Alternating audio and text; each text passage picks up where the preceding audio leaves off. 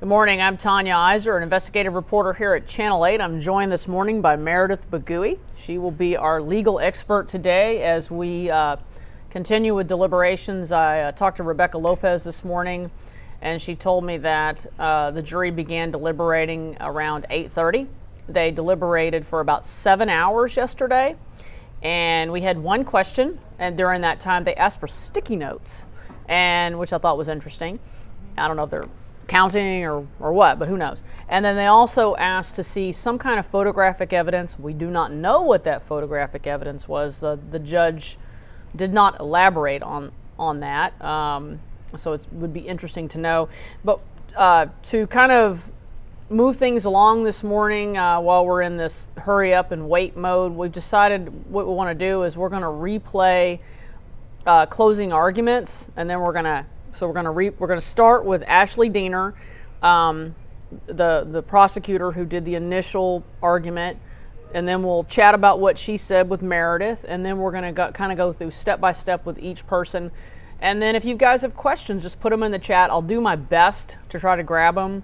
If I don't catch it on the first time, put it in again, because comments roll by really fast, and apparently I can't read that fast. So anyway, good morning, Tamika. I see you're back with us, and I'm super excited. I love doing these trials, and Meredith was with me when we did Billy Shamir. So yeah, so she's done this before, so she kind of knows the drill. So let's start and listen to Ashley Diener.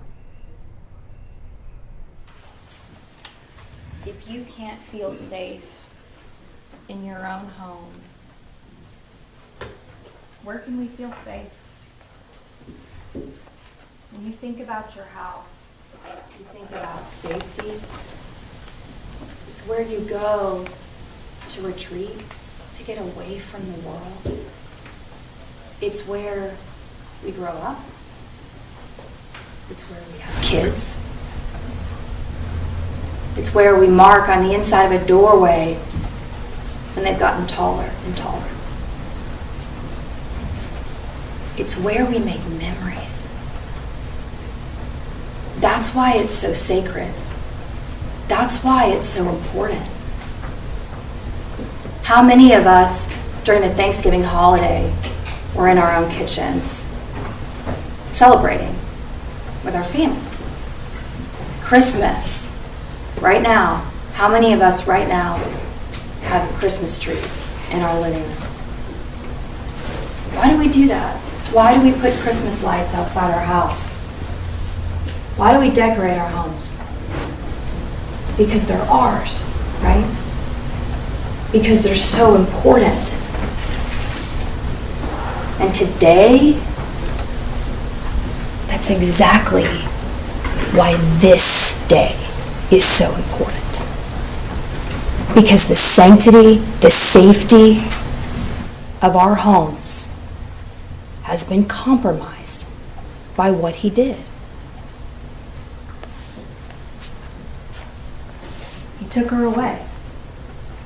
28 years old, the rest of her life at the hands of this defendant.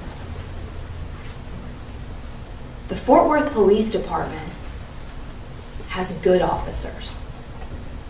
In fact, I've worked with some of the best officers in the state in my career. I trust them with my family.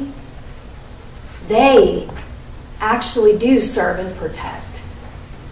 They don't have preconceived notions about the East Side. They don't go to certain parts of town and say some deserve to be served and protected, but not others. Only the good parts.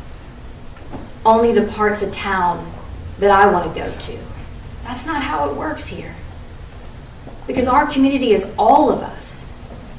And it was her too. And despite what he thought, when he went over to that house,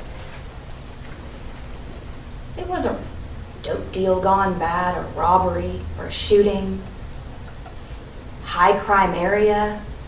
This is a 28-year-old woman that was a daughter, a sister, an aunt, studying to be a doctor, taking care of her nephew. Yolanda, her mom, was a good person. Zion was a good person.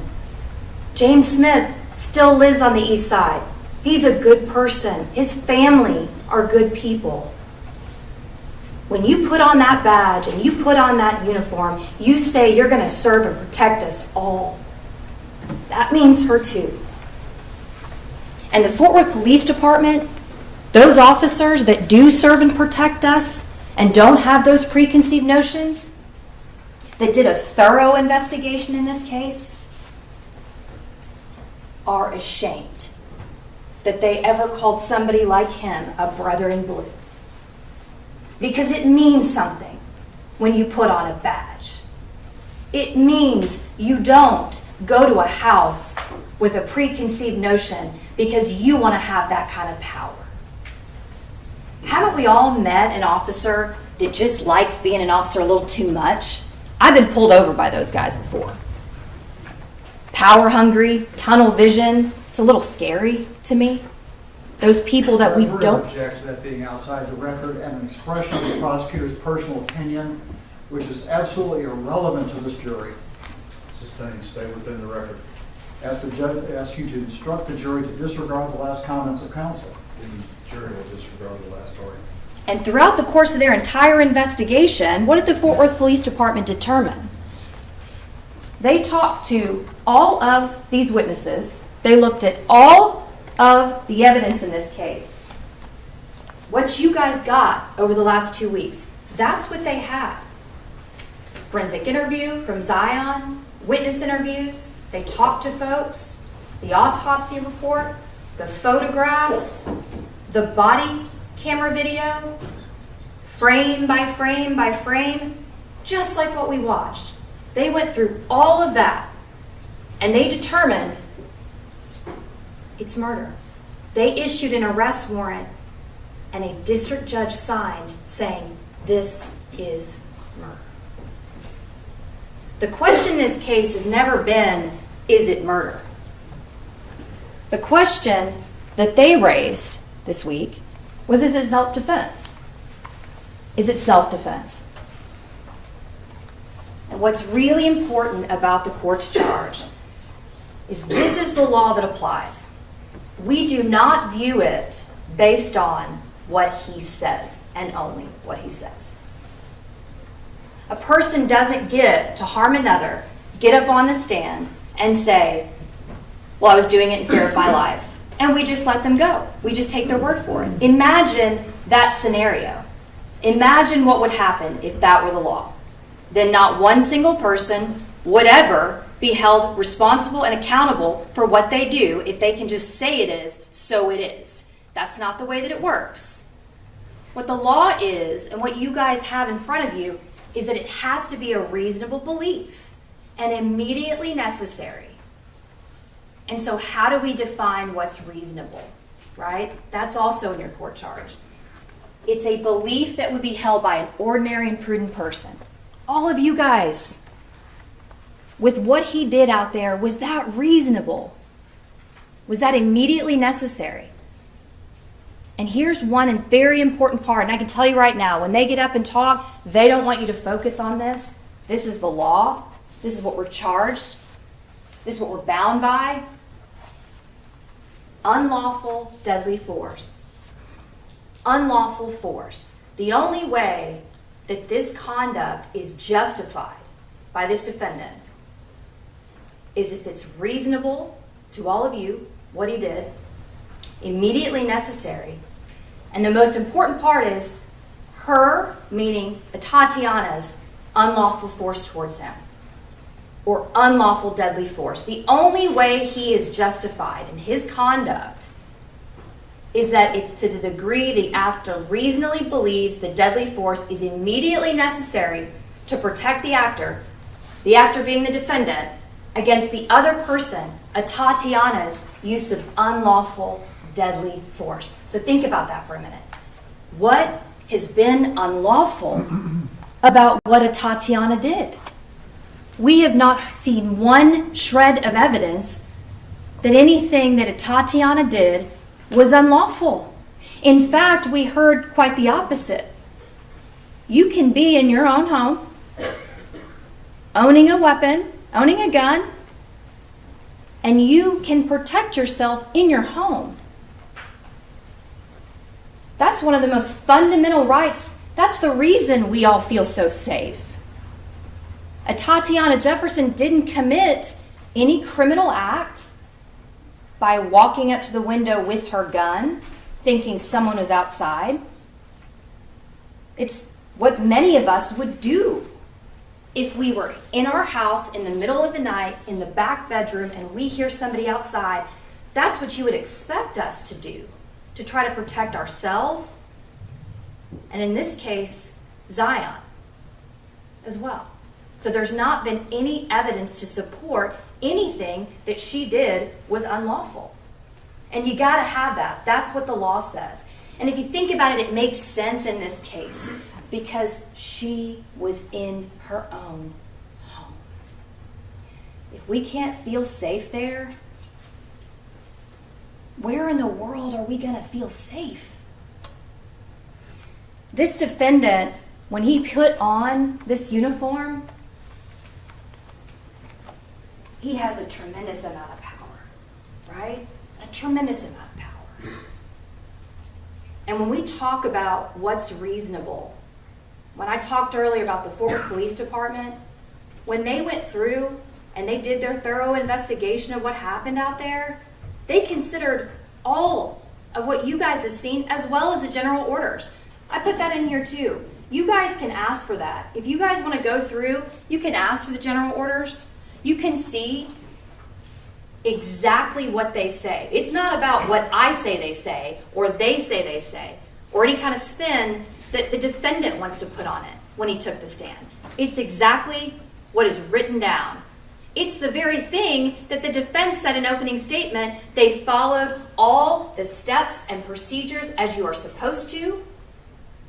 An open structure is a silent alarm, and he did everything right. That is what this Jay Coons got up here and said. He wouldn't agree with anything that we asked him, but that's the one thing he said. Everything he did was right. Well, that is not the case. Very first thing, officer receiving the call, that's him, right? He's the sheet officer. He's the main officer. He calls the shots. Step 2, B, all main exit ways should be guarded so as to prevent the escape of any defender. We start there and we fail, right? And that was one amongst the many, many, many, many things that he did wrong, because it wasn't important to him to serve and protect that day. It was important for him to get there, get in the action. Power. It can corrupt certain people. Certain people don't need to wear a badge. Certain people do not need to have the power and the control if they do not respect the accountability, and in this case, the grave effect that it had. Now, you guys have the ability today, over 3.5 years, we've waited. They've waited. They've waited for this day. Everybody in this room and all the rooms outside of this room and everybody in this community has waited for today. Because today you say you can't create the danger and then claim self-defense. We want to feel safe in our own home. Today, you guys' decision in this case, finding him guilty, says, I'm holding you responsible. I'm holding you accountable. I'm following the law. And with the power you all have today, which is more power today to change lives, to hold people accountable than most people have in a lifetime. The power you guys have today is to hold him responsible. It's to tell them that it all wasn't in vain. It's to say that she matters. They matter. Eastside matters. We protect everyone. And the law agrees. Everything in this case, all of the evidence in this case, is demanding a guilty verdict. That is exactly what we are asking for from all of you today. We know what he does with power. What are you guys going to do with it? You find him guilty.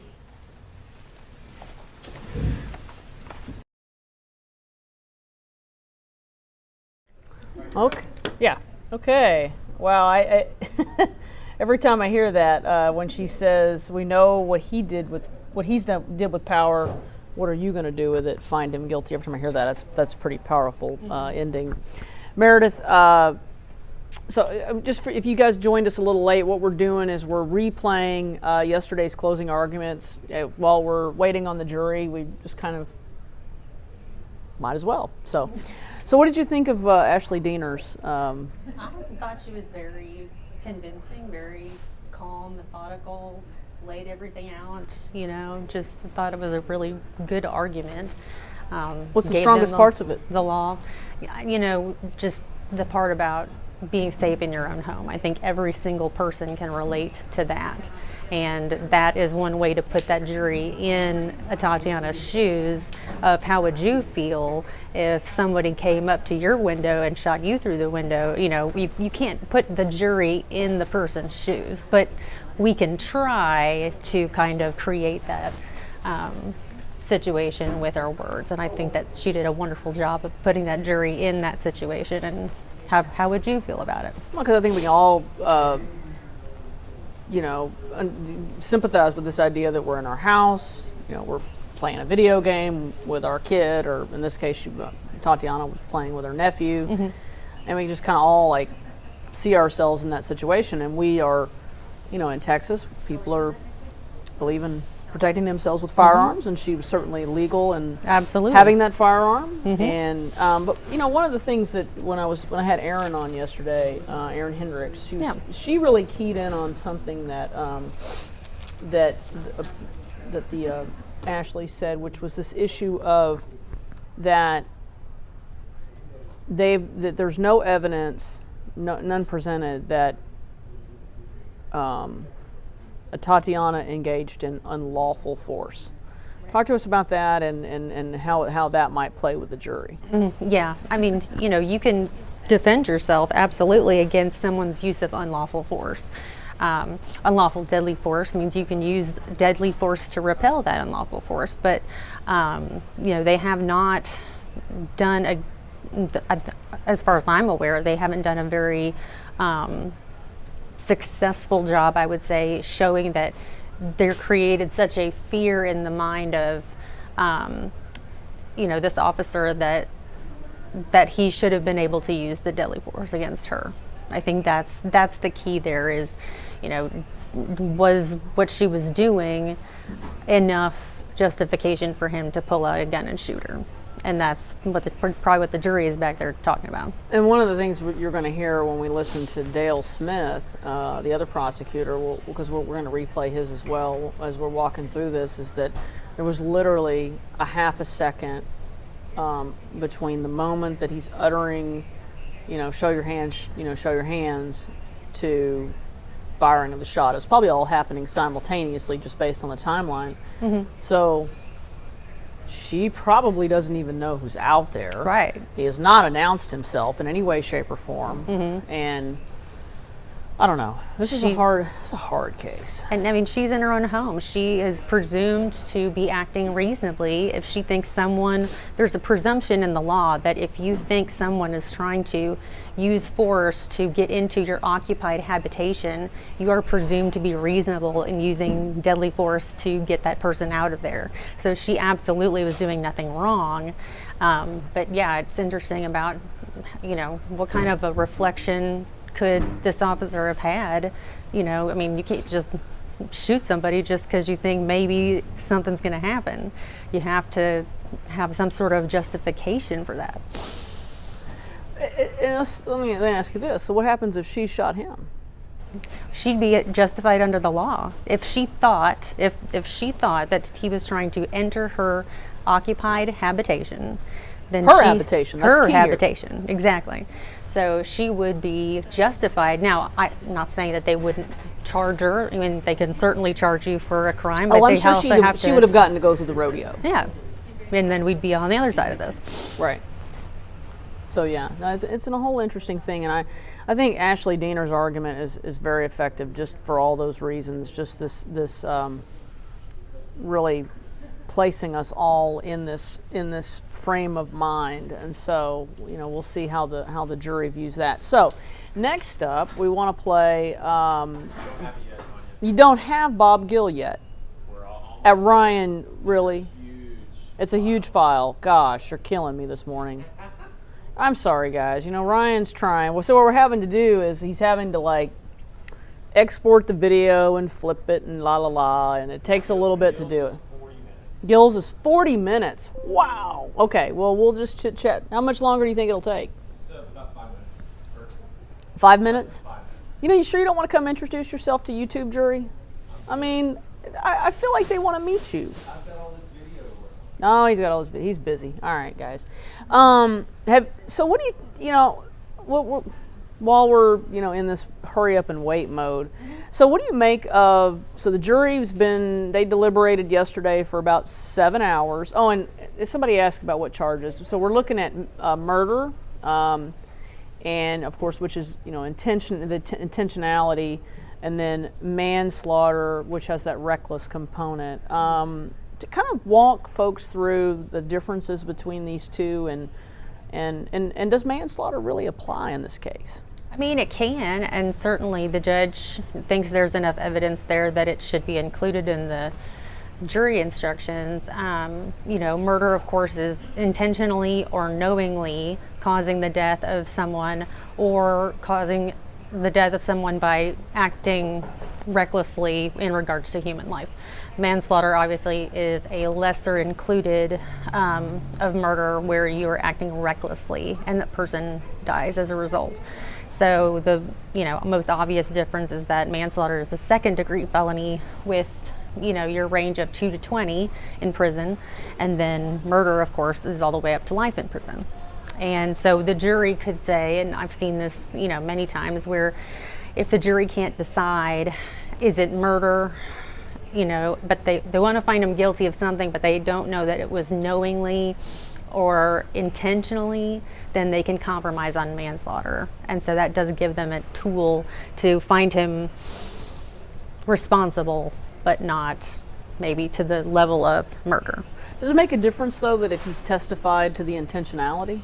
Mm-hmm. Yeah, I mean, yeah, the words that come out of his mouth are the most important. And if he says, and I think that he did say, yeah, I mean, he was very clear, because I think as part of that defense, you have to acknowledge the intentionality, right? And then you were saying I was in reasonable fear for my life. That kind of thing. Exactly. Self-defense, the trick with self-defense is that you have to admit the conduct that they're accusing you of in order to claim the defense. So he has to take responsibility, but I guess you can take responsibility by saying, I was reckless about whether someone would die, as opposed to I intended to kill that person. Or, I mean, I can see him saying, and I think his training as a police officer comes into that, because, as a police officer, you're held to a higher standard. You're trained in firearms. You're trained to know what a gun does and how it operates. And, just being on the job, they are well aware of the consequences of using a deadly weapon. Oh, you have Gill up? Okay, so we're about to play Bob Gill. He's one of Aaron Dean's defense attorneys. This is going to be about 40 minutes. This was their closing argument. And Bob is a longtime attorney in Tarrant County. He was sat on the bench for, I don't know how long, but a long time. And then he's been in private practice for a while with Miles Brissett, and they are Aaron Dean's defense attorneys in this case. So let's take a listen to Bob Gill. Mr. Gill.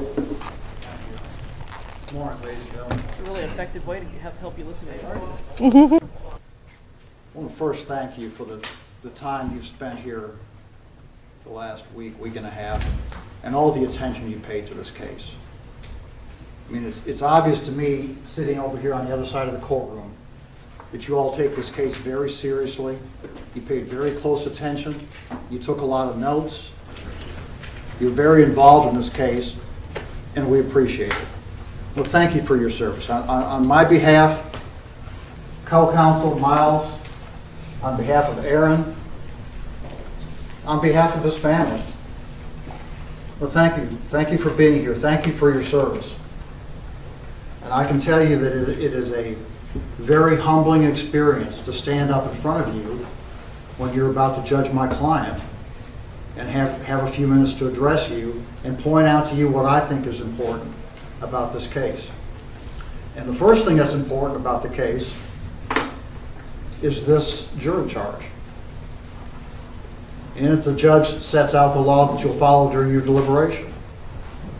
And one thing that the court's charge doesn't point out, that it's very obvious from everything we've heard in this courtroom this week, is this whole thing is a tragedy.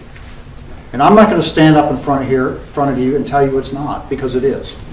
It's a tragedy. It was a tragedy on October 12th. It was a tragedy on October 13th. And it's been a tragedy every day since then, and it will continue to be one. But a tragedy doesn't always equal a crime. It doesn't always equal a law violation. Because as the judge points out to you in this charge, and as the state pointed out to you during their opening argument, Atatiana Jefferson had the right to the sanctity of her home. She had the right to protect Zion. The prosecutor called it a fundamental right, even a sacred right. You know what that right is? That's the right of self-defense. And it's the right of defense of a third person, as the judge explains it to you in this charge. And those are fundamental and sacred rights that we have as citizens of the state of Texas.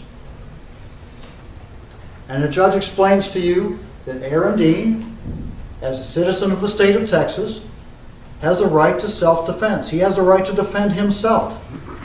He has the right to defend a third person, Carol Darch. He has those rights. And the rights we have as citizens, the right to protect ourselves, the right to protect in our home, Atatiana Jefferson's rights the night of October 12th of 2019, she had those rights up until the point that she pointed a firearm at a Fort Worth police officer. Because we never, under the law, ever have the right to point a firearm at a uniformed police officer. The rights stop there. Because that conduct is a first-degree felony under the laws of the state of Texas. And it's a crime, and it's an unlawful act.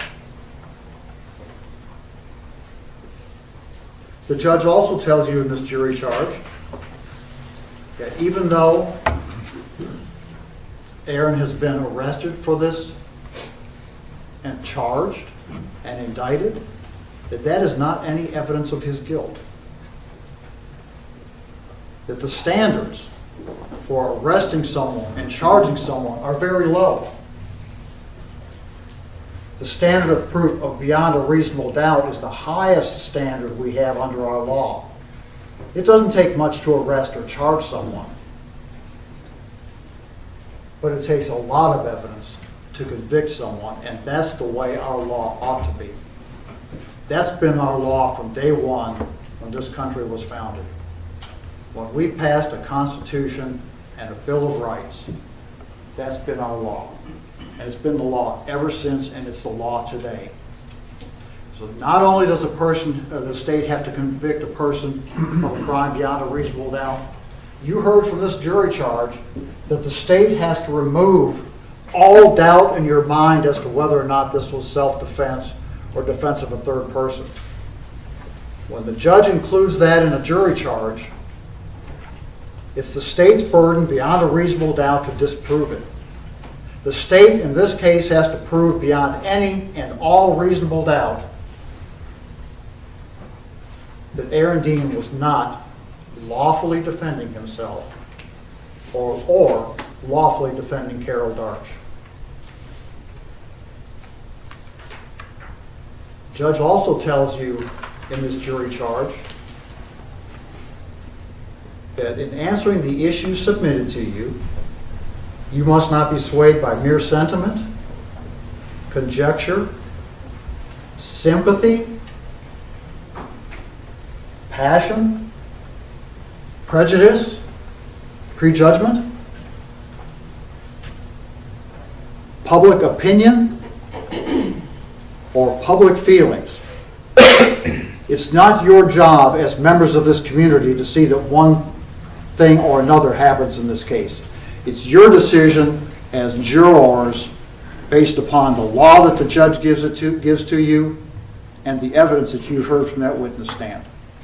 Because no one else in this community other than you has heard what you have heard from this witness stand. You are the people that the community has placed in this position of trust. And you are the people that have taken an oath to follow the law of the state of Texas, which is given to you by Judge Gallagher in this jury charge. You are the ones that during the jury selection process of this case said that you could follow the law as Judge Gallagher gives it to you, as it's contained here. During jury selection, you have a right to tell us how you feel about things. That's what you told us. Now, by your oath, you are bound to follow the law.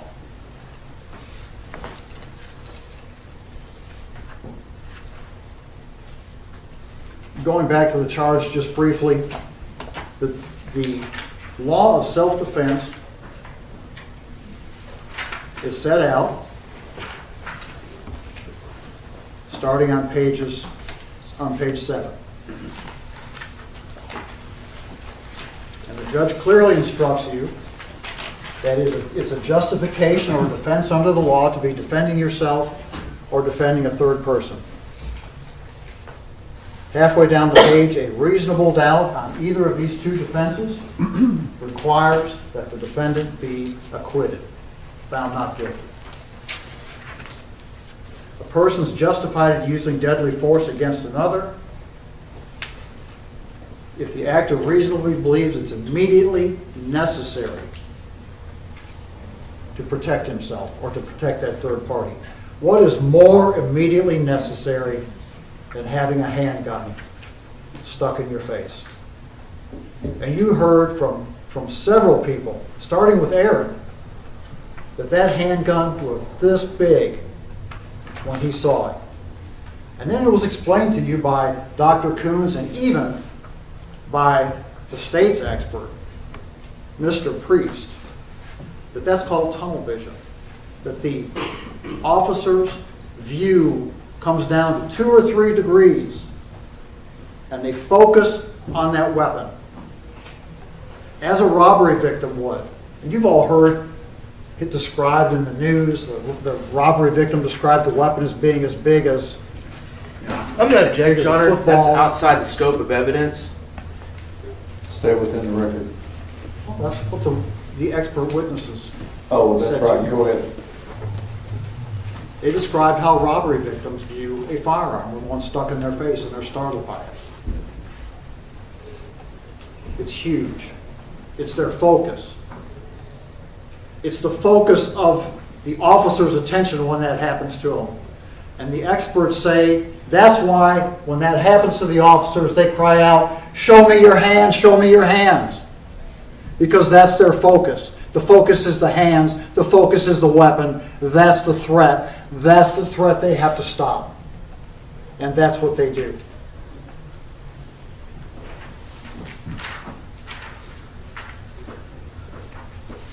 The application of the law to the facts, page 9. The judge first instructs you on the application of the law of self-defense to the facts of the case and tells you if you have a reasonable doubt or if you believe it was self-defense, you find Aaron not guilty. And then there's an or, and then the judge instructs you on the law of defense of a third person. And if you believe that Aaron was legitimately defending a third person, reasonably defending a third person, or if you have a reasonable doubt about whether he was doing such, then you are to acquit Aaron. And you don't have to agree if it was self-defense or defense of a third person. You just have to agree, you just have to decide in your mind that he reasonably believed he was doing one of those two things. And they happened at the same time. It was the same threat that was threatening both of the officers. It was the same threat that Aaron perceived that he had to act against.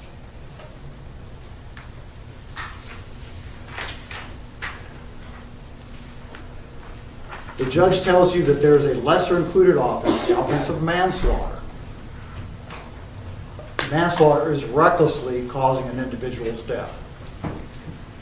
The law of self-defense and the law of defense of a third person applies equally to manslaughter as it does to murder. If you believe that the actions of Aaron constitute manslaughter, then he has a right to defend himself and defend Carol Darge also under those circumstances. And I'm not going to stand up here and insult your intelligence and waste your time by telling you that Aaron did not fire the fatal shot in this case. He did that. He took this witness stand and took an oath even though he didn't have to, even though the judge would have instructed you to not consider his not testifying for any reason, even though he knew he had to come up here and face cross-examination by experienced prosecutors, he took the witness stand because he wanted you to hear everything. And he told you what happened. And then he was cross-examined. And he told you again what happened. And we know that what Aaron said is correct and truthful because it was the same thing that was said by the other two eyewitnesses to what happened out there that day. We can't really discuss what Aaron told you about what happened without discussing what Zion Carr told you what happened. And remember the circumstances of how Zion Carr testified? He was the state's first witness. And he took this witness stand right over here and took the same oath that everybody else agrees to take. And he answered questions from the state of Texas. And then he answered questions on cross-examination, like any other witness would have to do. And Zion Carr's testimony took a real different turn from the truth during his testimony. Now Zion's a good kid. You can tell from looking at him. He's a good kid. He came in here, he was well-spoken, he was intelligent.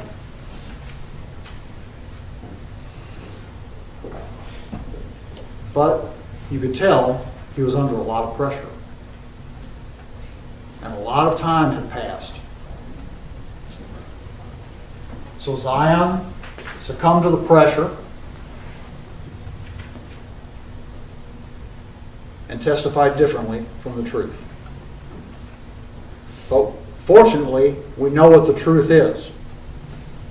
Because as soon as police got on the scene, they separated Zion from the scene. And they got him almost immediately to an experienced, trained, qualified forensic interviewer named Lindsay Dula. And Lindsay sat down with him and had a conversation about what he had just seen. And what he saw mirrors what Aaron saw. Because Zion Carr told you he was seated, he was laying on his aunt's bed, further away from the window than she was. And she said, I heard a noise. And she got up and went down by the window and got her gun out of her purse. And then she took that gun and she made sure she had a hot chamber. She already had a hot chamber. So she ejected an unfired round onto the floor, which was found at her feet by crime scene officers.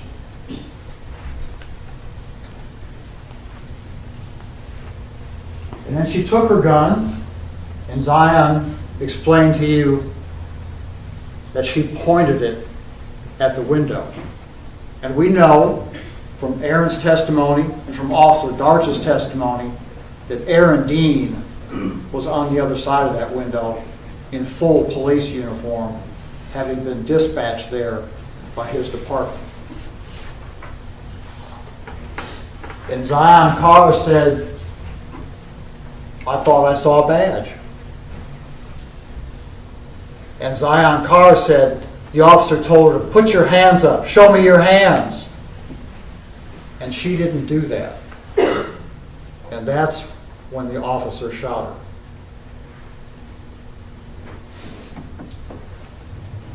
She got an information about her weapon. Well, the person? By the window. In her room or in a different room? Her room. Her room, okay. You said she got her weapon. Tell me about her weapon. It was a gun, and she gave the orders, shot her, and gave her the gun, and she was crying. You said she got her gun and she pointed. Did you see her point the gun? Where was she pointing again? At the window. Do you see anything through the window? Yeah. Tell me what you saw. I saw a gun out the window. And I thought I saw a bag. You think you saw a gun and maybe a badge, and then you saw one flashlight outside the window? Could you hear anything when you saw the flashlight? Yeah. Tell me what you heard. He said, put your hands up. Did you hear anything different than put your hands up? He put your hands and then I heard put your hands up now. So put your hands up, then you heard put your hands up now. Okay. And then what happened? And then she did it too. And then they shot her. Did Because she wanted to stay. the glass assessment? And then the police came in our front door. They came to the front door. The lady on the police told me to come downstairs. I don't want to go to the room. And she said, I'm not going to the room. And I said, well, I'm going to lift you. And she didn't say nothing. She just told the other police who's on the thing. I'm not saying anything. She said, yes. Look.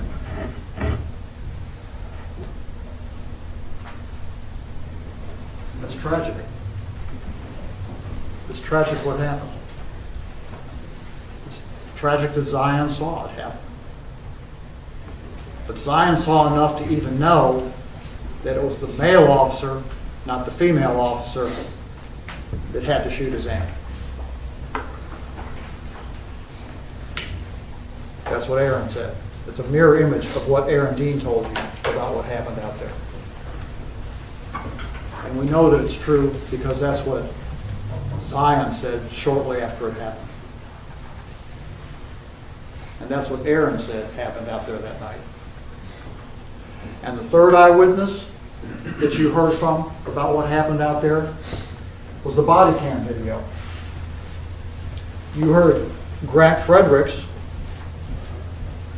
the expert from Spokane, Washington, who is an instructor at the FBI Academy and many other places about forensic video. He obtained what's called a first instance copy of that video. He compared the hash number of the video he received to the audit trail from Aaron's body-worn camera and ensured that he had the original video, the best copy he could get. And he interrogated it.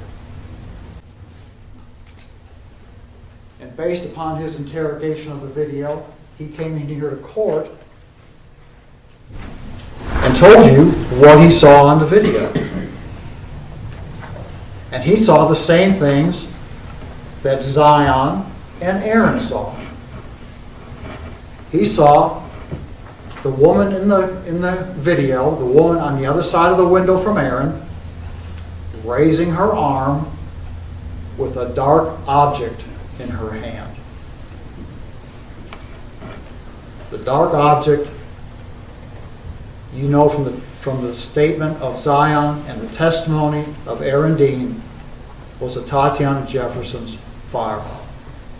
A deadly weapon. The kind of things that police officers are trained to deal with. You heard the term officer safety mentioned several times during trial. Fort Worth police officers spend a week in a school called Officer Survival so that they know how to deal with situations like this.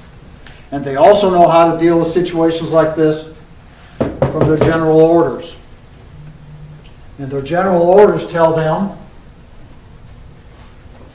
based upon the law of the state of Texas, the law of the Supreme Court of the United States of America, the statutes of the state of Texas, the right to self-defense, the right to defend a third person, that they have the right and they should meet deadly force with deadly force.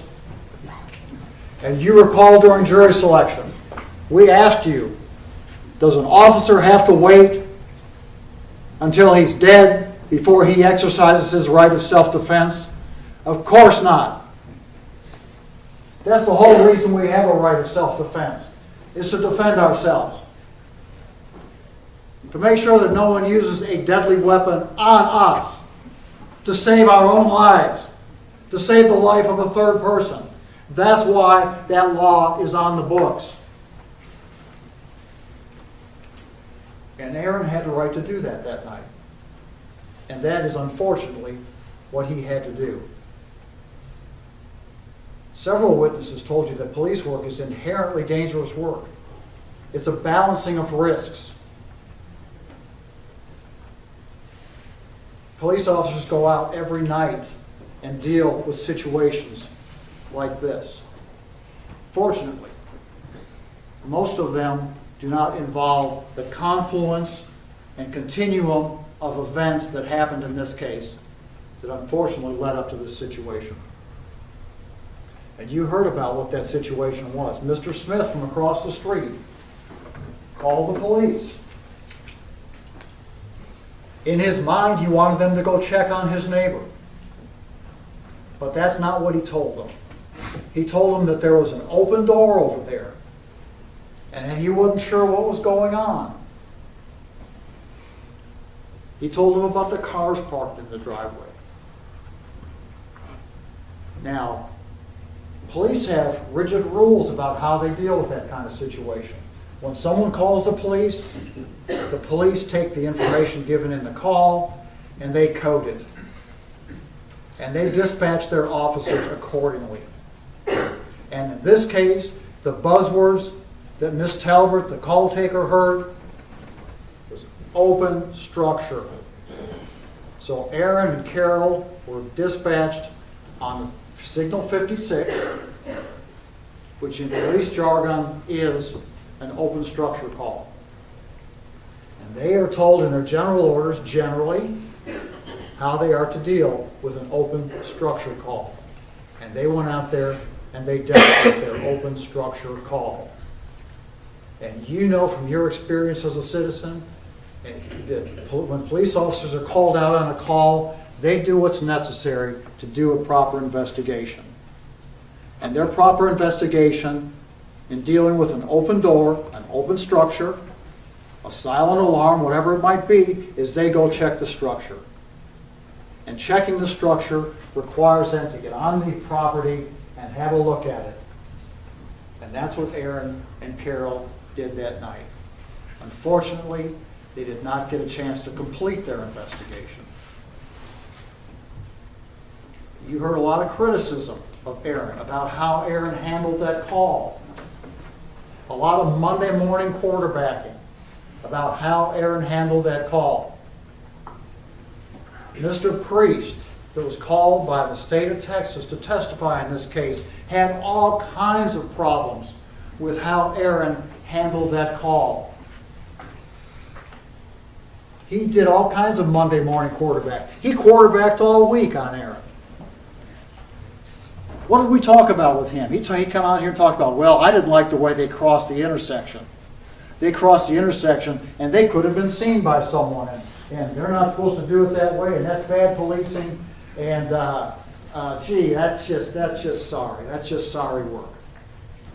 And he had all kinds of reports to review, and he said he did all kinds of work and didn't take any notes, but by God, he remembered everything and understood it all. And really, all he had to do was go ask Mr. Smith about crossing that intersection, what that was all about. Because Mr. Smith took the witness stand here and told you, it was completely dark out there that night.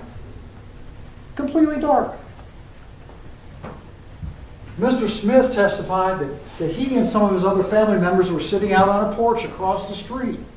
And Mr. Smith had called the police, and he was expecting them to show up. And he was watching for them. And all he saw were two silhouettes. And he was looking for that, paying attention for it. Aaron got criticized for not seeing him on a porch across the street, on a completely dark street. Then he got criticized for going up to the door and not announcing himself. Then he got criticized for walking around to the back and looking at the back. The general orders call for an investigation. You have a look at the structure. Figure out what's going on. Then start making decisions.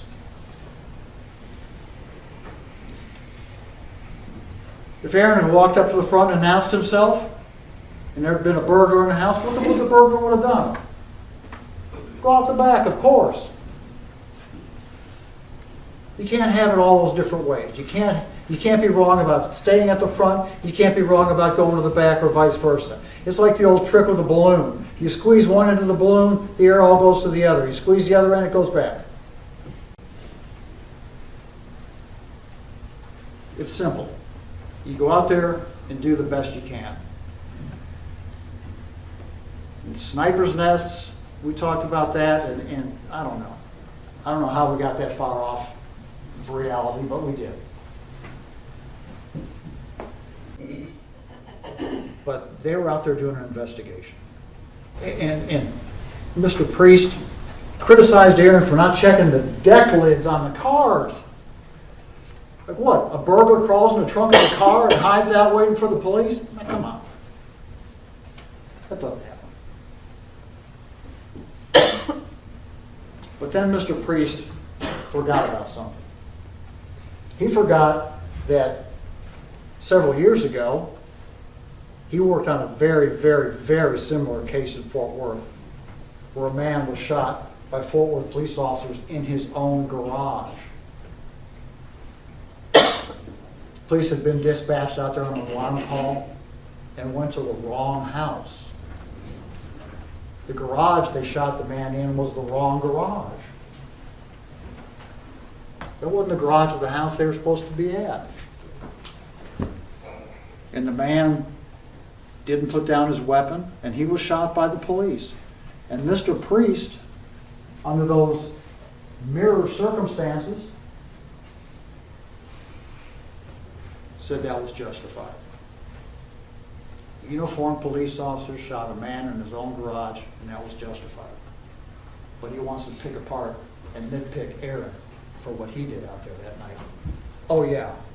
What's the difference? Money. He got paid to be here to say those things. But he forgot about that other opinion. I don't expect we'll be seeing Mr. Priest around here for a while. He's kind of worn out his welcome here, I would expect at this point.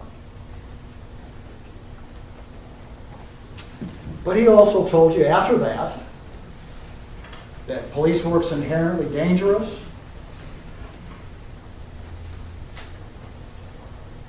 He told you that he was asked, do officers deviate from general orders?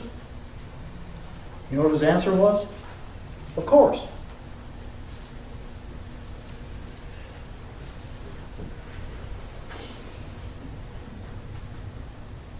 He also agreed you don't have to necessarily announce yourself at a silent alarm. Things changed after he was confronted with his inconsistent opinion on another very similar case. Sometimes, when officers usually use deadly force, they say nothing. Because there's no requirement under the law before you exercise your right of self-defense that you say anything or do anything else other than exercise your right. And officers have to make those split-second decisions. And they have to decide like that if they're being threatened sufficiently to exercise their right of deadly force or their right to defend a third person. And that's how fast this case went. Mr. Priest had all kinds of problems with how Aaron handled that call, but in the final analysis, when Miles asked him about the actual event of firing the shot, he didn't differ with what Grant Fredericks had said about the timeline and about the right of self-defense. The only thing he wanted to quibble about was he didn't have any evidence to back up that there was a firearm there. But he hadn't apparently reviewed the recording of Zion and hadn't paid much attention to the testimony of Aaron Dean. because there was a firearm present. Those 3 eyewitnesses agreed on that. The firearm was pointed at Aaron Dean. A firearm is a deadly weapon. A firearm is the kind of thing that we're allowed to use deadly force to defend ourselves against.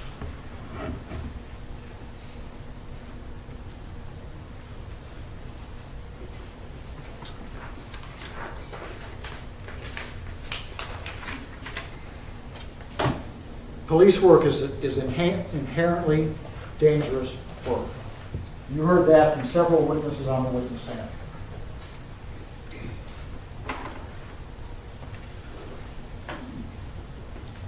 Pointing a gun, a firearm, at another human being is an aggressive, provocative act.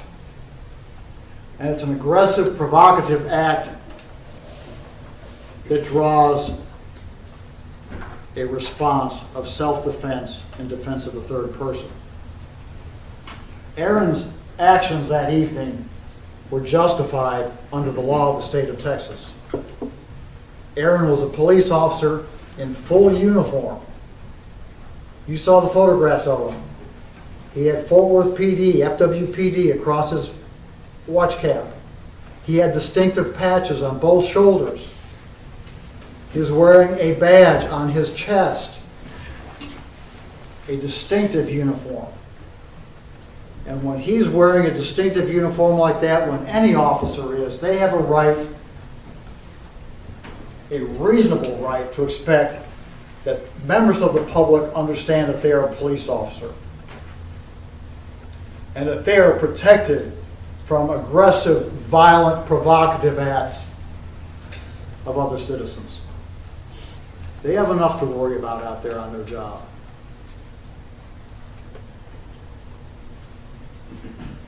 Aaron got there that evening because he was a Fort Worth police officer.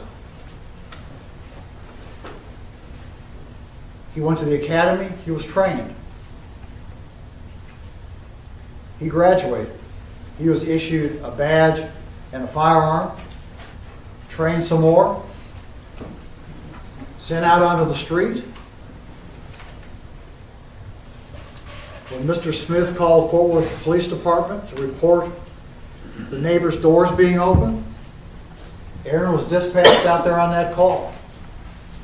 He was sent out there by his department to do a job. And the job was to check that building, check that residence, under the general orders, and see what they had. No one knew what they had. Mr. Smith, you recall, said he didn't go over there himself. He didn't go up to the house and knock on the door. He didn't go holler out to the neighbors to see what was wrong. He didn't go past the car, past the back bumper of the car that was parked in that driveway. Why not? What did he tell you? Because he didn't have a weapon. He could have walked up to that door and knocked. He could have hollered out to the residents, "Hey, Mrs. Carr, hey, anybody in there, everything okay? Front door's been open for hours. I've never seen your front door open before." He didn't do that. And he told you the reason was he didn't have a weapon. So he relied on the Fort Worth Police Department to go over there. And everybody in the world knows the Fort Worth Police Department carries a weapon. Every one of them. You have 10 minutes. Thank you.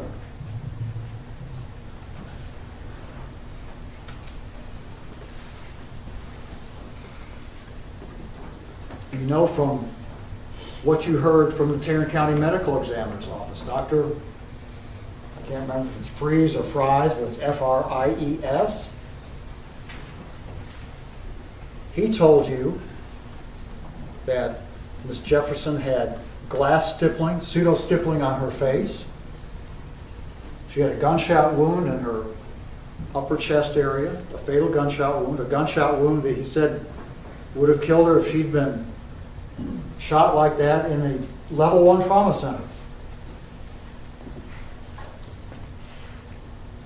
no one was going to be able to save her out there in that house. That's a tragic fact, but it's a fact. So when Aaron's criticized for running in too fast and not clearing the rooms to get to her, but then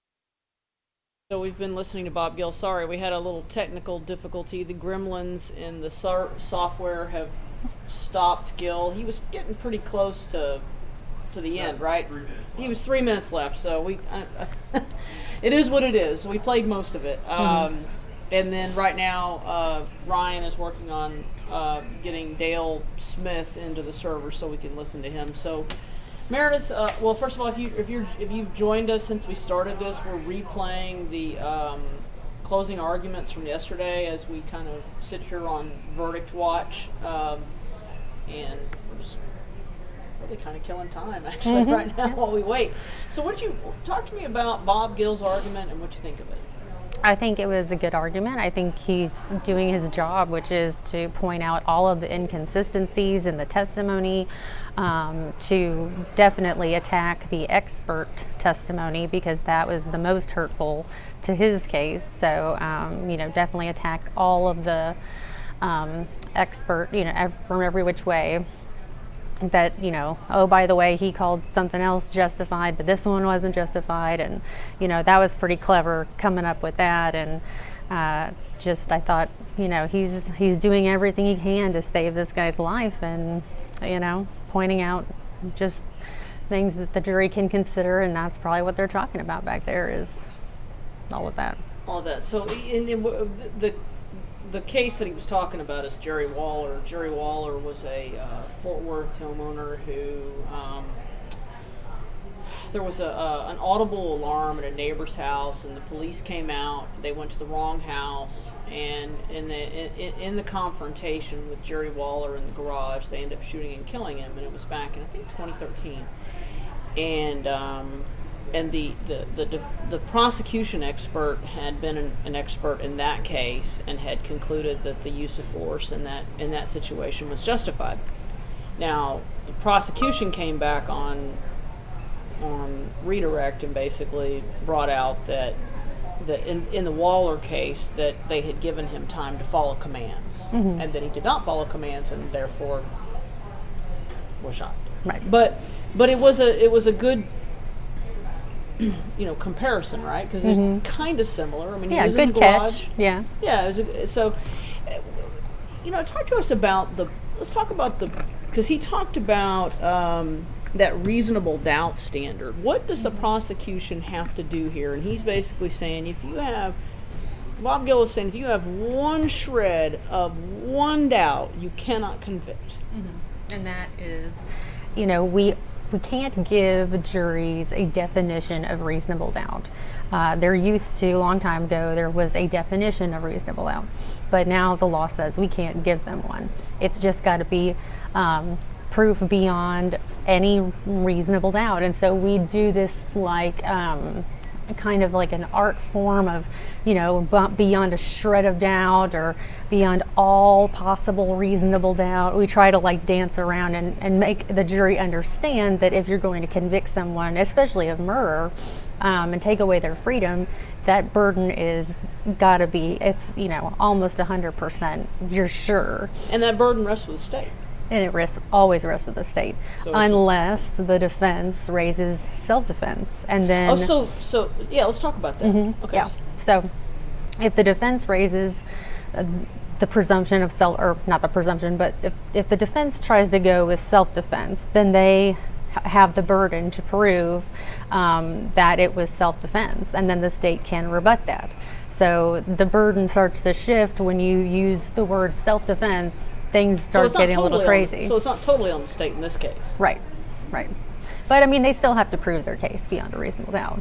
But there's some burden. There's some burden on the defense to show that it was defense, that it was in fact defense. Yes, they Interesting. do. They do have a shifting of the burden, and that happens all the time, and it gets very interesting. Let's try to play out the rest of you. Oh, you want to play out the rest of Bob? Okay, so Ryan, who still continues to not want to show himself on camera, it's very disappointing, is going to finish up Bob Gill's closing arguments. Let's finish listening to it. Erin's criticized for running in too fast and not clearing the rooms to get to her, but then yet at the same time criticized for not getting to her quickly enough to render medical aid. That medical aid, unfortunately, would not have mattered that night. But we also heard from Dr. Fries that Ms. Jefferson, relative to where the shot came from, was in a slightly bladed stance, with her right turned slightly to her right. And if the shot went from up to down, left to right, went in up here, came out down here. Didn't come out, but lodged down in her lower back on her right side. After he corrected, saw that there was an error in his autopsy report.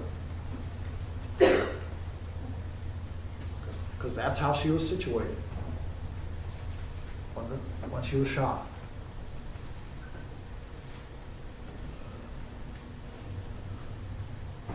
She didn't have any pseudo-stippling on her hands because her hands were out in front of her, closest to the window, underneath where that cone of glass entered the room.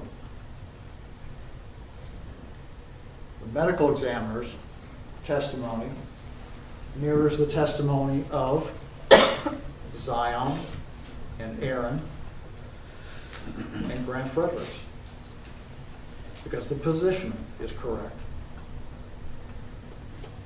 It all fits together, ladies and gentlemen. It all fits together. And from Erin's standpoint, which is how you are to judge his reasonableness that evening, he saw a firearm pointed at him, and based upon his training, he reacted. He reacted tragically, but he reacted correctly under the law. The state cannot prove to you beyond a reasonable doubt that this was not self-defense. They cannot prove to you beyond a reasonable doubt it was not defense of a third person, because it was. He reasonably believed that his actions, his deadly force, was immediately necessary to counter her use of unlawful deadly force, because it is always against the law to point a handgun at a uniformed police officer. And that's what happened here. It's tragic, but it's not an offense under the laws of the state of Texas. The jury charge contains verdict forms at the end.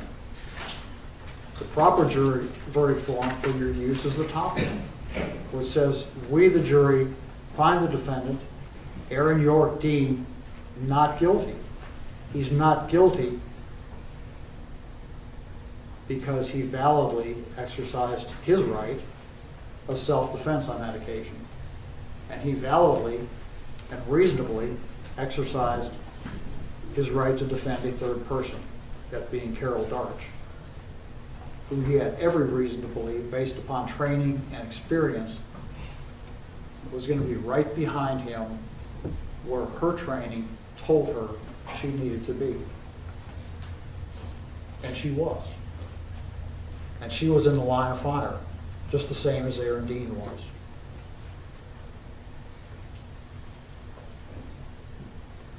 So,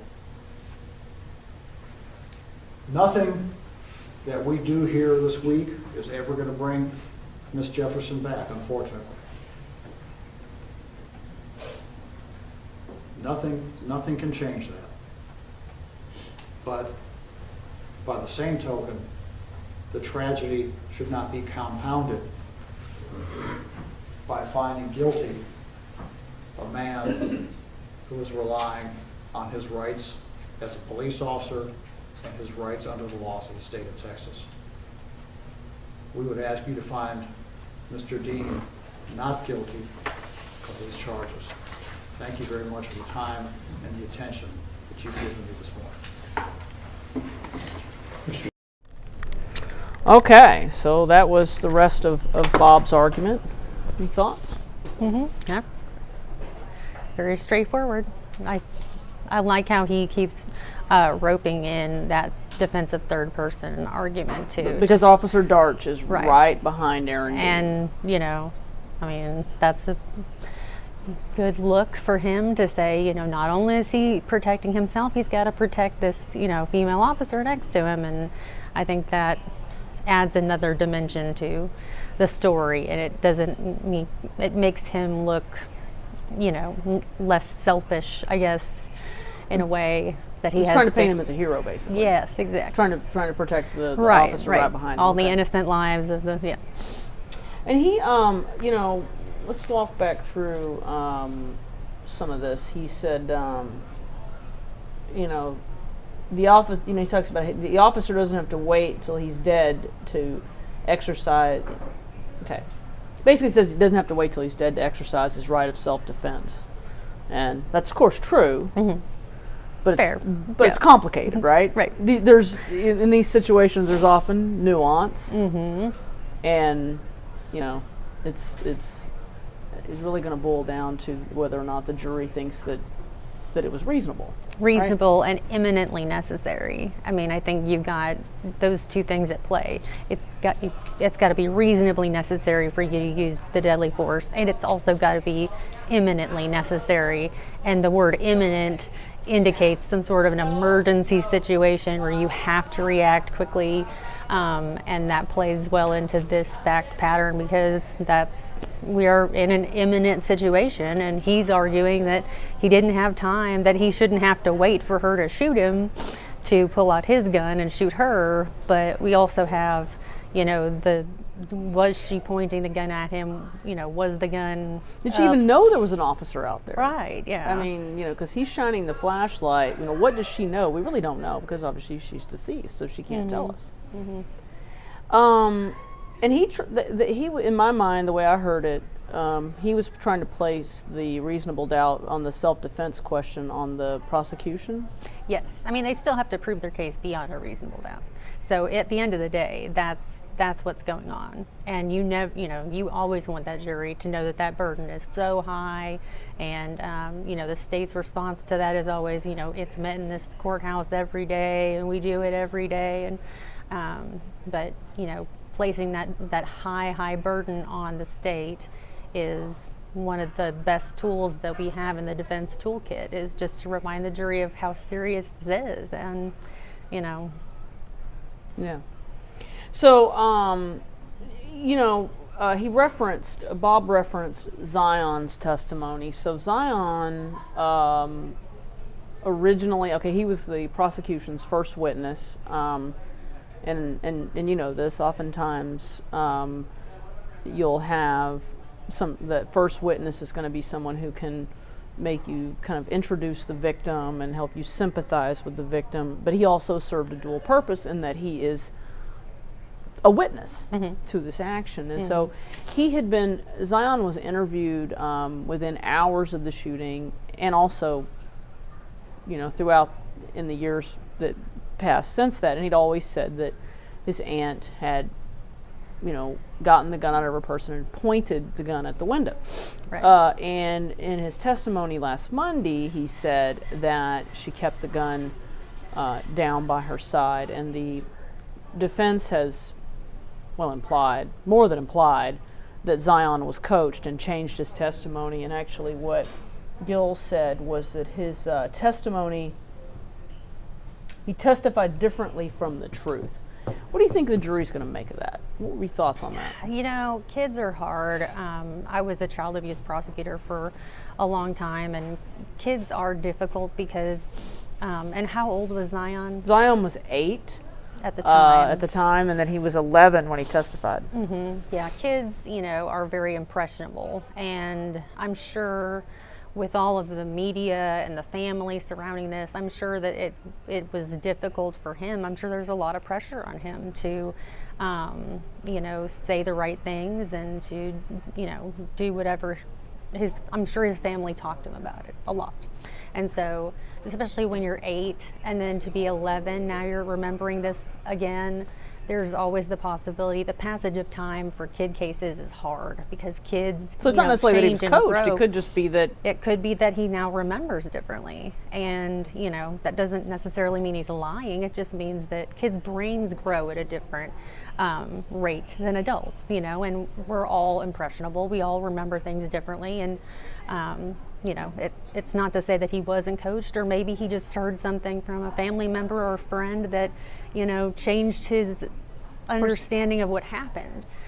But talk to us about memory and how memory works. I bet you if you did, Yeah. I forgot you were a child abuse prosecutor. I bet that those cases have got to be really difficult to deal with. Yeah, something that you hate to have is to have a witness who changes their story, if you will. If they change the facts, if they change the situation, they're looked at as liars. And sometimes it's just that they now remember things that in the shock of the moment, with all the trauma and the commotion and this kid getting whisked off to a forensic interviewer, he's just seen his aunt shot.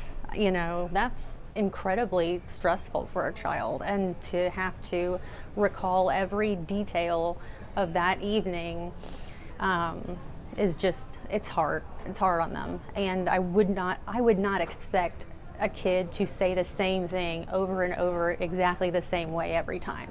That concerns me more sometimes than when they change their story. Oh, really? So if the story is so consistent, Yeah. that's actually more concerning. It's Why do a you say little that? bit more concerning because it's like, did you memorize it? I mean, it depends on what it is, obviously, but yeah, I mean, you expect people in general to change up little things of their story, and they remember things differently from time to time, and not something huge, obviously, but details that maybe got lost in the commotion now come out later. But I would think the position of the gun in this case is such a critical part of what's going on here. To have him say 2 completely different things about the location of the gun is concerning. And why just kind of like talking procedurally, why do they typically have a trained interviewer talk to a child in a case like this? Well, the forensic interviewers, they're trained and follow a national program for interviewing children. And so they use a system where they go through with the kid and they establish rapport. They, talk about details, and then they get into, difficult subjects with kids. So a forensic interviewer is technically more qualified than just your average layperson. Just like a homicide detective is more qualified to interview a suspect in a homicide. You have the forensic interviewer that specializes in children or maybe people with low mental capacity. They're trained on eliciting information from those people. And I don't know if this is exactly the reason, but the McMartin daycare case, I think, probably was a huge reason why this kind of thing came into existence, because the McMartin daycare case was a situation where these kids were basically coached, and there was all kinds of crazy stuff that they were coached into saying, and these people got convicted of these horrible accusations of sexual abuse that all ended up being completely bogus. And it had a huge impact on law enforcement and how kids are interviewed now. Yes, definitely. And, even with the forensic interviewer, a child can certainly lie. I mean, an adult can lie, a child can lie for, an infinite amount of reasons. But what we use now is the forensic interviewer to get information out It's of the kids. best we can do, really. It's the best we've got at the time. So I do want to answer some questions before we play Dale Smith. So just to kind of recap where we're at, we've been playing the closing arguments from yesterday just to kind of like bring people up to speed. So in case you didn't watch them yesterday, or you wanted to rewatch them, which frankly I've actually enjoyed rewatching them because it's like my memory's not great, and so it was kind of refreshing my memory as to some of what was said. And so the jury's they deliberated about 7 hours yesterday. They've now deliberated about 2 hours this morning. I don't know if they'll take a mid-morning break. We'll have to see. So now we're at about 9 hours of deliberations. They're sequestered. They're sequestered. They spent the night in the wonderful hotel. I think it might have been a La Quinta. I'm sure it was very fancy on the county dime over there. And so, I'm sure they're all wanting to get back to their families, and we're all heading into Christmas. So, but I in my experience, and I think you've had this experience, juries really take this burden, this responsibility, really seriously. Yeah, they definitely do.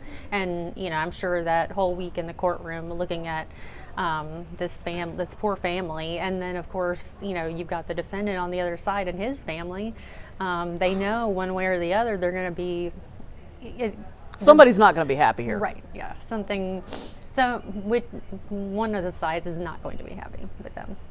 So Melly Mel asked earlier if this jury hangs, if we get into a mistrial, what happens?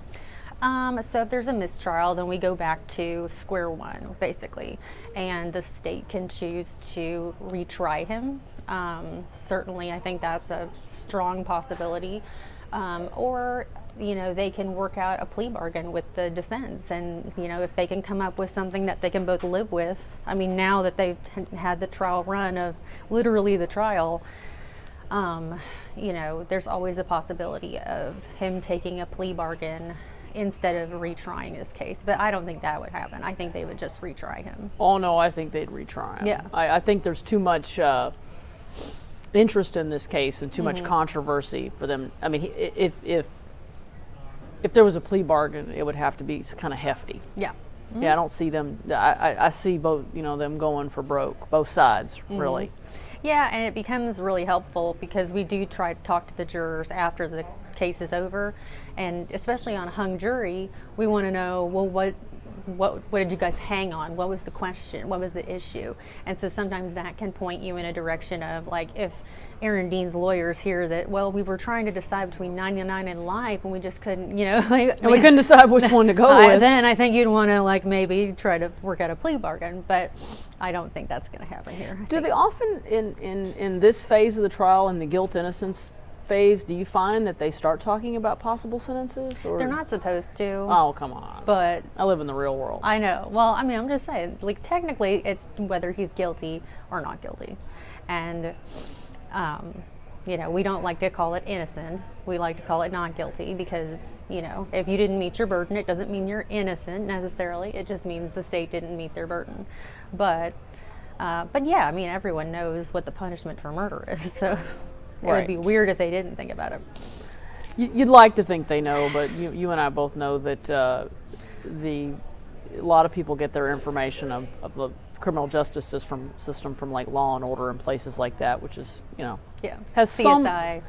some basis in reality, but mostly not. Right. So and then somebody else, I didn't catch the name. Somebody else asked, so Aaron Dean after the shooting didn't give a statement, and certainly that he is well within his rights under the Fifth Amendment not to have done so.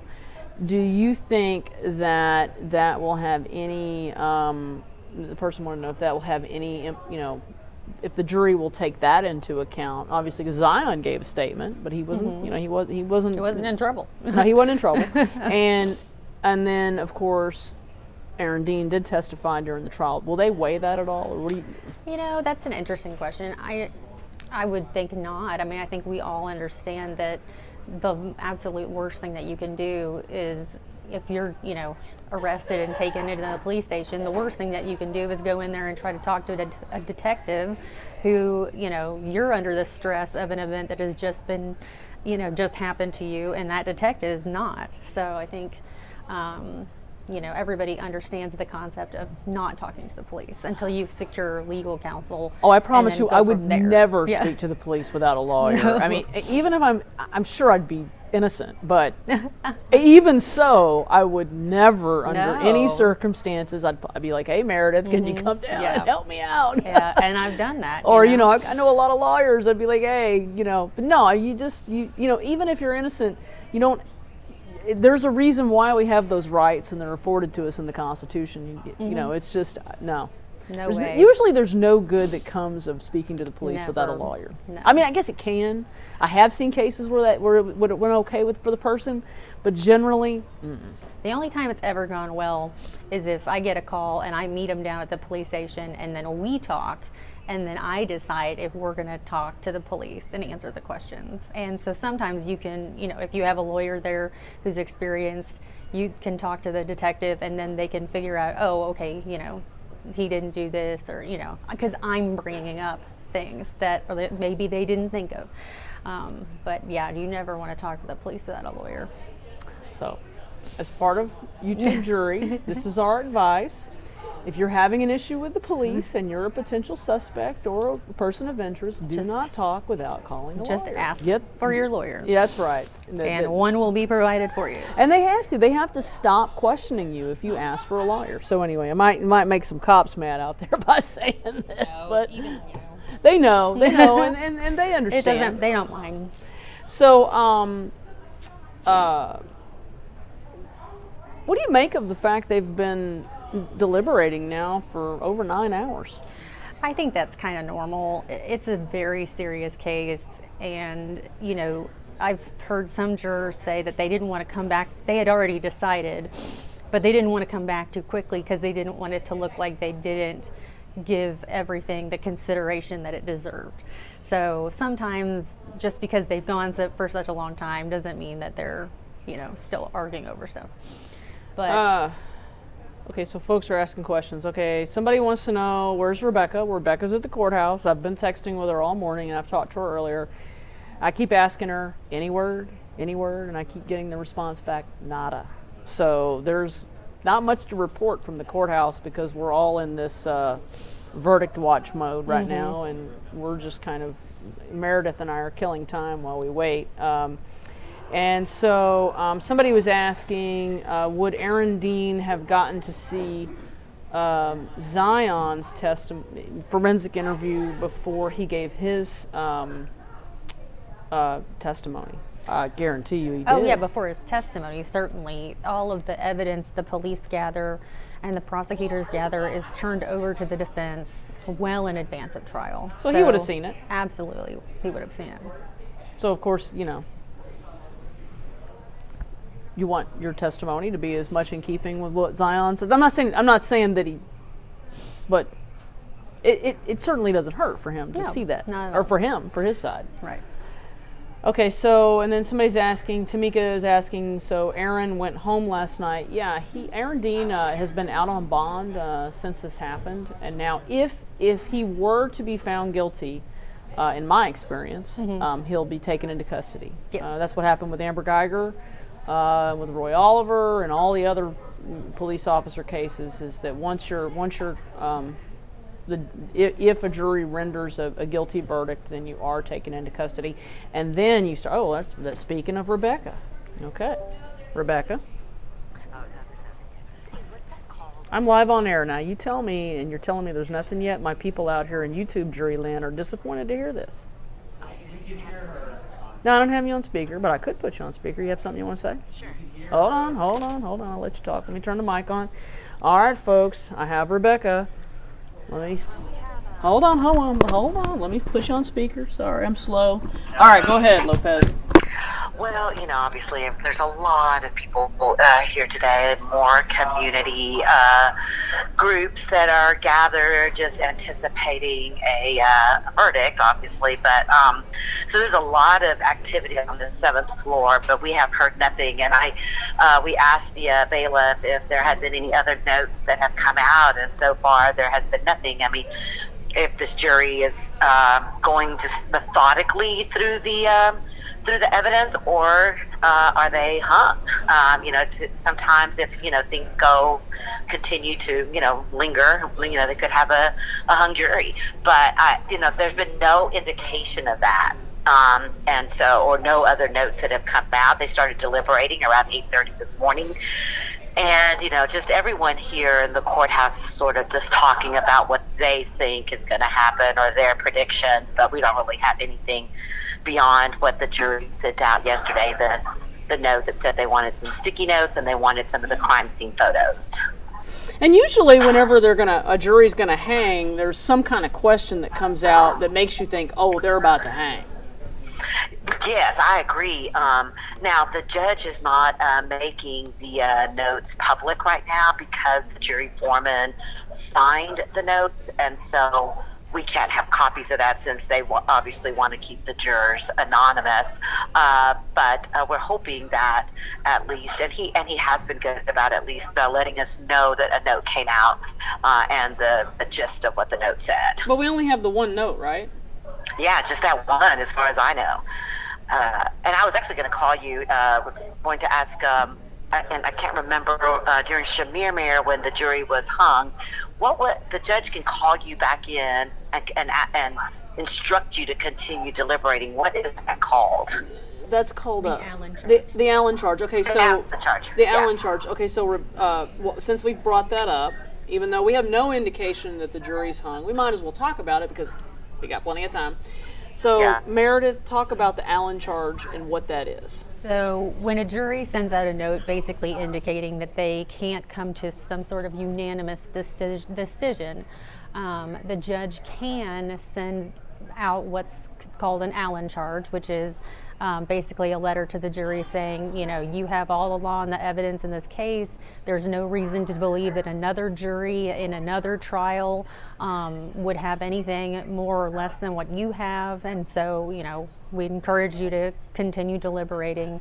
And if they still persist in being a hung jury, then he's got to declare a mistrial. But the Allen charge is usually geared towards pushing them in a direction of saying, look, we need you to come to a verdict. We need you to come to some sort of verdict, please. Well, and in the Billy Shamir case,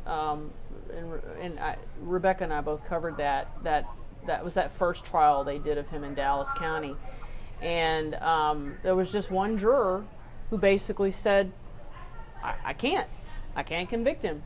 The other 11 wanted to convict him, but I think it boiled down to, sort of this feeling of, because the case was circumstantial. It was really a strong circumstantial case, but she wanted that, CSI evidence, and that we didn't have, not everything is CSI. Sometimes there's just a really, really strong circumstantial case, and as Rebecca knows, it was a really strong case. Well, and you remember that after that, in the second trial, John Creusot, the DA, did the voir dire of the jurors and also did the closing arguments, and I believe may have done opening statements, if I recall.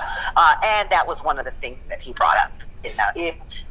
Can you still convict somebody on circumstantial evidence and not just, do you have to have DNA? Do you have to have physical evidence?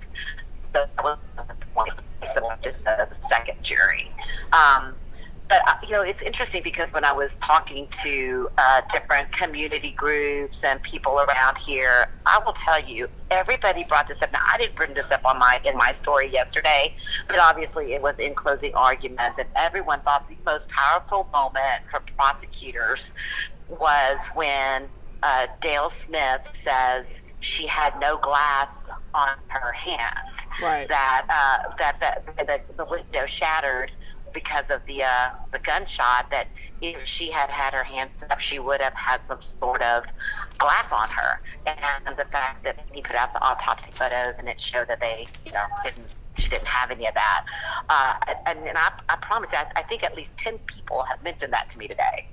Well, that was to them the most powerful moment. Well, I want you, if you can, to go find out when they asked for photos, was that the photos they wanted? Because that's what I'd like to know. I would too. We asked specifically, and the judge just told us generically that it was just evidence. That's that a was bummer. it, the crime scene photos. But I would want to know too, what pictures did they really want to take a look at? Because I agree with you. I think it would be an indication Of what they're looking at, right? of what they're looking at. Yeah, absolutely. And I'm not sure why they wanted the blank Post-it notes.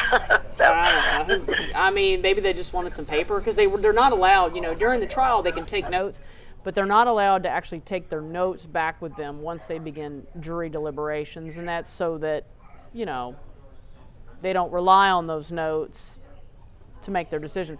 Okay, so Rebecca, go ahead. well, that's why the judge allowed them to review their notes. Not yesterday, but the day before, that night before they left, when they finished early, and he said, "Listen, go over all your notes now that you want to look over. You can stay as late as you want here at the courthouse." And then last night, he was going to let them deliberate for as long as they wanted, but they decided to go ahead and close at 7 because I think it had something to do, honestly, with the fact that they could not get food into the courthouse at 7 o'clock and they couldn't feed the jury, so they went ahead and sent them to the hotel so they could feed them. At least that is what we were told by some of the bailiffs. Okay.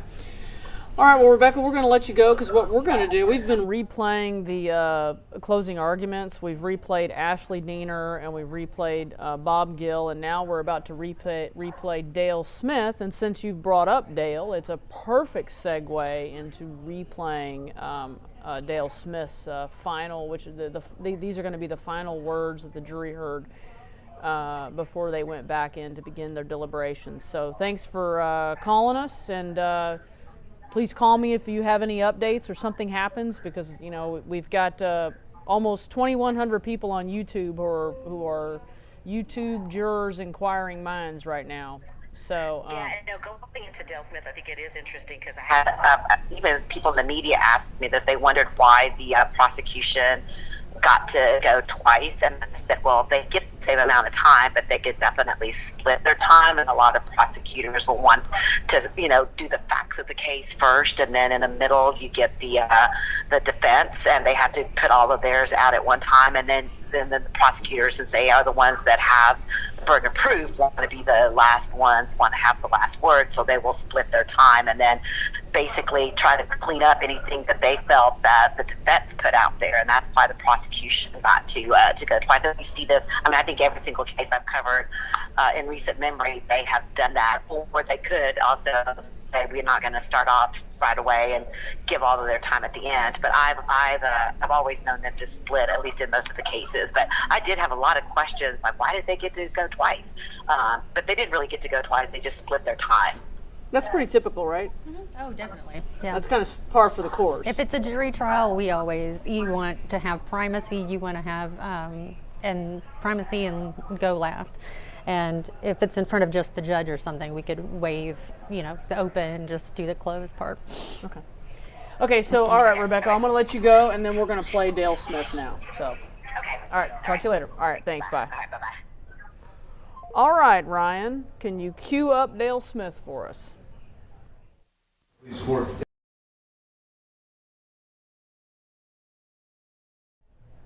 Tanya, you're back on. I gotta redo it. The Gremlins? Yeah, just The Gremlins are back. stand by shortly.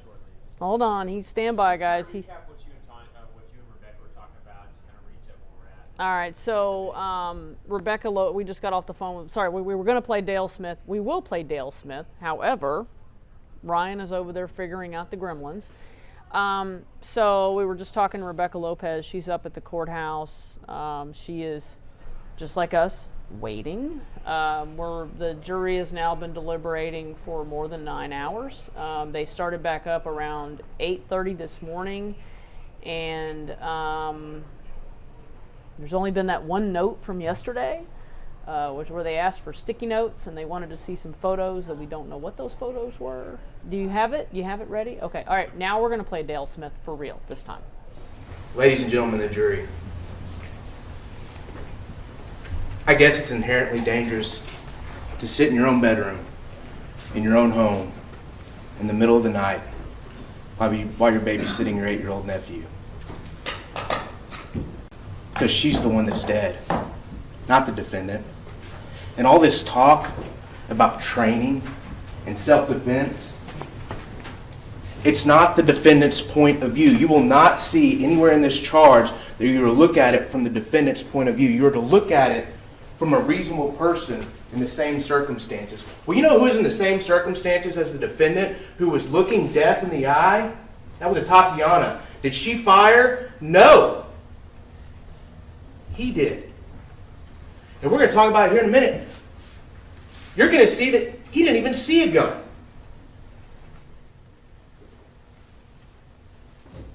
But let's talk about how we got there on October 12th, 2019. Because let me tell you, the one person that had no input on any choices that night was Atatiana Jefferson. Not one choice as things unfolded. Because on October 12th, 2019, when the defendant was called to her house, he was the one making choices. When he approached that front door, he could have knocked and Atatiana would still be alive. When he approached that front door, he could have said, "Fort Worth Police," and Atatiana would still be alive. The general orders are here for a reason. They're here to guide these officers so they get home safely and the citizens of Tarrant County of Fort Worth are protected and served. Atatiana Jefferson was not protected or served on October 12th, 2019. The defendant's own words. They want to argue about Dr. Priest, or Mr. Priest, or Dr. Coons. Dr. Coons couldn't answer a question. If I would have asked him if the sky was blue, he would have said, maybe, perhaps, there are other factors. The man couldn't answer one straight question. What does that say about his credibility? The defense's witness wouldn't even answer one question after he saw the defendant time and time again sitting in that seat, look at you under oath and say, "That was some bad police work. That was some bad police work." Dr. Coons watched him admit bad police work over and over again, then stood up here and told you he did everything great. The defendant knew he didn't do everything the right way. And when you look at the general orders for silent alarms, because that's what you can look at, it's in the exhibits. It says, if you see signs of damaged entry, you shall call for backup. What did the defendant tell you on Monday? I thought the window had been, the screen door, there was damage. Someone had broken in. There was a screwdriver right next to the door. That's signs of forced entry. Signs of forced entry. His general orders say it. Signs of forced entry, you shall call for backup. But he ignored that. Because, you see, you know who the defendant really is as he testified. You know. I mean, he cracked a joke. I guess I just should have stayed home that night. Someone lost their life. He's supposed to be testifying in his own defense, and he's cracking jokes from the witness stand. I guess I should have just stayed home that night. Well, Atatiana was home, and she's no longer here because of what he did. The choices he made, the choices that she had no input into.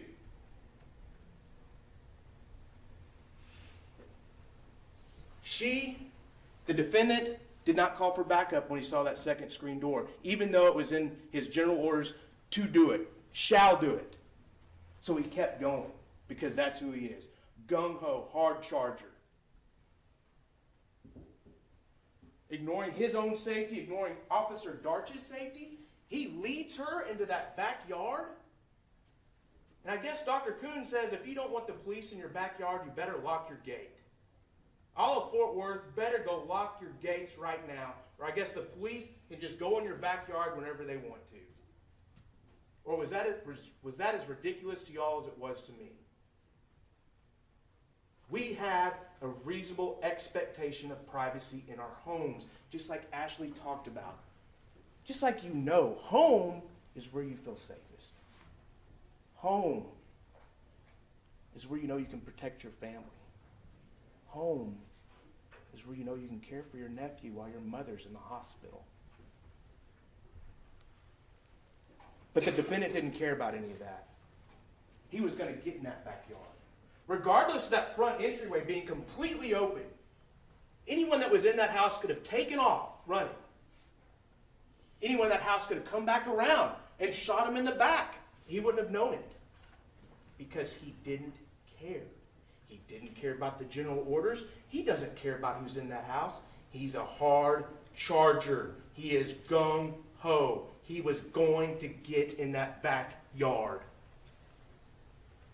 And Atatiana's sitting there playing video games, watching Zion, knowing that this defendant is making life-ending decisions, and she can't do anything about it because she has no idea.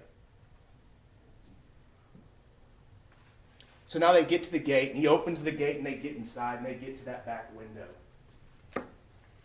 He'd been shining his flashlights all over the cars, shining his flashlight in the back window. Now, again, it's a reasonable person, but I want each of you to think, what would you do in the middle of the night if you heard a noise in your backyard? And your children, your grandchildren, nieces or nephews, whoever it may be, are there with you. And you know that you are the only line of defense for their protection. And you hear that noise, and you see a flashlight in your backyard, and you know that you have a gate and a fence that's protecting your backyard. What would you do? You would do the same thing that Atatiana did. She's in her own home. She sees somebody she doesn't know in that backyard. Zion's on that bed. And she knows that she's the only person that can protect Zion from what's happening in that backyard, because don't forget, she had no idea what decisions the defendant had made up to that point. So yes, she gets her gun, and she goes to that back window and looks. And they want to make a big deal about Mr. Priest. That case, that man was given commands, and that man had the opportunity to observe those commands, and that man did not. I want you to remember how long their video expert said was from the beginning of the command to the shot was fired. Half a second. How was she supposed to comply? What was she supposed to do? And pointing a gun at a Fort Worth officer is illegal? Yes, it is. If you're violating the law. She didn't know who was out there. She didn't call the police, and she had no input on any decision he had made up to that point. She was there to protect Zion, and that is all. Her only crime was love and protection of her nephew, not pointing a firearm at the Fort Worth Police Department. So he's at the window, and you watch it. Take the body cam back. Watch it over and over again. Look at the audio. Half a second from the first command to where, and it's put up your hand, show me, bam. Half a second. No one can comply with that. No one. She never had a chance. She never had a chance. There was nothing she could do. Nothing that she could have done could have changed what was going to happen, because that man decided when he got to that home that he was going to be a hard charger, he was going to be gung-ho, and he was going to take command of this situation. They're trying to protect Zion. And she died at his hands. So now we're at the window. And they brought this videographer guy in here and all this other stuff. But let me tell you, there's a lot of evidence that shows this man never saw that gun. He didn't know what he saw. He just shot. He didn't shoot 2 or 3 times to make sure that the threat was over with. He shot 1 time. And their expert, one trial, he's saying it takes a second, a third, a second and a half for the brain to make a decision and for your hand to react. But no, this one's different. This one's different because it's a different case. Or is it because it's a different legal theory? I'll switch it up for whatever the defendant needs. But regardless of that, you know that she didn't have that gun up, because I want you to remember, as the defense attorney questioned Dr. Freeze, we talked about the cone of glass. Now, I'm way out here, State's Exhibit 38, 39, 40, 41, 42, 43, 71, 72, 73, 74, and 75. Those are her hands, folks. When the defense attorney gave his argument just a minute ago, he held his hands up like this. If her hands were in front of her face, they would have been hit with glass. They would have been hit with glass, and you would have saw the same injuries on her hands and forearms as you would have saw on her face. They're not there. You know why? Because the gun was down. Because she didn't know what she was looking at. The defendant testified she was bent over almost perpendicular to the ground. And then the videographer said she's up straight. Well, she couldn't have been up straight if the bullet enters here, like the defense attorney just said, and is found down lower just past her right kidney in the back. She was bent over. And Zion testified the gun was in her right hand. Use your common sense. You didn't lose it whenever you walked to those metal detectors. How must she have been standing? She's standing like this. If she would have had the gun up like this, she would have had glass. If she had the gun in her hand, it was down. He didn't know what he saw. And where is the green laser you were promised last week in opening statements from defense attorneys? I want you to remember, the defense attorney stood up, looked you in the eye, and said, you will hear testimony that that green laser hit his chest. Not one person from the witness stand, including the defendant, was able to tell you under oath that that green light hit his chest. You know why? Because he didn't see it. So why did they tell you that in opening statement? Ask yourself, why?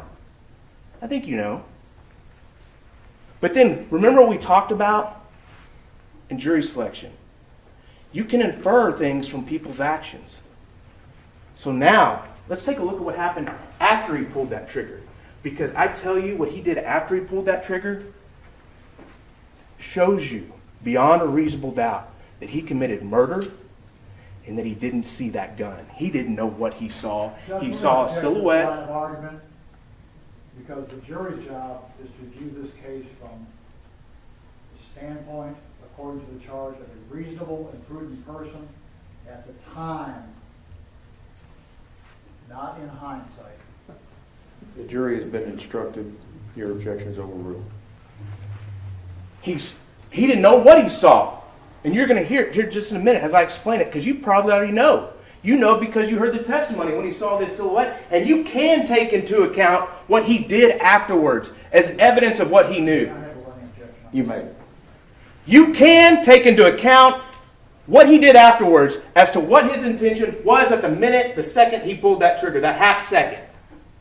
There's nothing that says you can't, because it shows you what he was thinking as he pulled that trigger. At first, he just stands around. There's no other shots. If there was a real threat inside that window, do you think he would have just sat in front of the window? Do you think he might have pushed darts out of the way, got back, retreated to another position? No, he's standing there because he wasn't sure what was on the other side of that window where he just shot. He wasn't sure. And then, as they start moving, Officer Dart says, we got to get in there. Does the defendant say, Officer Darts, you need to know there were people inside that house with a gun? He doesn't. He lets his partner officer, a good Fort Worth officer, run into that house without telling her there's a gun. What officer would allow one of his partners to run into a house where they thought a burglary was happening without saying, hey, there's a gun in there. Gun, gun, gun. Defense attorney wants to talk about inherently dangerous. He let Officer Darts walk into a potential lion's den without giving her one heads up. You know why? Because he wasn't sure what he saw. Then, as they're checking the doors of each room of that home, they go peeking in each room. Quick peek, quick peek. They're not clearing the rooms. They're not clearing the rooms. They didn't even check the bathroom. They're not clearing the rooms. And you know why they're not clearing the rooms? Because the defendant never told Officer Darch there was a gun. Officer Darch is just trying to get inside whoever was shot. He never said there was a gun because he didn't know. And then when they finally get back to the bedroom, and Officer Darch grabs Zion up and takes him, the defendant walks over to Tatiana, taking her last breaths. And as she's dying in front of him, he doesn't lean over and give her aid. He doesn't comfort her in any way. He doesn't try and stop the bleeding. He looks down between her legs, kicks something, and says, "See what looks like a weapon here." Not, "There's the gun." Not, "Here's the gun." Not, "Darch, we've got the gun." Looks like we have a weapon here. And that sigh you hear that the defense's expert tried to say was a sigh of relief, was a sigh that he just got out of danger. No, that was a sigh of relief. Looks like we have a weapon here. That is not a declaration of a person that was sure of what they saw. Because he didn't know when he pulled that trigger. Looks like we have a weapon here. That's how you know that self-defense doesn't apply to this case. That's how you know that we have proven beyond a reasonable doubt that the defendant was not acting in self-defense, because Atatiana was not acting unlawfully. She would have to be acting unlawfully for the defendant to get the benefit of self-defense. And again, what is unlawful about protecting your nephew and protecting your home? Even the defense's own witnesses all agreed what she did was not unreasonable. And again, you'll never see it in the court's charge. You can look through every page. It's not from what the defendant sees. It's from what a reasonable, prudent person sees in the same circumstances. And I tell you right now, no reasonable and prudent Fort Worth officer would have gone hard charging, gung-ho, past those two doors, into that backyard, creating a situation of danger for not only himself, his partner, and anyone in that home. Because he's the one that made the decisions on October 12, 2019. He's the one that ended Atatiana Jefferson's life, and he's the reason that we are here. This is a matter of accountability. Tragedy, an accident, that's spilling your milk at breakfast. This is murder. Someone lost her life. Tatiana is no longer here through no fault of her own.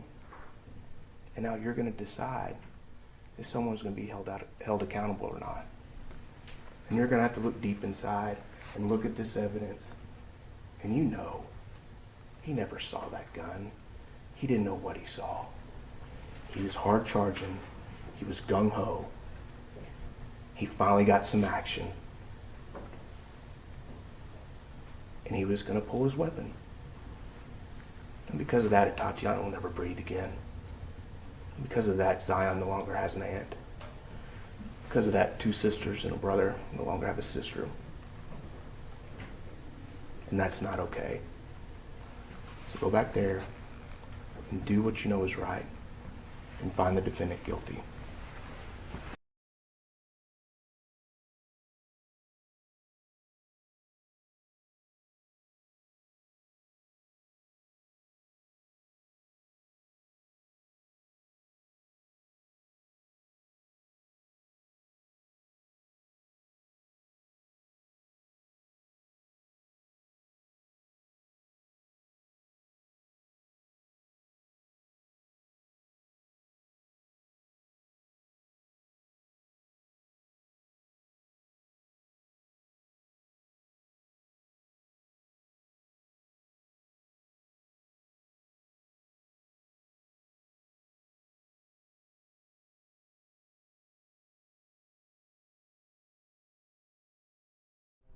Okay, so Meredith, talk to us about what you thought about Dale Smith's. I mean, this is the last words that the jury would have heard.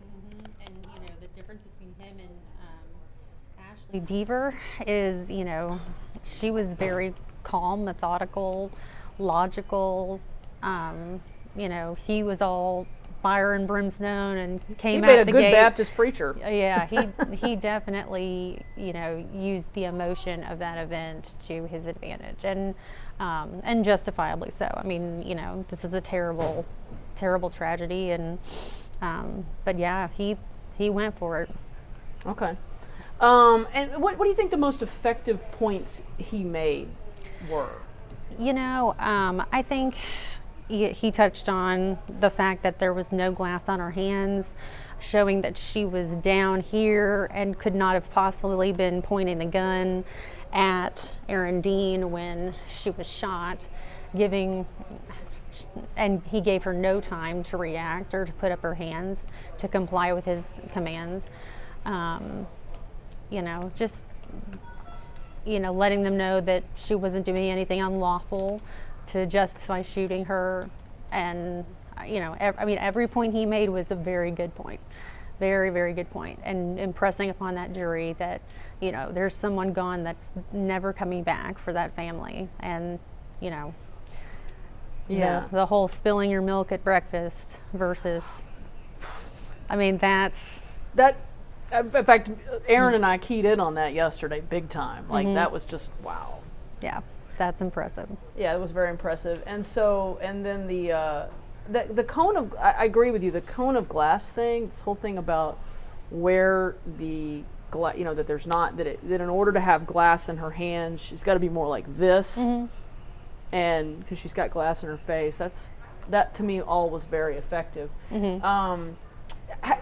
In your experience with juries, how much import do they put? I mean, does it help to be that last person that the jury hears? Absolutely, yeah. So I was saying earlier, primacy and recency. So the state has the burden of proof, so they get to go first and they get to go last, because those are the things that juries, that juries remember the most. Going in the middle kind of dilutes your argument somewhat, but the state gets to go first, and they get the first word and they get the last word, and that is because of the burden of proof. But yeah, it's for their benefit, and now the jury's going back there having that ringing in their ears, and has a major decision to make.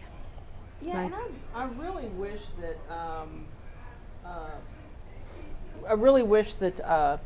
we knew what photos they had asked for, because that to me would be super good to know if we knew, because to me, if I knew that they had asked for those photos, I would say, oh wow,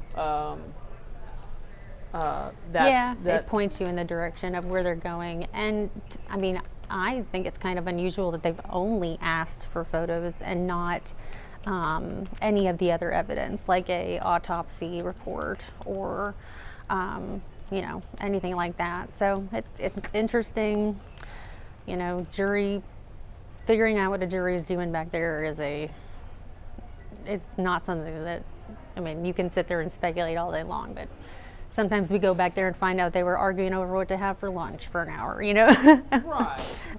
I don't think they're doing that, but sometimes you're like, oh, is that what you were talking about all this time? Right. There can be all kinds of things. Oh, hold on one second. Paulette. We're on air, but it's okay. No, Paulette, you can walk over. Paulette's bringing me a device I will need if we get the verdict back. Then I have to go also onto like TV air if it happens during a certain time period. So she has the little device that will help me do that. I tell you what, she's too shy. So for just a brief moment, we'll keep talking, but we'll show the slate. How about that? So you won't be seen, Paulette. Yeah. Let's just take a quick break. We'll take a quick break so that Paulette can do this. So, okay, Paulette, it's safe.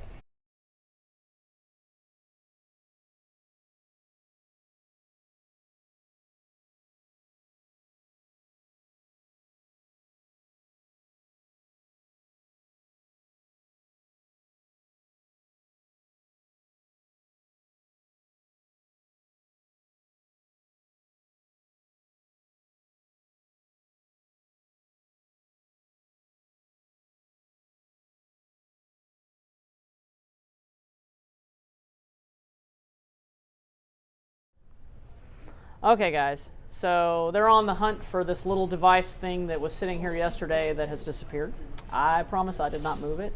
But so yeah, if this verdict comes back, you know, there's Paulette. Oh, she just doesn't want to be seen.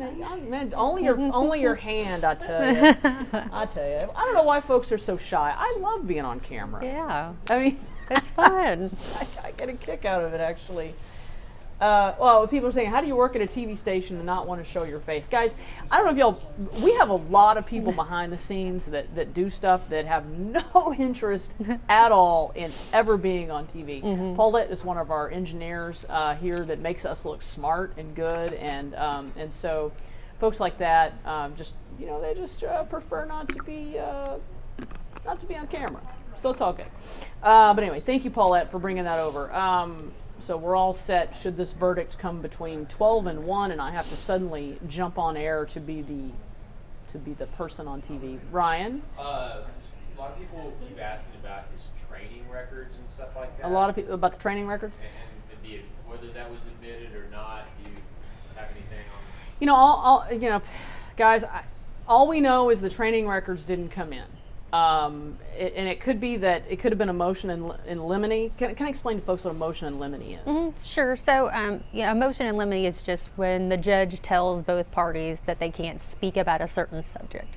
I don't know why there would be a motion in limine against his training records, but sometimes you can admit a document into evidence, or you can just have somebody testify about a certain subject. So there's no real reason that they didn't come into evidence. It just may be that, they're in a file in a computer somewhere in the police department and they didn't want to bother putting them all into evidence. Well, and also, I don't know that his training records, because apparently they indicated that he had some issues with tunnel vision. I don't know that that would have hurt him or helped either side, because you could make an argument, okay, if he had that issue, why did Fort Worth PD allow him out on the streets, right? Did they place him in a situation that he shouldn't have been in to begin with? I don't know. I mean, I training records are just training records, and you want trainers to point stuff out and people to learn from them. So, now, and he wasn't on the force long enough to have developed any kind of lengthy IED history. I know I've covered plenty of cases where they get the officers, they call it at least in Dallas Police Department, they call it a concise resume, and the resume is and of course sometimes that means something, sometimes that doesn't mean something. You just have to take a look at each individual officer. And somebody was asking if I covered the Geiger case. Yeah, I did. I covered. Actually, that you reached out to me during the Geiger case and said, I'd love to do this, like the next trial you do. Actually, Geiger was the first time I did this kind of thing, and it was great. I love it. This is and everybody at the station knows this is like the highlights of my year. Apparently, I don't know, maybe I'm weird, but to me, doing these trials is just so much fun. Because it's an opportunity to kind of walk folks through what's happening and why it's happening. And now, I got to admit, verdict watch is probably one of the more boring parts of the job. That and when they get in the really technical testimony. Yeah, the science testimony right after lunch and everybody's falling asleep. But yeah, no, the Geiger case was off the charts. I mean, I will say, we've had a decent viewership through this, but when we did the Geiger trial, I think on that final day we might have had 1 million people online. It was insane, the level of interest in that case. And there were just things in that trial that I don't think I will ever see happen again. I mean, hugs and Bibles and love the Bible. I'm a Christian. Okay, I'm all for it. But it was just you just don't see judges come down off the bench and hand a defendant their personal Bible. Can you recall that happening? No, I feel like that was kind of a once in a lifetime. Yeah, we got the full impression down there. Yeah, that was something else. So now the jury has been deliberating, going on 7-2. We're getting into 10 hours, guys. Probably here pretty soon. I don't know. They started at 8:30 this morning. As far as I know, they haven't taken a break. They sent out that one question yesterday where they wanted sticky notes, and then they also wanted to see some photos. Why would they want sticky notes? I feel like they're just using that to vote. You know, if you want to vote anonymously or whatever, you just, you know, guilty or not guilty, and then count them up. And then, Or maybe they've got a board back there, like, you know, one of those murder mystery things where they've got the string and the board, and they're like putting all the string that I'm aware of. They're like putting good points up there on the board. But no, I think it's probably just to vote. Yeah. Because they do periodically take votes, usually back there, and see where they're at, and then they keep talking, and then they take another vote, and until they can get to a resolution. Do you make any import of just the amount of time it's taking? Not really. I mean, it is taking a long time, but like I said, it's a serious case, and you know, juries don't know how much time they should deliberate, so there's kind of like guesswork on both sides. Like, we're over here saying, I wonder what they're talking about, and they're in there going, well, have we deliberated long enough? Are we all sure? Because sometimes they'll take a vote and they'll all be like unanimous, and then they freak out and think, well, we got to be back here for a while. I mean, this is a serious case. We can't just find him guilty right away. So there's just no telling back there. Yeah, and they haven't, and you know, sometimes you get a little bit of tea leaves by the questions they asked. We've gotten very little to really know exactly why they're doing that, or what. I hate to even say the delay, because you want a jury to take their time, because regardless of where you stand on this divide, a man's life, his freedom hangs in the balance here. So, talk to me about Meredith, about her, who the best points, who did the best out of all these closing arguments we just listened to? I think they all did a great job. I mean, these are clearly very experienced people, lawyers, and, you know, have been doing this for a very long time. I think they all brought up good points. I think that's clearly, if your jury's out for this long, clearly everyone made good points and raised a lot of facts that the jury's got to sift through. And, you know, it all boils down to whether or not, you know, he acted reasonably and he thought his life was in danger, and he acted reasonably. And that's a hard question, you know, for a jury to come to terms with. So, yeah, I think, you know, for what it is, it does make sense that they would be out for a while. Yeah, and I feel like with Geiger, we were kind of in similar territory time-wise. I mean, I'd have to go back and really look at the prior coverage to see how long it took, but it feels about the same, roughly. And I don't remember what questions they asked during Geiger. I've slept too many times since that all happened. I mean, I think the things I've mentioned are the things that really stick in my head from that trial. So, folks, you know, I'm trying to, let me flip back and look here. I'm just going to pull up a quick photo from William Joy just in the hallway, just kind of give people. Oh, you want to pull up a photo? Okay, show us. So William Joy has taken a photo. You can see a lot of people sitting there waiting. I'm sure that some of those are going to be family members of Atatiana, and friends, or of both sides. A lot of those are going to be members of the media. And we're all just kind of in the hurry up and wait mode. The judge has locked the courtroom during deliberations, so that's why everybody's got to kind of hang tight out there. And we've been told that, we'll get about a 30-minute heads up. Somebody's asking, if we were on the jury, which way would you lean? Can you say? Well, I am not going to say that one way or the other. No. I mean, we, as, you know, officers of the court, as lawyers, we are not supposed to have an opinion on a jury's decision.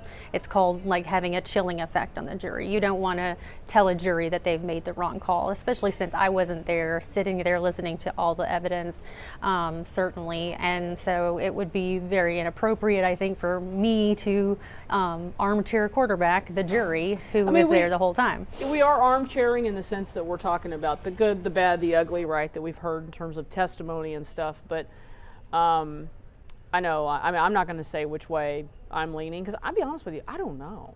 I mean, I kind of keep an open mind on these things, and I oftentimes go all the way around the world in terms of what I think the jury might or might not do, and I really have no idea. I can see it either way, you know. I mean, they all made good points, and this is a difficult trial, and like I said, you know, there's going to be a family that's absolutely devastated one way or the other, so it's going to be very tense. Let me see. You want to play some deep cross? So what we're going to do now, is while we're continuing to kill time here, we are going to play Aaron. This is going to be Aaron Dean's testimony from Monday, right? This was Monday, yeah. My days are all running together, folks. So this is going to be from Monday. This is the prosecution crossing Aaron Dean from Monday, and so it's about 40 minutes, and so let's take a listen.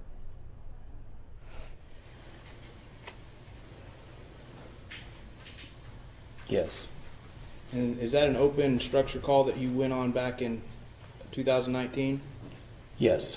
Do you have any independent recollection of that call? Vaguely, yes. Do you remember walking through the structure and announcing yourself as Fort Worth PD Yes. on that open structure call? Yes. Okay. Then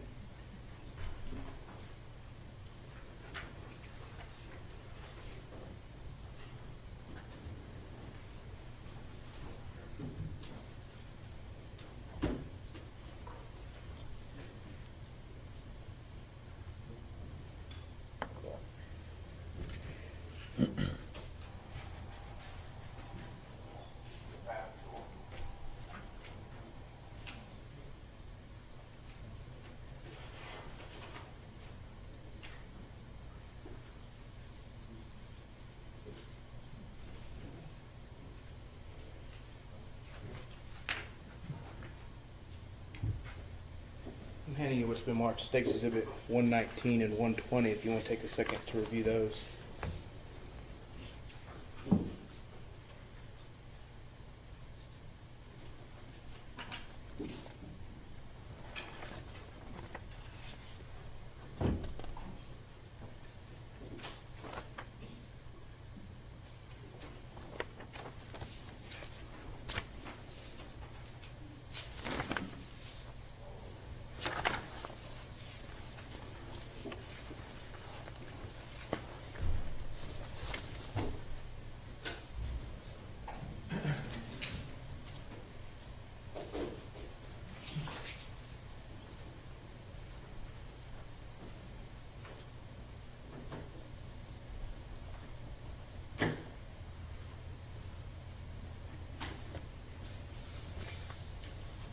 And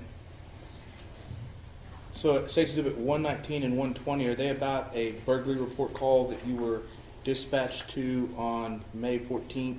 I'm sorry, let me make sure I have this correct. On May 11th, 2019. Yes. Would you be surprised to know that whenever you walked up to the shed behind the house, you announced yourself as Fort Worth Police?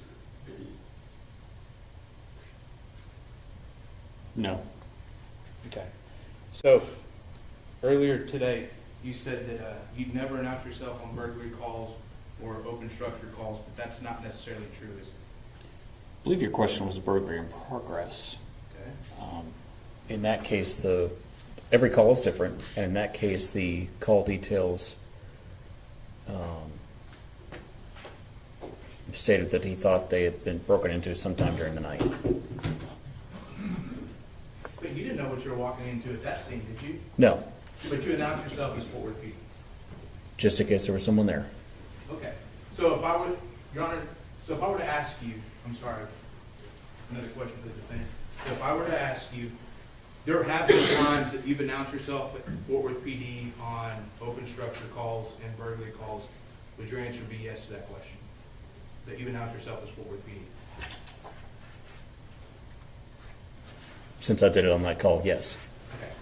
Your Honor, the state does not intend to impeach the witness with any specific matters. We would just ask that one blanket question again to allow the witness the opportunity to correct some information already testified to in front of the jury. Any objection? Well, not correcting anything. It's relevance is the first one. It's collateral impeachment. It's improper impeachment. I'll let you ask those general questions. Just don't go into any specifics of the call. The state does not intend to go into any specifics on it. And do you intend to offer the call sheets or whatever that you handed to him to refresh his memory for purposes of the record? Yes, Your Honor. The state would offer State's Exhibits 118, 119, and 120 for purposes of the record only. For the record, no objection. All right, they're admitted for purposes of the record. Mr. Brissett, you may have a running objection. I'm overruling your objection. Both sides ready for the jury? Yes. I guess so.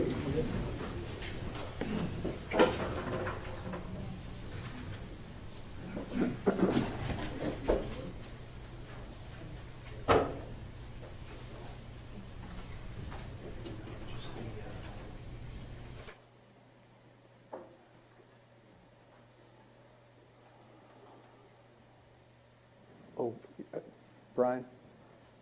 Never mind.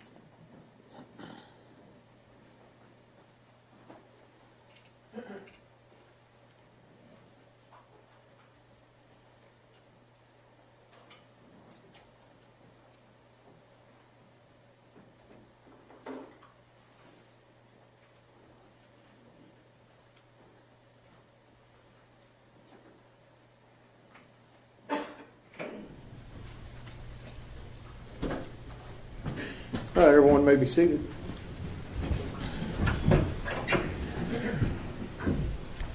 Make sure I have everybody. Mr. Smith.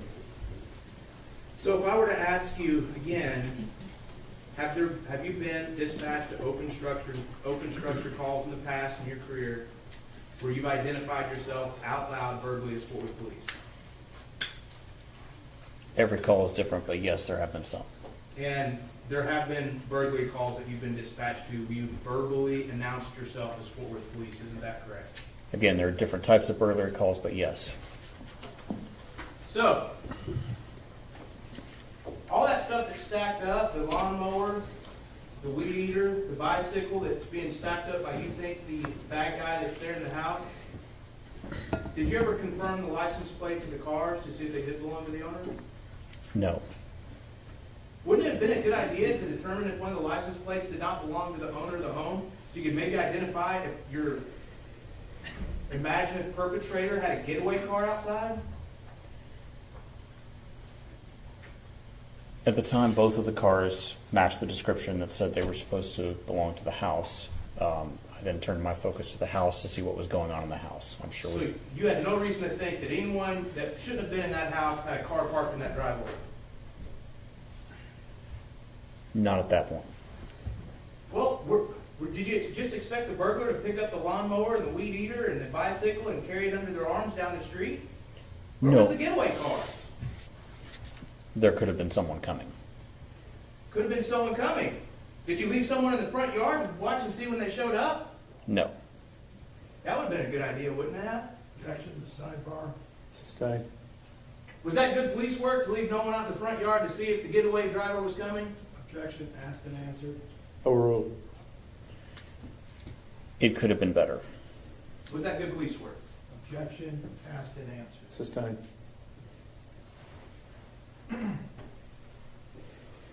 So, can we go back to playing the body cam footage, Your Honor? Yes. Okay, I'm gonna... Again, you're going to to tell this jury you had no room to stand somewhere to the side of that window? No, not at that point. Okay.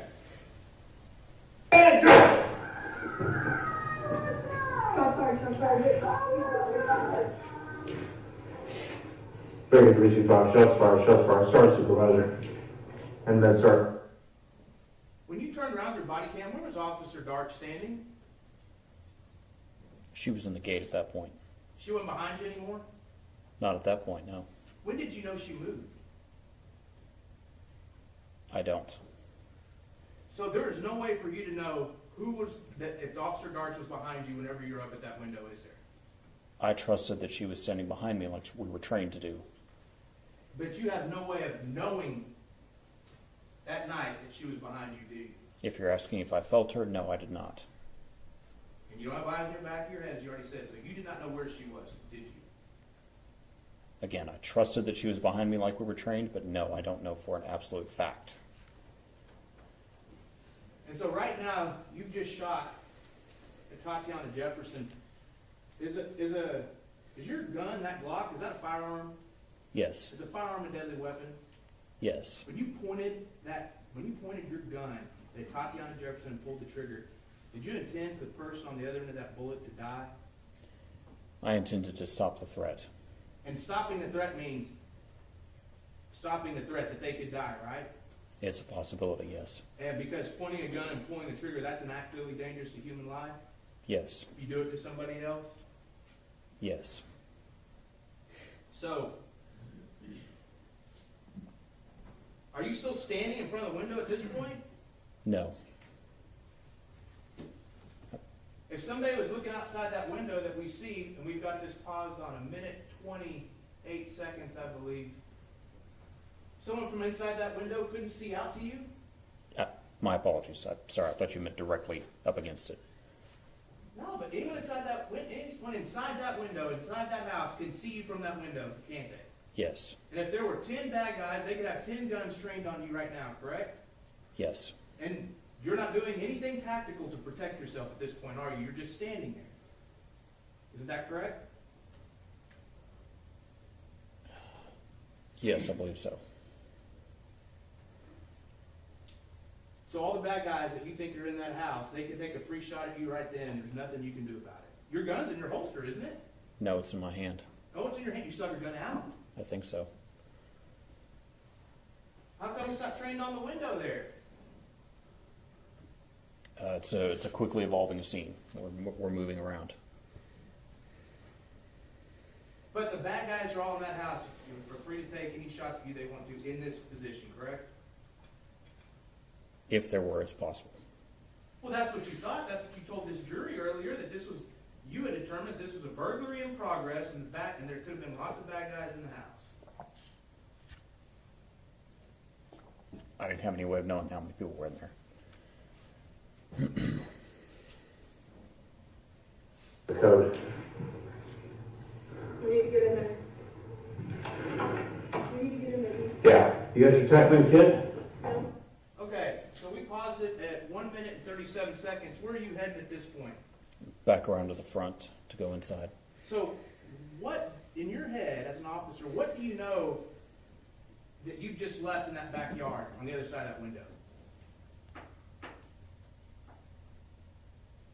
The person that I shot With what? with my gun. I know, but what else is that person you just shot? What do they have? A gun. Did you leave anyone back there to cover that exit at that back window? No. I mean, could the person, do you know for a fact that you hit the person that you shot at? Yes. Do you know if they're mortally wounded? No. Or did you know if they weren't capable of getting up and climbing out that window?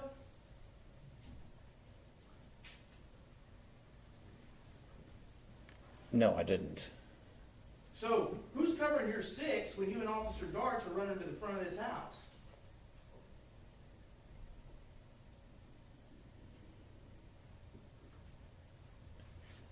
We've had a threat. I've shot the threat. The threat's down. Now we're trying to move into the house to render aid. You just said you didn't know if the wound was mortal. The person was laying on the floor and not getting up, Could they have been playing possum? I suppose. Did you know if there were other people, other bad guys in there with guns? Not at that time. So who is covering your six, and Officer Darch's six, when y'all turn tail and run to the front of that home? No one. Is that good police work?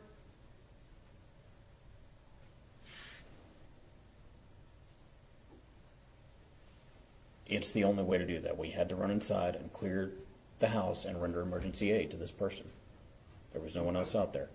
But, see, you keep going back and forth. Were you going to the house to render emergency aid, or were you going in the house because there could have been more bad guys there? Both. Both. Okay. So if there could have been more bad guys there, was it a good idea to leave the back of the house without surveillance and expose you and Officer Darch's six as y'all ran to the front of the home?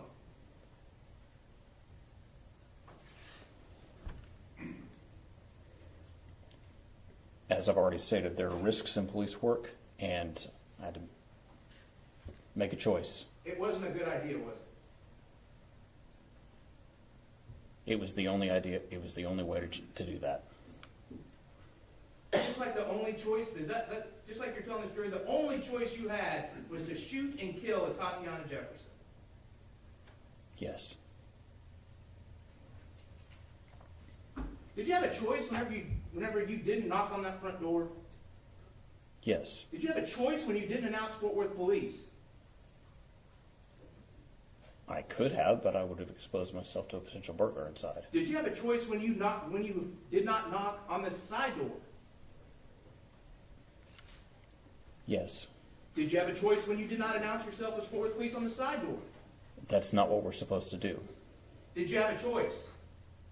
There's always a choice. Did you have a choice to enter that home and open the door and see what was going on inside? Not a safe one. Did you have a choice whenever you could have stepped back, established a perimeter, and called for backup? Yes. Did you have a choice whenever you saw those cars parked in the driveway to establish that they were in fact the owners? That would have been part of the procedure later, yes. Did you have a choice whenever you did not call dispatch to contact the person that called police in the first place to get more information? We weren't at that step yet. But you had a choice, you could have done that, couldn't you? Not without violating the general orders. We weren't at that Which step one would that yet. have violated? That would have been, we hadn't finished inspecting the structure yet. I thought this situation was fluid. Was it not? We were still investigating we were still inspecting the structure. You made a choice whenever you did not further inspect the garage, correct? Yes. And you made a choice whenever you took Officer Darch right in front of that gate with your six completely uncovered without somebody in front of the house, correct? Police work is inherently dangerous, and there were risks. It's a yes or no answer. You had a choice, correct? Yes. And you had a choice whenever you and Officer Darch walked in that backyard with exposure to unknown buildings that were looking over the backyard. You had a choice there, correct?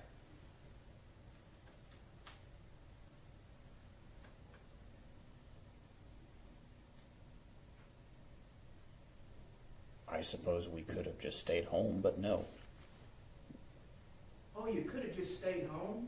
And why do you joke about just staying home? Is that because home is supposed to be a safe place? It's not a joke. My point is simply that It sounded like a joke to me. Is home supposed to be a safe place? Your Honor, we object to the badgering, allow the witness to finish the question and answer it. Sustained. Have the witness answer the question. Well, re-ask your question, Mr. Smith. Is a person's home supposed to be a safe place? it is. You should feel, if you don't feel safe in your home, there's nowhere else you're going to feel safe. Is that correct? I agree. And this is Texas. There's nothing wrong with a person owning a firearm, is there? No. As a matter of fact, if one of your loved ones was at home alone with a child and heard something in the middle of the night, you would hope that your loved one maybe would go to their backyard window with a gun, wouldn't you? Maybe. To protect themselves and the child, isn't that correct? Yes. Especially if they saw flashlights in their backyard, isn't that correct? Possibly. Flashlights of a person announcing their presence in their backyard where they're not supposed to be. Possibly. So you had a lot of choices that night, didn't you?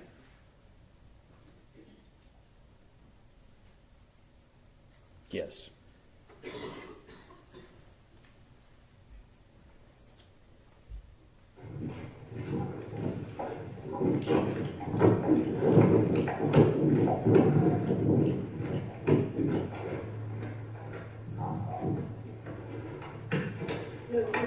Ready?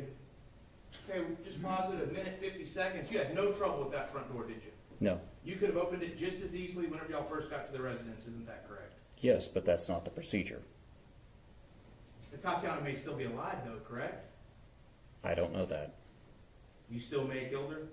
If she had come out of the back of that house and pointed a gun at me, yes, I'd still have shot her. 3, 2, flash. Hands up! Hands up! Show me your hand! Show me your hand! Show me your hand! Did you just clear that room? That you just pointed your gun into? I just did a fast clear. Was that a really clearing of the room? That was a fast clear. That's what you do. Did you know if there could have been someone else standing to the side where you couldn't see once you walked through that door? The camera doesn't see everything I'm seeing. What did you see then? I did not see a person in that room. Do you know if they were hiding in a closet? No. I mean, because you're telling this jury that whenever you're walking through this house right now, you're still thinking there could be a threat in this house, correct? It's possible, yes. And you still haven't told Officer Darch that you saw a gun up to this point, have you? No.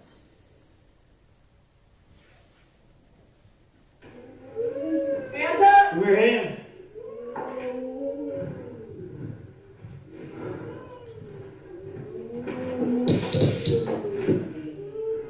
Hands up! Feet! See what looks like a weapon here.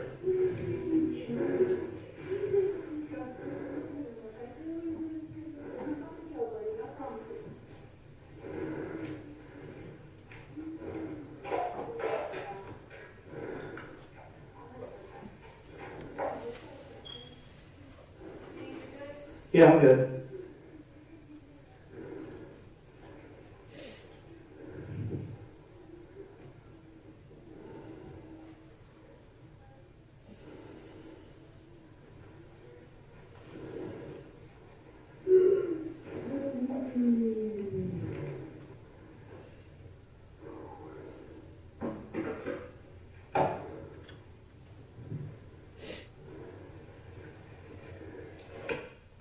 All right, we paused it at 3:08. Would you be surprised that according to the clock at the bottom of State's Exhibit 1 that you walked into that room in approximately 1 minute and, 2 minutes and 8 seconds? I wasn't keeping track of time. Well, I was. Would you be surprised if that was the time that you walked into the room? That's what it says. And now it's been almost a full minute later at 3:08, and you're just now touching Atatiana Jefferson. Is that correct? That's what it says. A full minute she laid there at your feet. Isn't that correct? That's what the clock says. A full minute she laid there bleeding out at your feet, at your hands. Isn't that correct? That's what the clock says. Without you doing one thing to try and save her life. Isn't that correct? I had no idea how much time was passing, but that's what the clock says.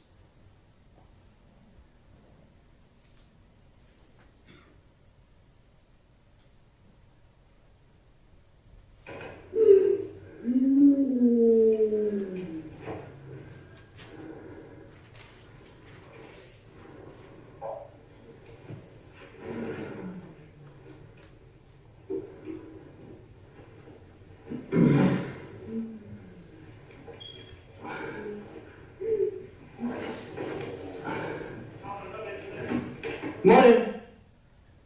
Hey, you know wherever Darts were outside by the cars, you said y'all whispered something. What were y'all whispering? She said, we've got to clear that car. I said, yeah. That's it. That I recall, yes. There was no more whispering or communication other than that before y'all went through that gate. I thought I heard her say something else, and I didn't hear it, and I said, So no planning about what you were going to do when you got on the other side of that gate? We followed our training and did as we were trained. No planning about what you were going to do? We didn't make a specific plan, no. I mean, you had no idea what was on the other side of that gate, did you? No. It could have been an open-air patio with a lot of people on it, correct? Well, we'd have heard them, but Could have been a person back there waiting to ambush you in Officer Darts, correct? yes. It could have been somebody escaping the house from this burglary that you thought that was happening, correct? That's why we were back there to check, to see what was going It could have been on. a hostage situation. I suppose. All those things that it could have been. And you didn't look at your partner and say, maybe we need to come up with a plan before we open this gate? The plan was exactly what was trained. We open the door, the gate. One of us goes to the left and one of us goes to the right, and then we deal with whatever's on the other side. Y'all didn't come up with a plan, did you? The plan was made in training. You didn't come up with a plan, did you? No. Thank you for answering my question. Objection to the sidebar, Your Honor. Sustained.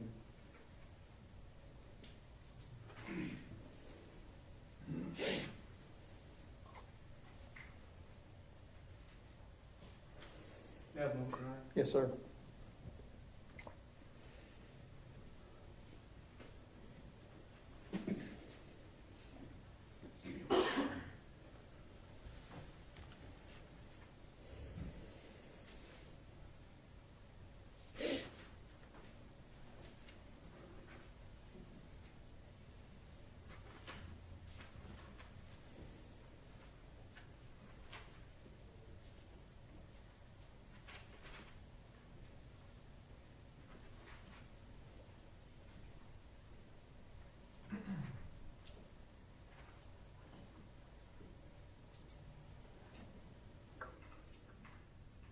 You just watched the video again, and you've seen it a few times, haven't you? Yes. Did you shine your light right in that back window where Atatiana Jefferson was? Yes. Wasn't that just basically putting a spotlight to all the bad guys that you imagined were inside that house, telling them exactly where you were? Police work's inherently dangerous. I had to go look inside the window to see what was going on, to see if there was a burglary. It's inherently dangerous, but didn't you make it more dangerous by saying, look at me, look at me, look at me? Someone had to go back there and clear that window and see what was going on inside that house. So, and you were going to be the hero, right? No. You were going to charge in and save somebody from whatever was happening inside that house, correct? No. You were going to be a hero, ignore the rules, ignore trying to set up a perimeter because you had decided that you had to do something, correct? No. And you decided to put your window through that, to put that flashlight through that window, correct? Yes. And anybody that was inside would have seen you, correct? Yes. Any bad guy that you potentially imagined being there would have seen you, and they would have been alerted to your position immediately. Yes. Is that good police work?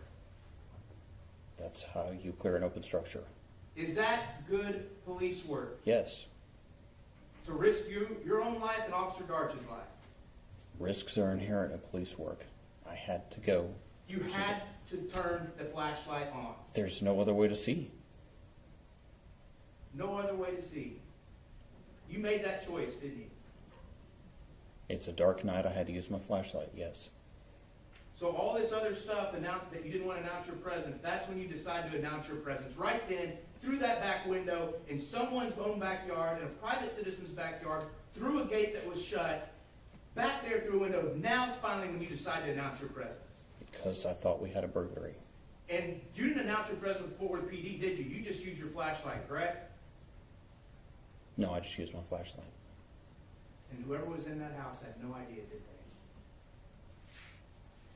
they? I don't know. Whoever was in that house had no idea what was coming, did they? I don't know. Whoever was in that house had no choice what was about to happen next, did they?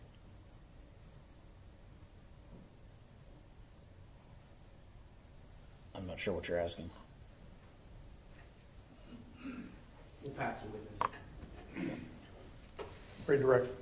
Aaron, do you know now that Zion Carr not only had enough time to discern that you were back there, but was able to recognize that you had a Fort Worth badge on, correct?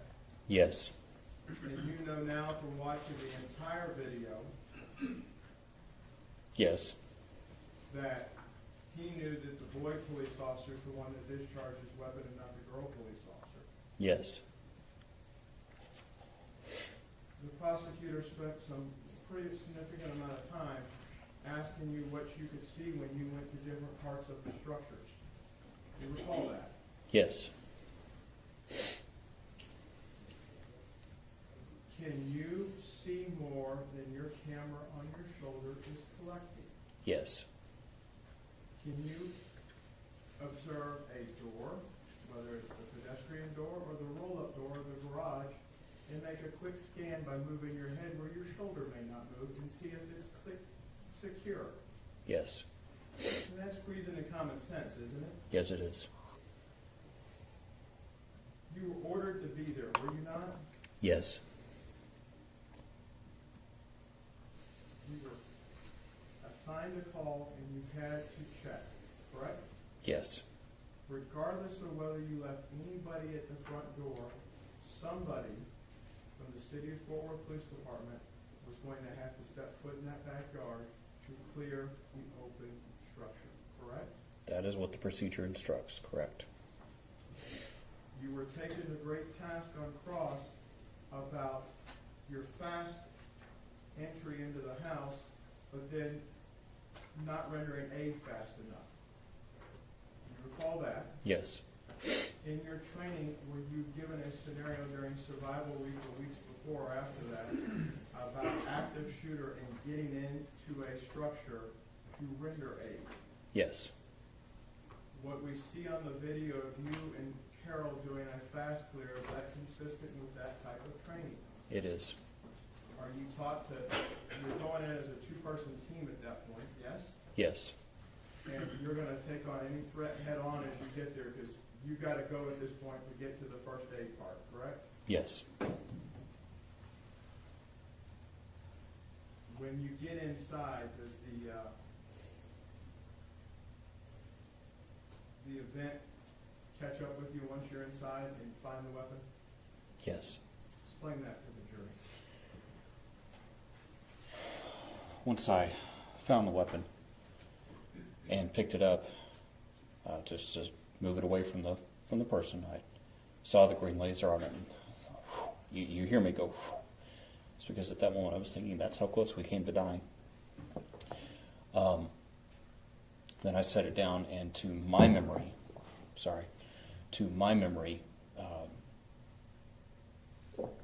was moving right from one thing to the next. This was passing very quickly. I had no idea until several months later when I saw that camera footage at my lawyer's office that much time had passed.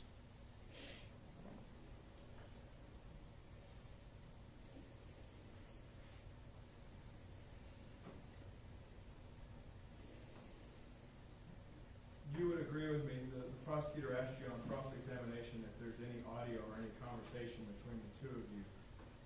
You haven't had a chance in the lab to listen to that under headphones and amplification where you can actually hear what's going on the mic, have you?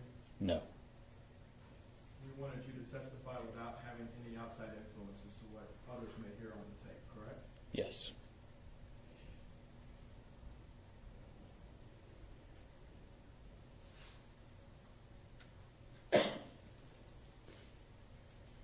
There was a question early on Mr. Smith's cross about y'all walking up the driveway and you didn't know where Darts was.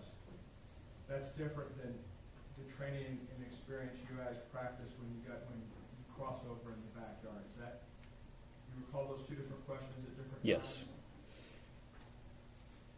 They're different. You knew Darts was down the left side when you were walking up the cars. Yes.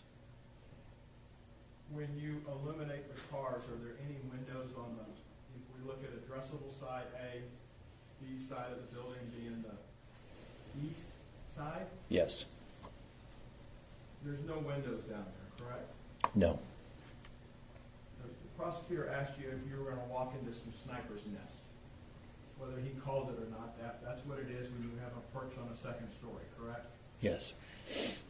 Did you feel like there was any sniper's nest for this open structure call? No. You have to check all four sides of the structure, and you ran into trouble when you got to the back side of the third side, correct? Yes. Did you ever get to the fourth side of the structure to check it? No. In looking in that window where this incident took place, would you be able to get a better vantage point as to what's inside going back toward the front windows and door?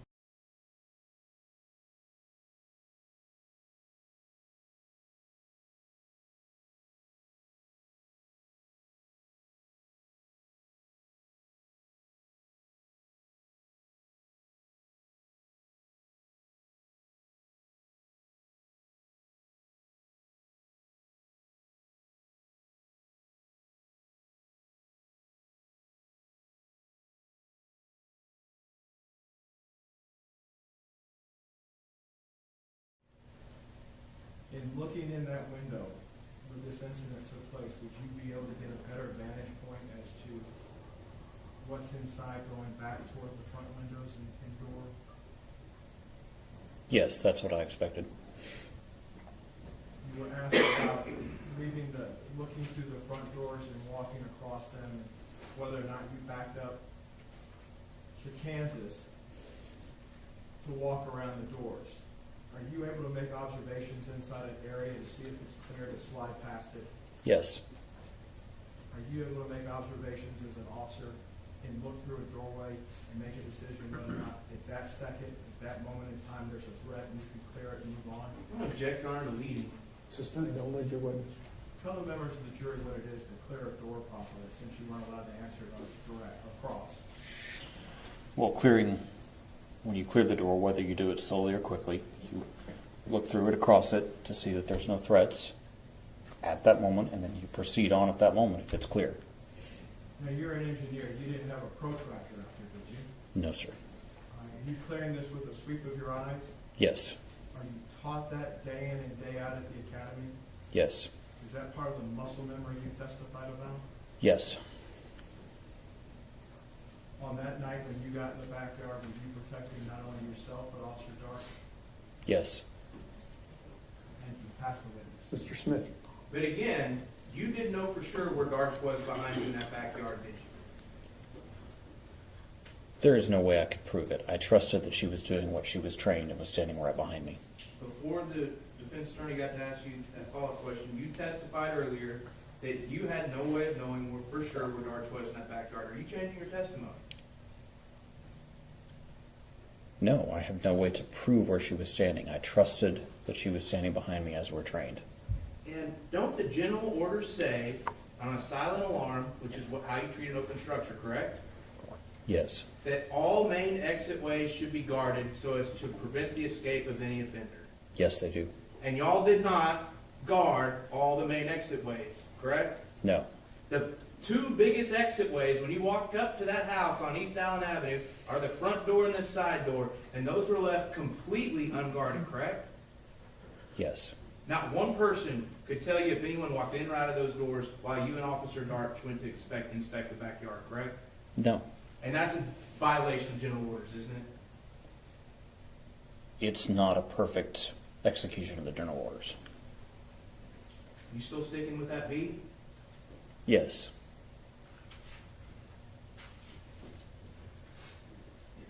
There's been some questions from the defense attorney, and you've talked, and you keep calling it a weapon.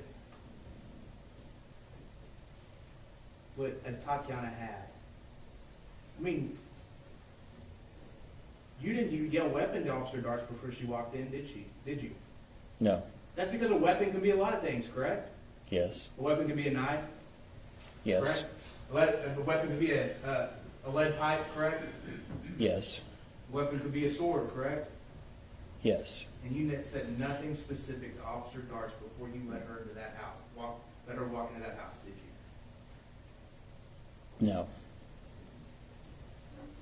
Pass the witness. Mr. Brissett. Nothing further. Mr. Dean, if you'll step down and go sit by your lawyers. Okay, folks, that was about, I think, the last 40 minutes or so of Aaron Dean's. He was on the stand for, I don't know, right at 3 hours.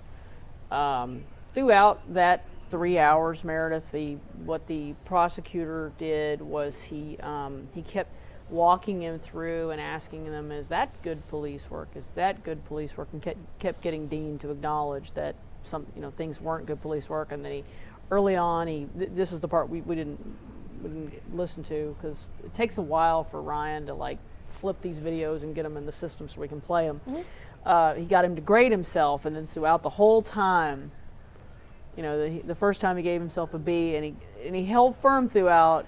It probably wasn't. He probably should have said, "It's not my place to grade myself," or something. Right? Yeah, you don't want to get backed into that corner. That's a very awkward situation to be in. But well, based on what you saw, how did you think Dean came off? I mean, I think he's a professional testifier. We call police professional testifiers, and so that's part of their job, and they are used to being up on the witness stand and answering questions. And I don't know that he was, though, because he was still a rookie. Yeah, he was still a rookie. I mean, as they get through their career, they get better.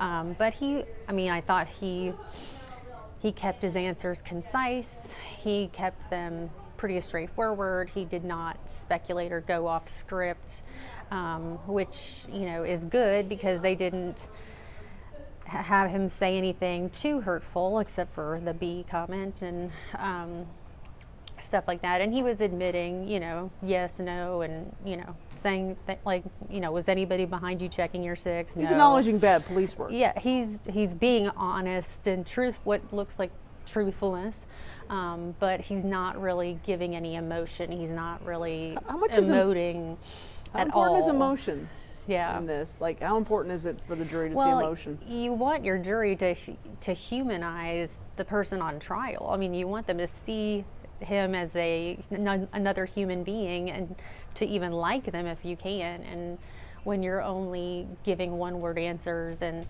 kind of robotic in your tone, it's hard for the jury to really it's that likability factor is just not there.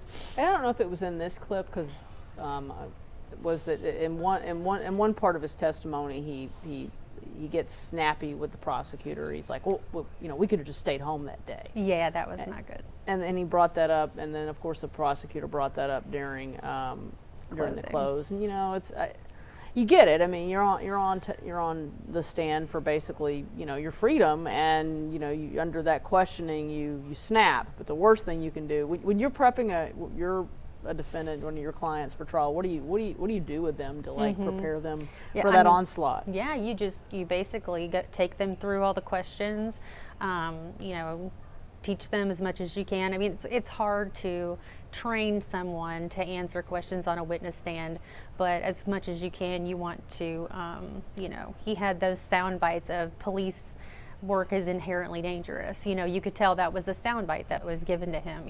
As much as you can, remind them that police work is inherently dangerous, and these things can happen, and it's not great. But he said that several times and repeated that as a theme.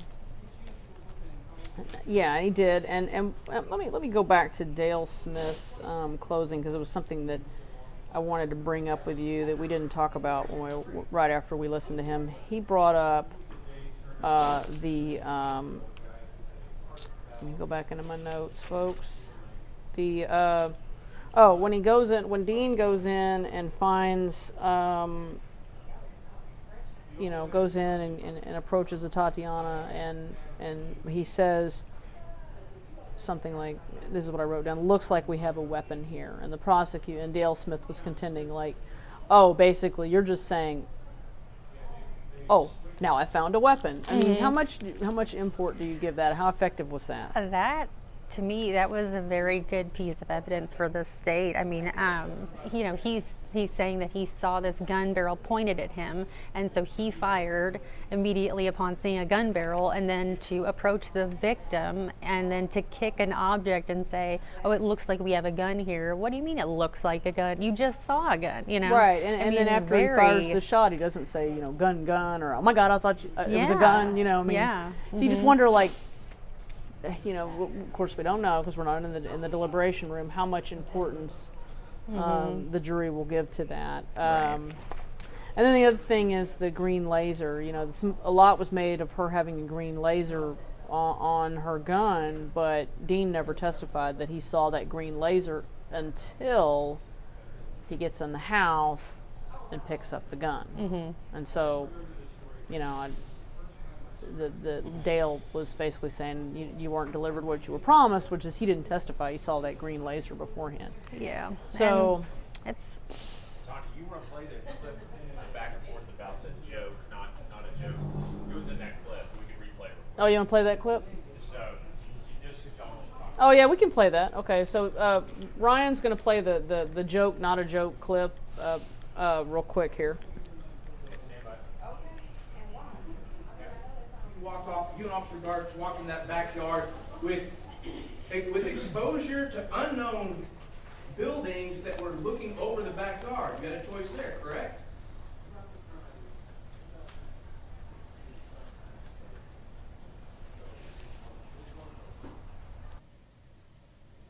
I suppose we could have just stayed home, but no.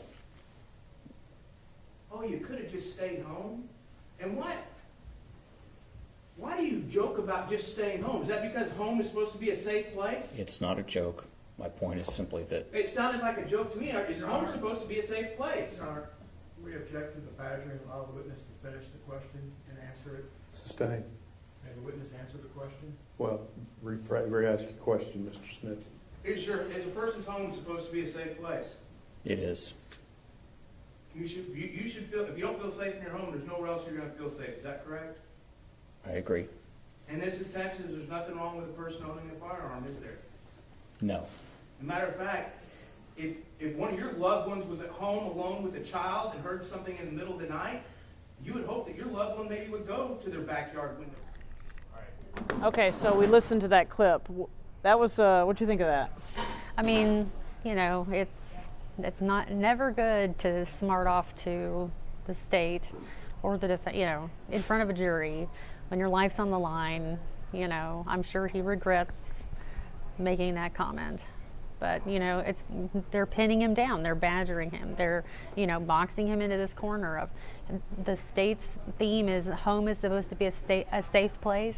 The defense's theme is police work is inherently dangerous. And so they're just hammering him on, it's supposed to be a safe place for her. And you're the one that made it dangerous and you didn't do anything. You were there to protect and serve and... Yeah. You made a lot of mistakes and somebody's dead and it's your fault. And, and then under all that pressure, he smarts off. Not good. Not good. And so a lot of people have asked, why did Dean have to take the stand? Well, certainly he doesn't have to take the stand, but there's just something about, Fifth Amendment notwithstanding, there's something about when someone doesn't take the witness stand in their own defense. Juries, we are normally curious people. We want to hear from everyone. And, I've heard jurors say, like, wild horses couldn't keep me off that stand. If I were on trial for my life, I would, you have to, like I said, wild horses couldn't keep me off that stand.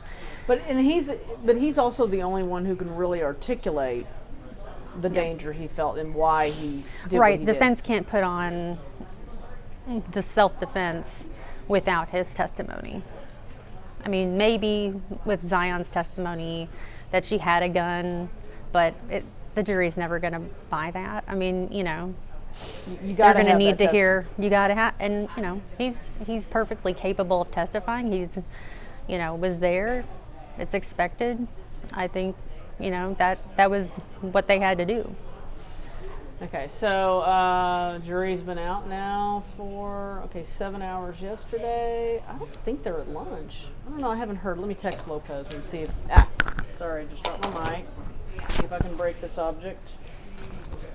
Are you talking to Lopez, Ryan?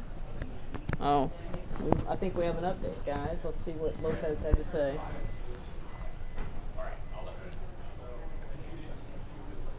Okay. So nothing new at the courthouse, no notes, no word if they're taking lunch.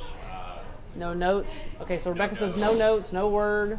Only detail is that they found out 7 men, 5 women deliberating. You know, we knew the makeup. Oh, okay. But, so there's that included the alternates. So yeah, we do know a little bit better the makeup of the jury is 7 men, 5 women. Yeah. Okay. Not sure on anything more than that, but yeah, everyone's still in that hallway, just waiting. So it's verdict watch, guys. This is but yeah, I mean we're heading on into let's see, almost 4 hours today, 7 hours yesterday. We're heading on into 11 hours. I'm assuming they'll break for lunch soon.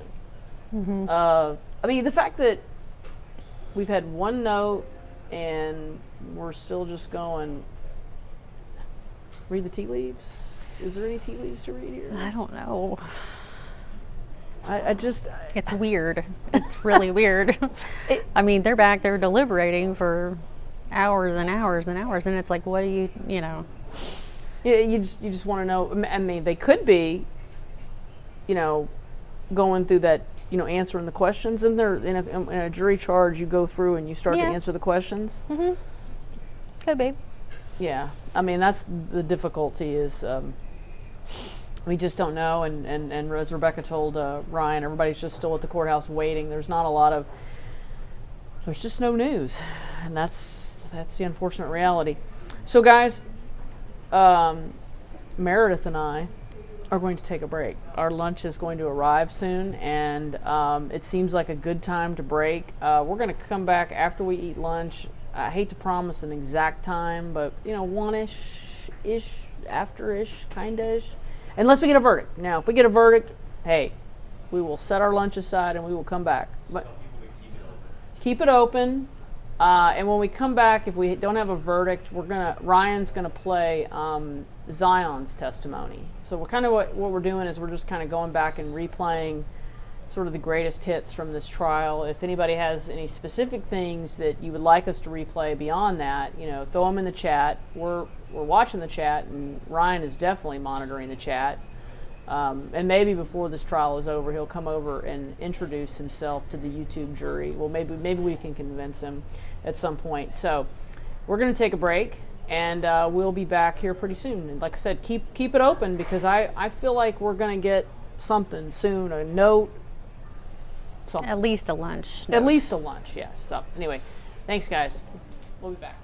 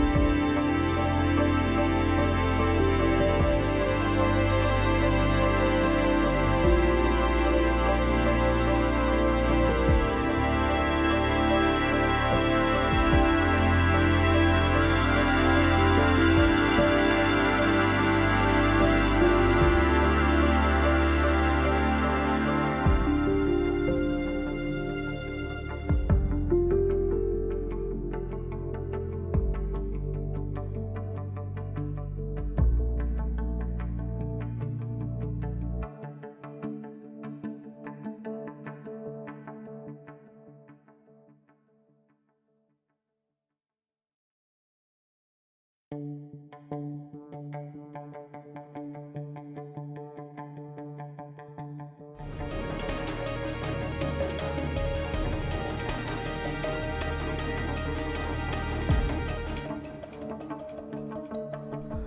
folks, Meredith and I are back after lunch. We think that the jury's having lunch right now. Rebecca told Ryan that she told me that they ordered pizzas, and we saw the reporters there saw the pizzas being delivered to the jury. And so at this point, the jury has been deliberating. Okay, it's 1:30, 8:30. 4, 5 plus 7 is 12. Okay, I can do a little bit of addition. Yeah, so about 12 hours of deliberations now for this jury.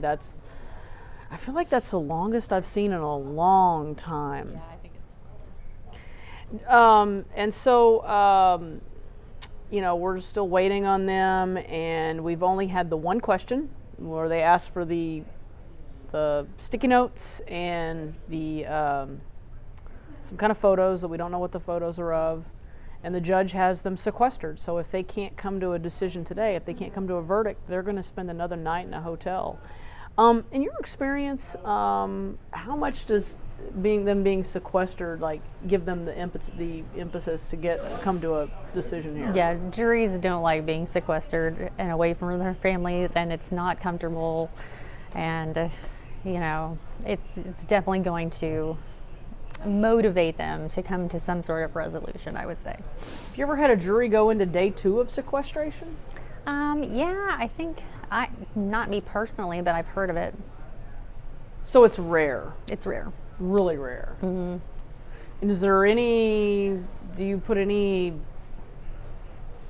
you're reading the tea leaves in this kind of situation is really next to impossible, but is there any inferences we can draw from any of this? No, I mean, it could be anything. It could be, they could all just be having fun in there and chattering and, deciding who's going to bring lunch tomorrow, or seriously. It could be, I've seriously seen juries that get along and all bring food and just have a ball, and then, you have them duking it out over there between murder and manslaughter, or something like that. So there's just no way to know. Would you expect if you had a hung jury that they would have sent a note out by now? Yes, I do. I do think that they would have sent a note, because they usually send out a note saying, what happens if we aren't unanimous? What happens then? And then the judge has to tell them, you have all the law and the evidence, and keep deliberating. And I know in the Shamirmir case, after they sent that note out, maybe the second time, Mm-hmm. that kind of note, that he did the Allen charge, that charge where the judge basically says no one else is going to have any more than you, so you need to Mm-hmm. get with it and come to a decision. And of course, in that case, it didn't work because that one juror just basically remember one of the notes that they sent out said that one juror just wouldn't deliberate. Yeah, wouldn't participate. I'm sure things got really testy in that room. Yeah. So that's all we know. I mean, which is really, we don't know much other than that they've been going now for about 12 hours. So what we're doing, we're gonna keep going with sort of playing greatest hits from this trial. We did this morning we did closing arguments. We replayed all the closing arguments. Then we replayed some of Dean's testimony.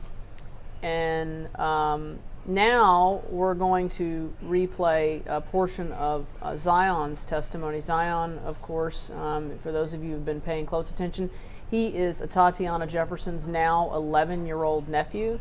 At the time of her death, he was 8 years old. They were inside the home. They were in her bedroom. They were playing video games when she heard this noise outside the door. So let's take a listen to about 20 minutes of Zion's testimony. You can't be in court unless you're testifying. And once you have testified, don't tell anybody else what you testified to, except the lawyers, okay? Yes. Okay. I want you to tell me your first and last name and spell it for my court reporter, please. My name is Zion Carr, Zioncarr. Mr. Smith. Zion, could you say your name again just a little bit louder? Zion Carr. Okay. You want to now approach the witness, Sean? Absolutely. Why don't you move that clip up just a hair? There you go. That's good.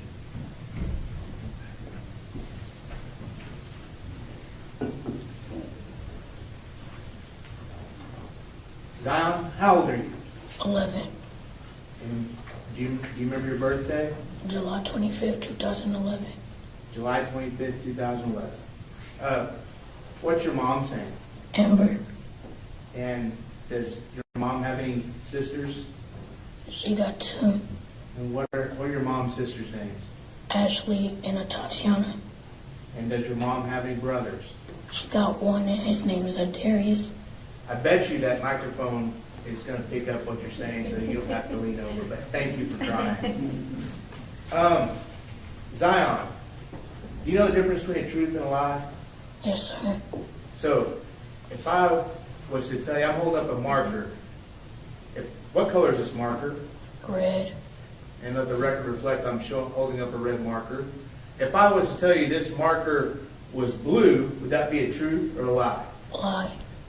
Is it good to tell a lie? Yes, sir. What happens when people tell lies? They could get in big trouble. You get in big trouble for telling a lie. So, can you promise me that everything we're going to talk about today will be true things? Yes, sir. Thank you, Zion. Zion, what's your favorite sport? Basketball. And who's your favorite basketball team? The Grizzlies or the Lakers. Who's your favorite basketball player? John Morant. I'm sorry? John Morant. John Morant? Why do you like him the most? Because he's a new player, but he act like he's not. He got good confidence too. Good confidence, go out there and play hard. Yes, sir. What grade are you in right now? 6. You like school? Yes, sir. What do you like about school? My teachers, And what do you like most about your teachers?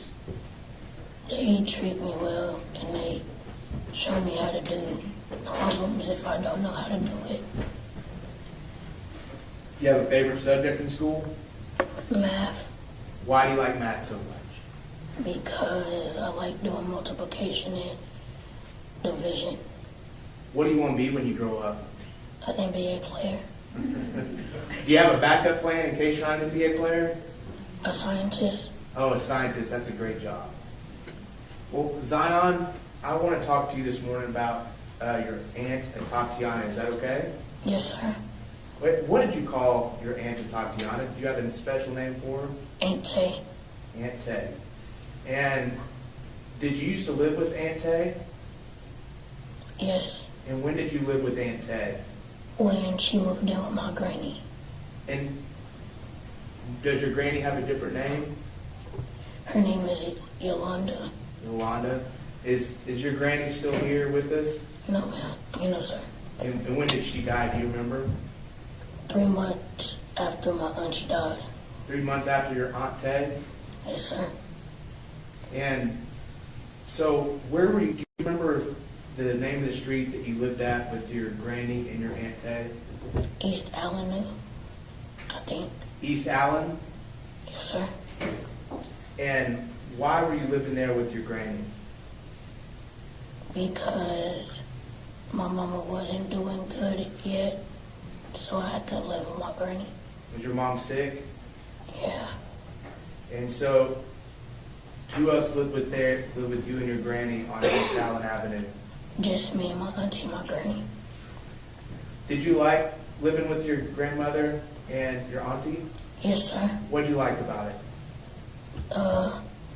I like how my auntie always play games and my granny take care of me. What kind of games did your auntie play? Apex Legends or Ream Royale. Apex Legends or Ream Royale. Oh, Ring Royale.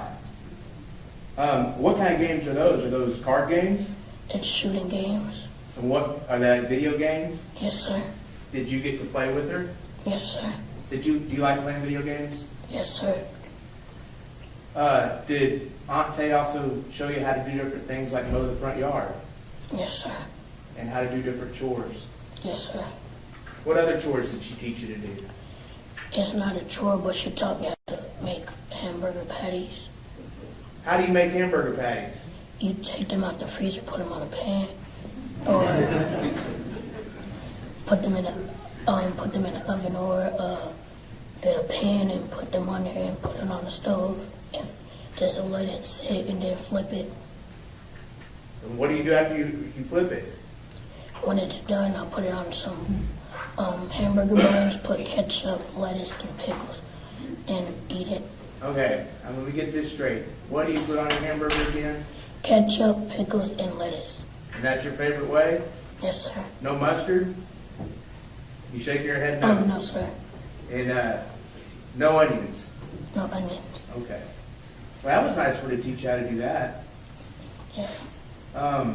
What other things did you used to do with Aunt Tay? We used to go to the park all the time. What would y'all do at the park? Sometimes we would play tag or hide and seek or just walk around in the little park area. Did you love your Aunt Tay? Yes, sir. You miss her? Yes, sir. So I want to go back to the night that something happened to Aunt Tay. Is that okay if we talk about that? Yes, sir. So before you were in the bedroom with her, with Aunt Tay, what were you doing? What were y'all doing together? Playing video games. Before then even, did y'all cook hamburgers that night? Yes, sir. Who cooked the hamburgers? Me. All right. Did you cook them just like you told us earlier? Yes, sir. But I burnt them. You burned them? How'd you know you burned them?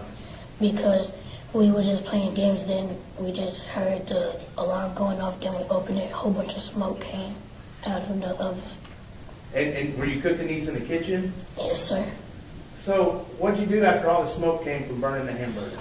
We opened up the screen door and let the smoke go out, and we was just having paper and going like that so the alarms could stop. And when it was done, we went back playing our video games.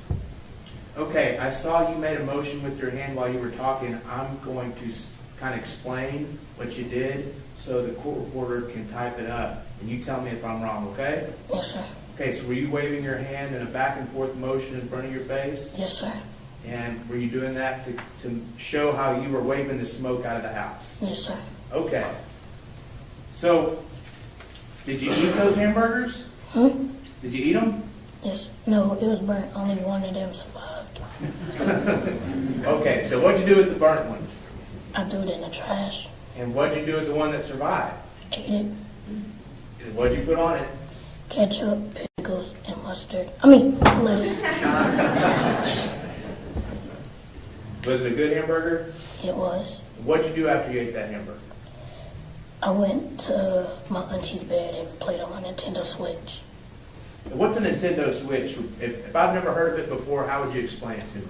It's like a video game. It's a screen, and it got like 2 controllers on the side of it. Is it the type of video game you play on a TV screen, or is it something you hold in your hand and the screen's in your hand? Both. Oh, you can take what's on your screen in your hand and put that on the TV? Yes, sir. You could take off the controllers and, like, when you buy it, there's like a kit where you could plug the HDMI in it and take off the controllers and put the screen on it, then you'll see it on the TV. Were you playing it on the TV or in your hand after you ate that hamburger? In my hand. And what was your Aunt Tay doing? She was playing video games with her friends. Okay. Was she playing video games on a handheld device or on the TV? On the TV. Do you remember what type of gaming system it was? A PS4. And when you say she was playing with her friends, were her friends in that bedroom with y'all? No, sir. Where were they? They was in another house, but she added them to a party so they could talk to each other.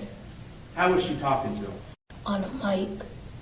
And was she hearing what they were saying? Yes, sir. And what game was she playing? Ream Royale. Ream Royale. Yes, sir. So, did you end up falling asleep that night? on the bed? No, sir. What room were you in while you were playing your Nintendo Switch with your Aunt Tay? My Aunt Tay's room. Aunt Tay's room. Were you on the bed, on the floor, or something different? On the bed. And do you remember what you were wearing? Only underwears. Were you under the covers or over the covers? Under the covers. Was it a little cold? No. No? It was good underneath the covers. Yes, sir. How long did Aunt Tay play video games that night? Like an hour or 30 minutes. Did you ever go to sleep at all? No, sir. Not before she heard a noise, you didn't fall asleep just for a little bit? No, sir. All right, so did your Aunt Tay hear a noise outside the bedroom? Yes, sir. What were you doing when your Aunt Tay heard that noise? I was still playing on my Nintendo Switch. How did you know your Aunt Tay heard a noise? Because she told me, did you hear it? And I said no. Were the lights on in that bedroom? Yes, sir. And after she told you she heard a noise, what did she do? She went to get her weapon out of her purse. Where was her purse? Next to her table where she worked at. Before she heard that noise outside, where was your Aunt Tay sitting? Was she at that desk? No, she was in the middle of the room with her, she had her chair in the middle of the room playing on the game. And so you said she went to her purse and grabbed out a weapon. What do you mean by weapon, Zion? A gun. Was it a big long gun or a gun that you can hold in your hand? A gun you can hold in your hand. And did you see her go to her purse and get that gun? Yes, sir.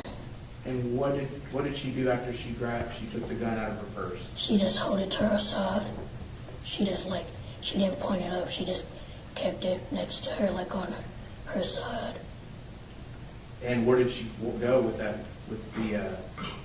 after she picked up the gun? She was about to start walking to the window. Okay. And when she walked to the window, what did she do?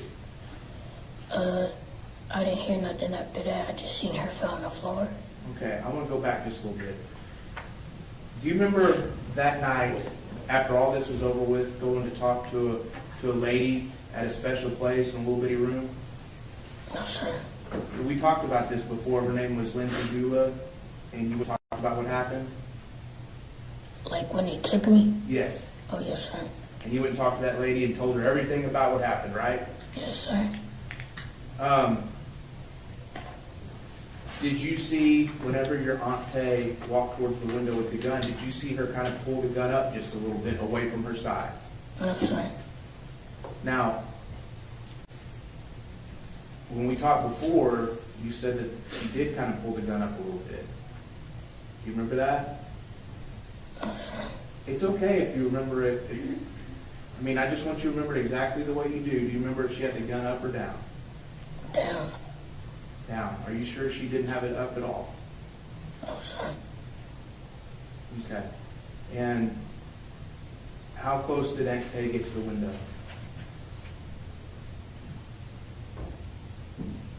I can't, I don't know how to, say how far she was. I could say, she was 3 feet away. Okay. She got pretty close to the window? Yes, sir. Was she saying anything to you as she got closer to the window? No, sir. Did you hear anything as she got closer to the window? No, sir. Did you see something that happened? I seen her fell on the ground. Did you see anything outside the window? No, sir. You didn't see a man with a badge?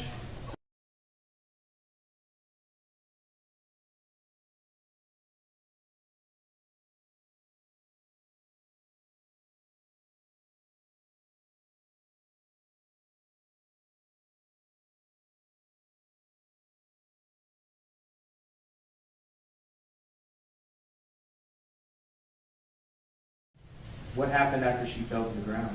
She started crying, and then after that, 2 police officers came and got me. Did you know what had happened at that point? No, sir. Did you know if your Aunt Tay was hurt? Yes, sir. What were you thinking? I was thinking, is it a dream? How did you think she was hurt? Because she was crying and just shaking. What happened when the two policemen came into the bedroom? They seen me and they told me to get up and they took me to the back of a police car. Did one police officer take you or both of them? Both of them. Both of them? Are you sure it wasn't just the woman police officer? No, sir. Like the man, he walked a little bit, but then the lady told him like to go check on her. Like when we got halfway, like right there by the kitchen, so he did. By the entrance of what? Huh? By the entrance of what? Repeat what you just said so she can Oh, hear you. she told the man to go check on her. Go check on my auntie to see if she was still alive, and he said okay. Did you know if your auntie was still alive at that point? No, sir. Where did that woman officer take you? To the back of a police officer. I mean, she took me back to a back of a police car. And when she took you to the back of the police car, what were you wearing? Only underwear. Were you cold? Yes, sir. Were you scared? Yes, sir. Why were you scared? Because I seen my auntie crying, so I thought it had to be something serious. Did you know what those police were doing? No, sir. And do you remember how long you sat in that car? About like 5 minutes, waiting for an officer to come, wherever they was going to take me. Did another officer show up that you hadn't seen before? Yes, sir. He was different than the two that came in the house, right? Yes, sir. And what did that officer do with you? He was the owner of the police car, so he gave me like a big shirt to put on. And then after that, I fell asleep. Was that officer very nice to you? Yes, sir. Do you remember his name? No, sir. He never told me his name. But he was really nice. Yes, sir. And what happened after you fell asleep? I fell asleep and then he woke me up, and I was at like a little daycare or foster care. Oh, the place where the woman talked to you? Yes, sir. And was that woman really nice to you? Yes, sir. And she just explained that she had to ask you some questions about what happened, is that right? Yes, sir. When did you find out about what happened to your auntie?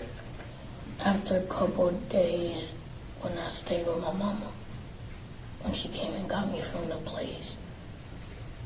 And what did you find out had happened? I seen she died, so when I seen she died, I went to my mama and asked her, is that true? Did you find out it was true? Yes, sir. How'd that make you feel? I was very upset. Were you upset that night? I Did it happen? I wasn't upset. I was confused because I didn't know if it was a dream and if I wasn't waking up still. Did you hear anyone get shot that night? No, sir. Why don't you think you heard anything?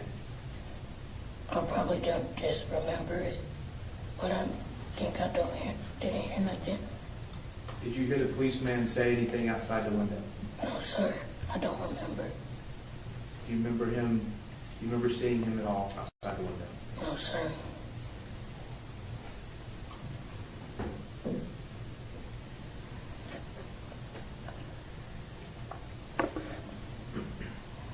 The house that you lived at with your granny and your aunt Tay, how many front doors did it have?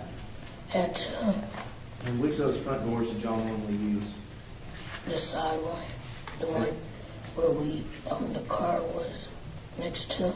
The side door that the cars were next to, is that right? Yes, sir. And the other door points out to the street, right? Yes, sir. Did y'all ever use that one? Sometimes if we order something to eat.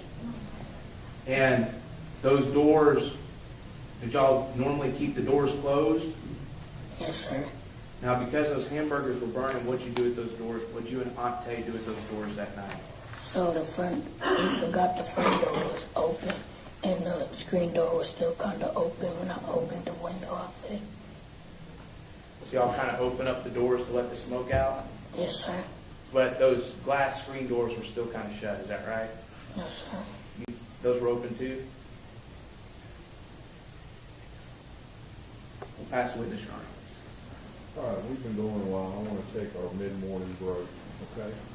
You stay right here, okay? Y'all retired to your jury room? Okay, folks, what we just listened to was when the prosecutor, Dale Smith, was questioning Zion last Monday. That was on the first day of the trial. We actually had a half day that day. We did opening statements and then Zion's testimony. And I think, based on what I know, both prosecution and defense at that particular time were taken off guard because it differed with what he had said during that forensic statement. And so we've talked a little bit about that, but we can talk some more about memory, you know. Yeah. Because I think it would be, you know, to try to, I mean, I'm not, you know, because memory is a funny thing. Yeah. And you've dealt with kids. You were a child abuse prosecutor, and so how often does this kind of thing happen? All the time. I mean, you know, depending on how long it's been, and it's been what, 3 years since this happened, and he's 11 now, 8 when it happened. You know, it could be just a failure on his part to remember, or it could be at the time the shock of seeing that and it all going down.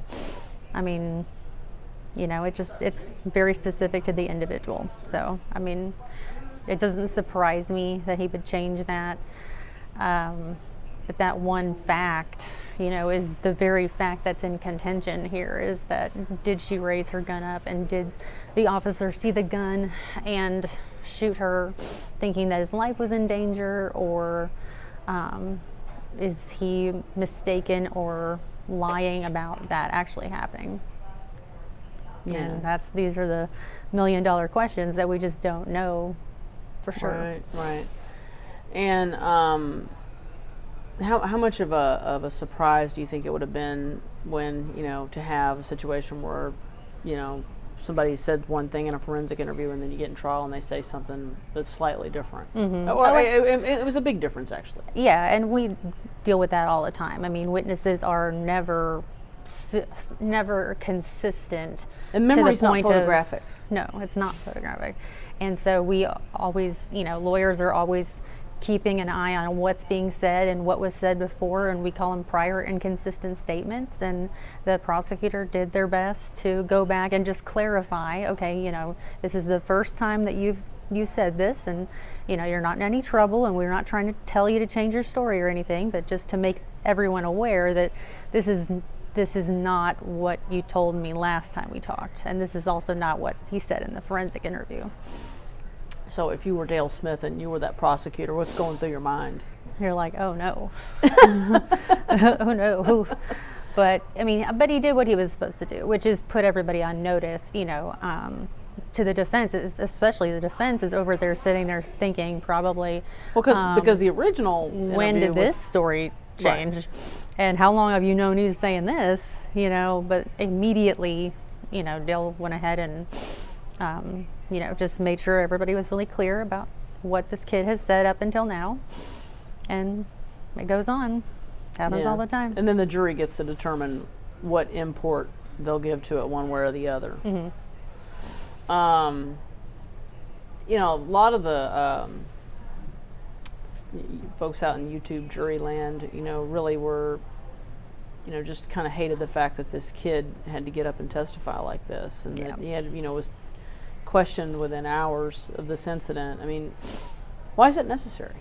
I mean, he, unfortunately, as young as he is, he's a witness, and he can testify and tell us. I mean, you know, he's obviously a very well-spoken young man. He's, you know, right there. He can see everything, and, you know, he is a great witness for both sides because he can articulate as far as what happened that day or that night. And, you know, we don't like to put kids on the stand if we can help it. We don't want to traumatize them further. But if it's, you know, going to lead to a just verdict for this kind of case, then, you know, the benefits kind of outweigh the negatives. And I'm sure they worked with him. There's actually some really good programs that these kids go through when they're supposed to testify. We call it Kids in Court. And so the DA's office will usually put on a little training, and all the kids come and they get to sit in the witness stand, and we try to make it as, as least frightening as possible. Okay, so I have requests from folks who want me to call Rebecca. Well, let's wait on Darch. Sorry, he's got Darch. Ryan's got Darch pulled up, and folks are wanting to hear from Rebecca because they're just. Can you? But before I do that, before I call Lopez, people keep asking why he could be questioned without his parents being with him, because I don't think there was any permission granted, because obviously Grandma's in the hospital. Right. Tatiana's been shot and killed. Right. Why could they go ahead and do that? There's no rule. There's only rules about when the police can talk to a kid when the kid is in trouble. So if the child is being looked at as having committed a crime, for example, then they have to have a judge come and read them their rights, basically, and tell them that they don't have to talk to the police if they don't want to. But he's just a witness, and the faster they can talk to him, the more information they can get out of him to try to figure out what happened. So in that situation, I mean, ideally, yes, they would go to the parents and say, can I talk to your son or daughter? But it's not necessarily required. Not required. For a witness. For a witness, right. Obviously. Now, if he turns into a person of interest in a crime, then it's a whole different story. And what has to happen then? Then they go in front of the judge and have the judge talk to the child and say, you don't have to talk to the police if you don't want to. Okay. And so somebody was asking, do we have the death penalty in Texas? Yes, we have the death penalty in Texas. This is definitely Texas. Yes, we do. But the death penalty would not apply here because in the state of Texas, to get to the death penalty, you have to essentially commit a felony. Like, obviously the murder would be the felony, but then you also have to commit another felony. Like, for example, you kidnap someone and you kill them, okay? So that's the murder and the kidnapping, there's your felony. The other one is a child under 6, right? Right. Child under 6 is capital murder. If you kill 2 or more people, that gets you into capital murder territory. So those are the kind of things that would get you with death penalty on the table. But just regular straight murder is not a death penalty situation. Folks have also asked what happens if the jury doesn't reach a verdict. Well, then it'll be a hung jury, and then it'll be up for the prosecution to determine whether or not they want to retry the case. And if I was a betting person, I'd bet yes, they retry. Yeah, and it's up to the judge really how long they can deliberate. So as long as they continue to deliberate and they don't send any notes out saying that they're deadlocked or hung, then the judge controls the courtroom. The judge says how long they get to go for. Right. Okay, so let's call Lopez and see if we can get her on the line.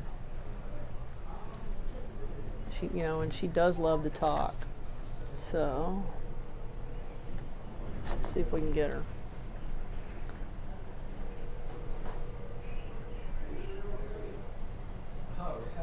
I love this. People say I got my mind made up. I really don't. That's the funny thing. Like I go with these trials. I go all the way around the world and what I think. And I just on this one I don't really have my mind made up one way or the other. All right, we got voicemail from her. I'm gonna send her a text and I'll let her know that YouTube jury would like to see her, hear from her. Jury is asking. I'm texting her right now. So here's what we'll do. We're going to queue up Darch's testimony, and if Lopez calls, we'll stop her testimony and we will take her call and we will see what she has to say to us. So that's what we're going to do. We're going to start Darch. If we hear from Lopez, we will stop it. Correct, Ryan? Okay. I still feel like Ryan should introduce himself, but I don't know. Maybe if you guys in the YouTube jury beg him enough, he'll come over here and introduce yourself. Oh my God! Now somebody wants to hear the forensic stuff. So I don't know if you want to try to cue up some. Tell me what part of the forensic stuff you want, Brian, and we'll try to grab it. It takes a bit for Ryan to do this, to go do the stuff that it takes to like actually do what he's doing. Somebody's asking if there's no verdict, will we do jury watch again tomorrow? Yes, we will be back, and I have a guest lined up, and I don't know if we'll do the same thing like this tomorrow. I don't know. This is kind of unprecedented. I get a verdict faster than this, so we're doing a lot of tap dancing today. But I kind of like this approach of playing the stuff. It's kind of fun. Okay, so Ryan, start Darch. And do you hear anything? No, ma'am, not that I recall. Are the lights on or off inside of the house? In the main living room, they were on. So in this part, they were on. So Stacy said 26, the living room, the lights are on. Down that hallway, there's a light on that wasn't on during the time. Okay, that was off. Yes, ma'am. So you said you don't remember hearing anything. All right. After looking What are through we the playing front after door, her? Where do y'all go? We went around the side of the house. When we did that, we were clearing the cars just to make sure that there was no one in the cars ready to escape or ambush us as we walked up. Do you remember when you were given the call detail information? Were you given any information about the cars? I don't remember the call screen. If you have it, I can read it. Sure, absolutely. Mayor, first witness. Yes, ma'am.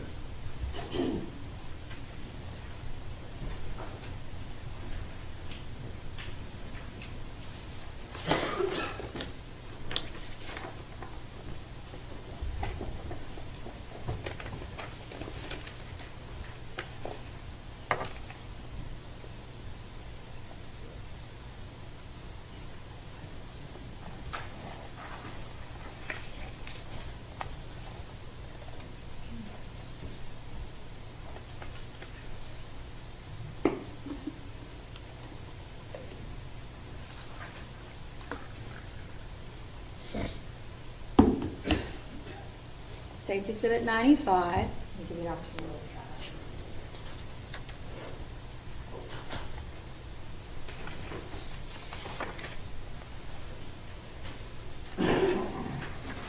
So this is a little different than what we're actually seeing in our car. It's got, all of the other officers that were involved, that wasn't on our call screen, so it would just be like. And so just for purposes of the record, on State's Exhibit 95, there are multiple pages, correct? And you just made a gesture at the top of the second page that the information you guys are given is more just kind of at the top, I would say maybe the top third, maybe top fourth of that page. Yes, ma'am. It would be like through until where it says Baker 310 dispatch.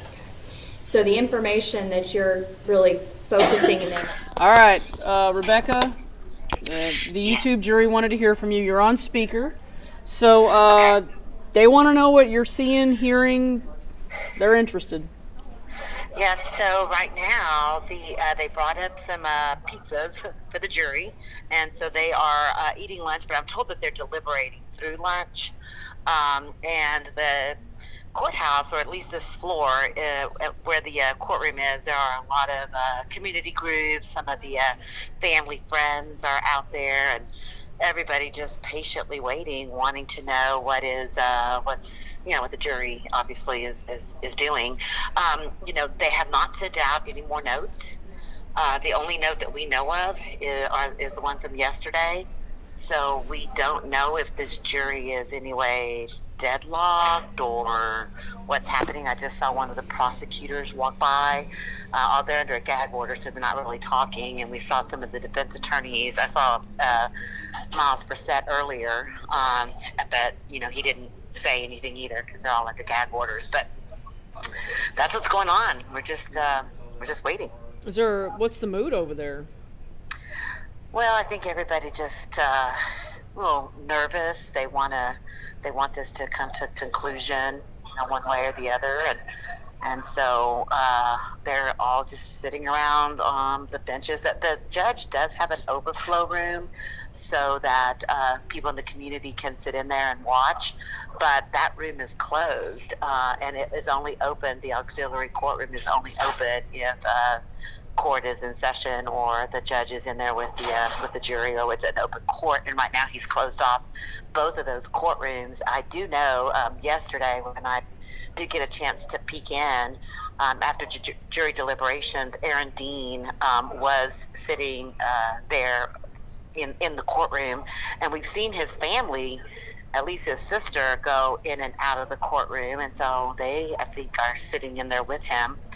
But that's really about it. I mean, the prosecutors are not in there right now because I just saw them walking throughout the courthouse. But Aaron Dean has been in that courtroom, and again, there's a lot of security.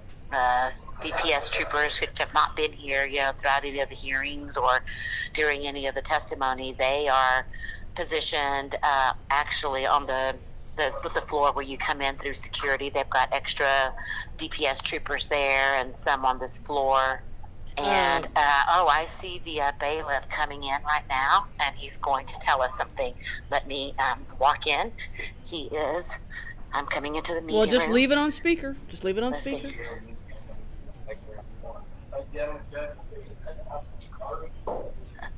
A verdict. There's a verdict, and they're going to announce at 2:30. Did you say announcing the verdict at 2:30? We have a verdict, folks. We have a verdict. Verdict at 2:30. So here we go. That was the bailiff. He just walked in, said there is a verdict, and the judge will announce it here in about 20 minutes? 20 minutes.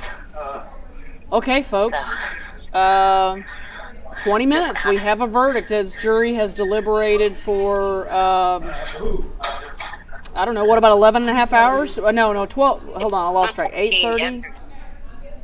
So now, obviously, not a lot of commotion.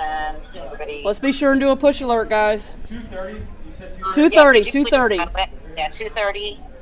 Verdict has been reached. And Aaron case. Okay. All right, Rebecca, we're going to hang up with you. Hey, folks, we're going to take like a 2-minute break. Few minute break, and then we'll be back, and then you're on pins and needles for the verdict. See you in a few. Okay. All right, bye.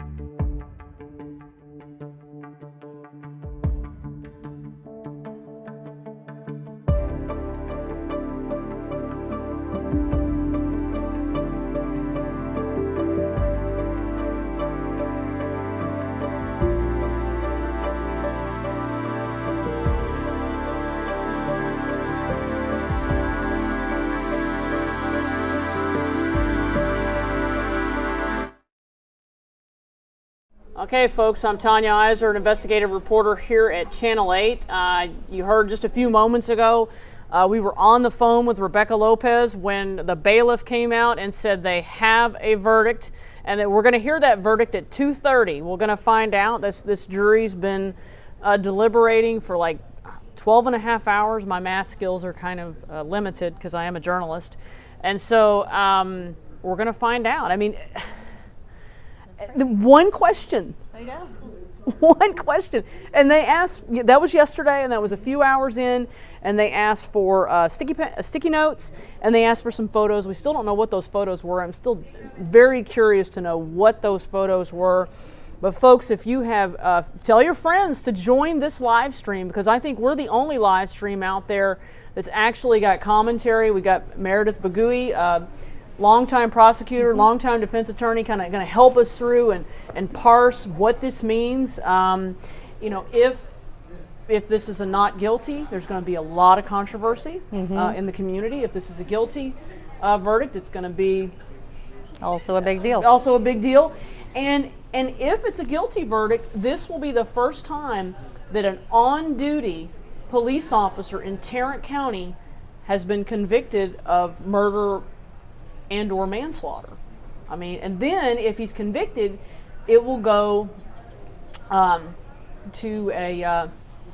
punishment. We'll go to punishment. And so and of course if he's acquitted, then that's the end of the road, except for the fallout from that verdict. So if we have a guilty verdict, walk folks through what's going to happen next. Okay, so if there's a guilty verdict, then we move into the punishment phase of the trial, which is the third phase of a trial if you're found guilty. We will hear from Atatiana's family, I'm sure. We will also hear from Aaron Dean's family, basically, and the prosecutors and the defense asking the jury to punish him. How many years in prison is he looking at? You know, he's facing up to life in prison if it is a first-degree murder, and it is up to 20 years in prison if it's a second-degree manslaughter. So it's going to be very intense, and we may start that today, or I wonder if the judge will want to start afresh in the morning with punishment. You know, I don't know, because I mean, you know, the punishment phase is in and of itself kind of like a little mini trial. Exactly. So I don't know. I've seen it kind of go both ways. And in your mind, okay. So let me ask you this: somebody asked, do we have any tea leaves on what it means that we only had the one question? No, not really. We always look back on these things and we wish, we find out things after the fact and we're like, oh, that's what that was for.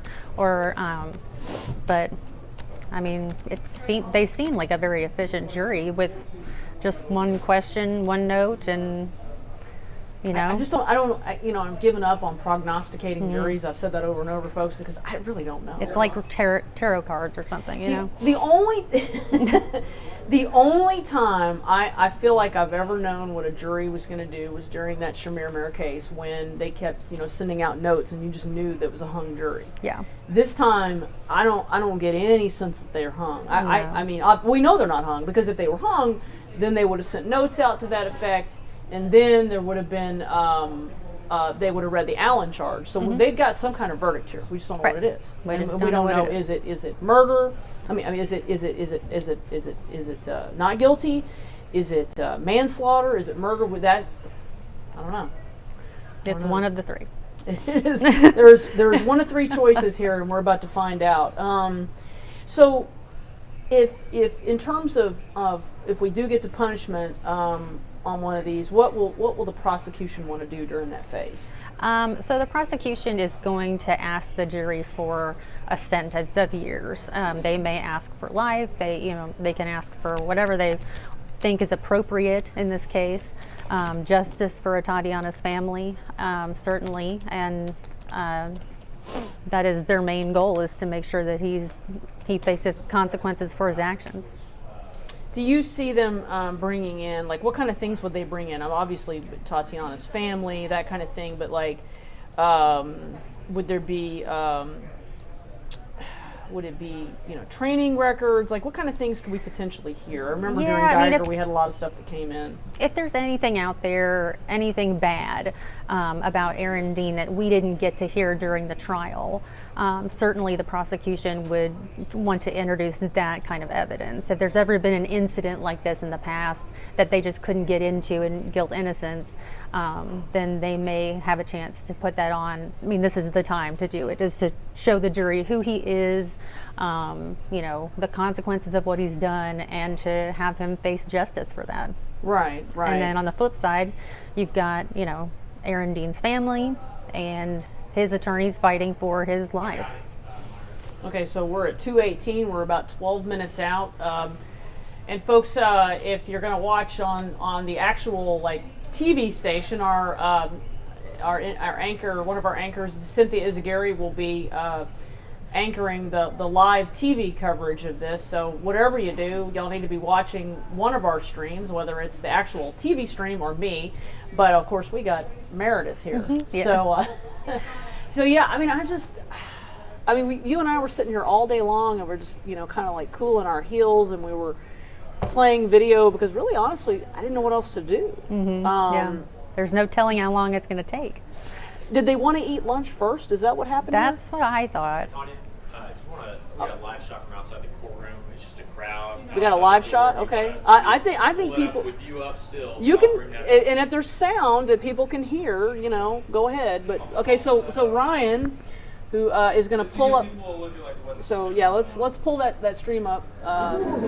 Okay, as you can see, that is folks standing outside that courtroom door. While they were deliberating, they kept that courtroom locked, and so wow, you can see the crowd really building up there. Folks wanting to get in to hear this verdict. Obviously, Atatiana's family and other people and members of the media, you know, are going to be going in there. And from what Rebecca said, that during deliberations, Aaron Dean and some of his lawyers were in the courtroom while they waited. So you can see a lot of anticipation from the folks there. This has been a long road. I mean, this happened 3 years ago. Mm-hmm. 3 years ago. These people have waited a long time. So I don't know. We'll just see how this plays out. Let me see. Hold on. I feel like let me move in a little further. So you can see. Sorry, let me fix myself on the screen. It's good. We got the split screen. Okay. So you know, a lot of people have been upset that this took so long to come to fruition.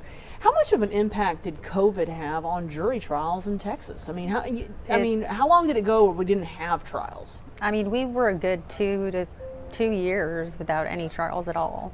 And we're still feeling the effects of that, and I'm trying to untangle that knot and get out from under that backlog. And you can understand why people were upset, right? Because, of course. Because you know, folks, Atatiana Jefferson, this happened within weeks of the Amber Geiger case wrapping up, and you know, Amber Geiger, you know, for those of you that followed that was a huge case. There are some similarities between the Geiger case and the Atatiana Jefferson case. Of course, 2 people in their homes, both involving, you know, these deadly confrontations with police officers. But of course, Amber Geiger was off duty, thought it was her apartment, and you know, both of them, Jean's eating a bowl of ice cream and ends up dead because she thinks it's an intruder in her place. Mm-hmm. And then of course, in this situation, we have an on-duty Fort Worth police officer with Aaron Dean responding to what an open structure call. Oh, hi, Ed. Hi. Which IFB? Are you using an IFB? I'm not using an IFB right now, but you can come on. You can. I mean, do they need me on the regular TV show? I mean, I'm just. They're going to need one so they can talk to me. Okay, but I can put it on. Sure. See, and you sure you don't want to introduce yourself to YouTube, jury? No, that's all right. She's on IFB 1. Carry on. Good work. All right, guys, I'm putting on my earpiece in case they take us live on like the regular TV show. Sorry, guys. Now I can see how many chords I can have going all at once. Hold on, let me get this earpiece in. This is never like a comfortable feeling in your ear, folks. I promise. But it's kind of the way that we have to do it. Let me hide the cord. Oh, yeah, somebody's... Okay, Let me see. Let me turn this on.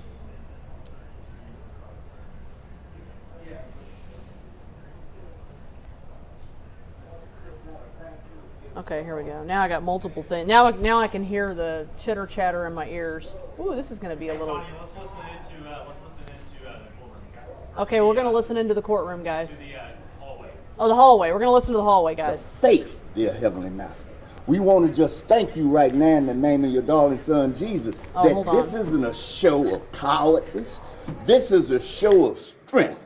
And we don't want to do anything in this thing, Lord, except represent justice that's supposed to be applied to everyone and not segregated. We just want to say thank you right now, and we know by us standing here, the verdict is clear, and you're going to announce the verdict. Let the heart of the people be seen. Let the heart and the minds of the people be heard and understood in a time such as this.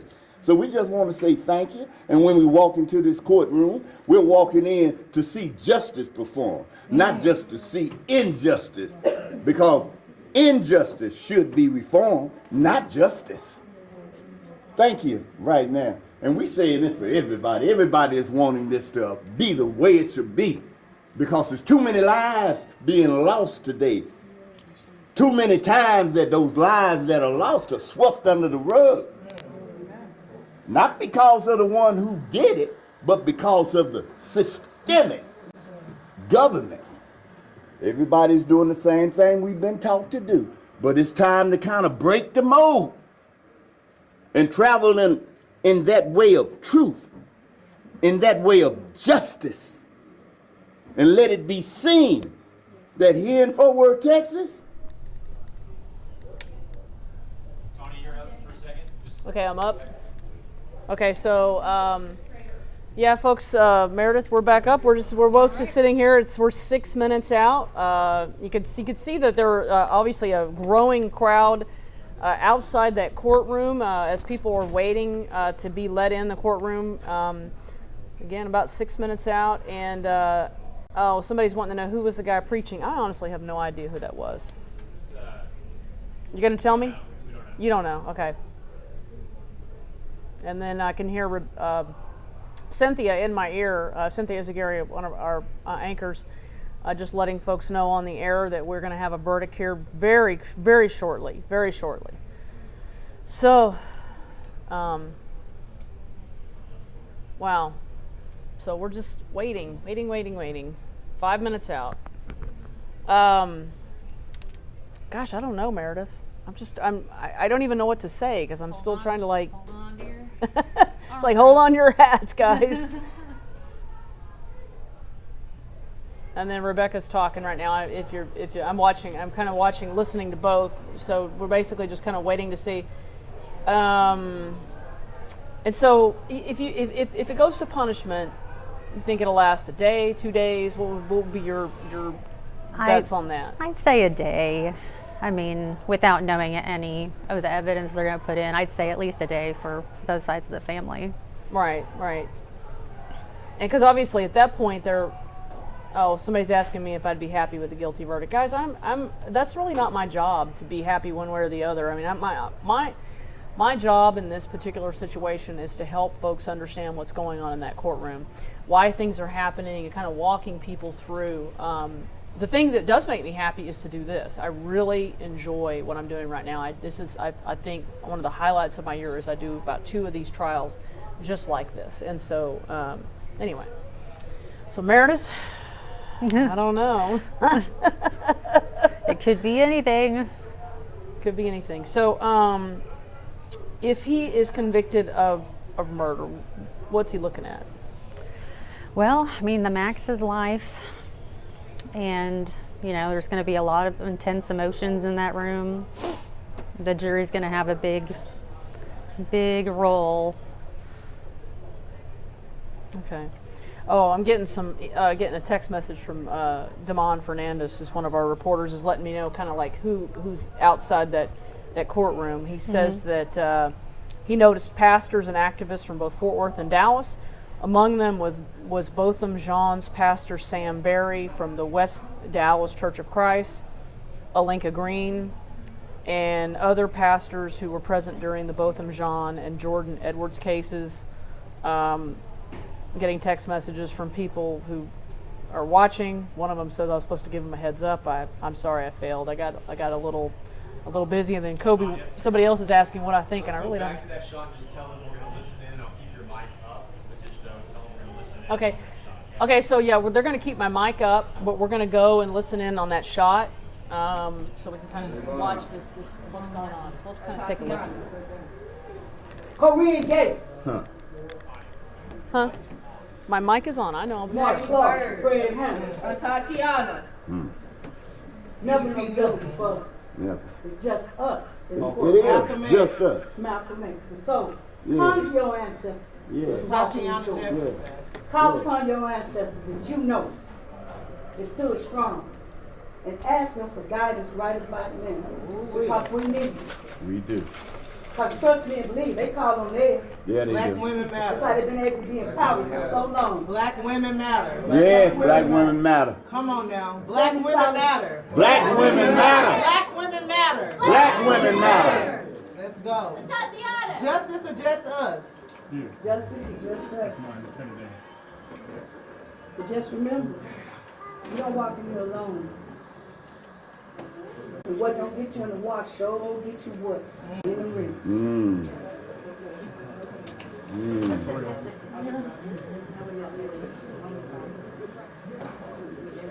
All that person makes to you something. We're tired of being cowards. Yes, yeah, I just checked. Okay. Yeah.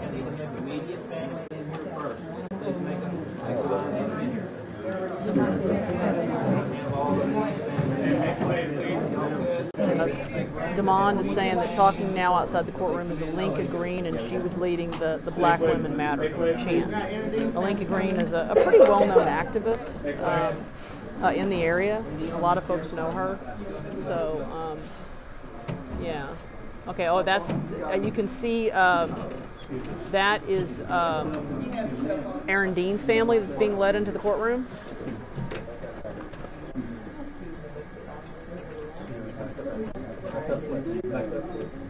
Yeah, that's got to be a tense situation. All those people, obviously from both sides of this situation being led in, very, very tense. I can only imagine, and I'm sure based on what, and I know based on what Rebecca has told us, that security is very tight at this courthouse.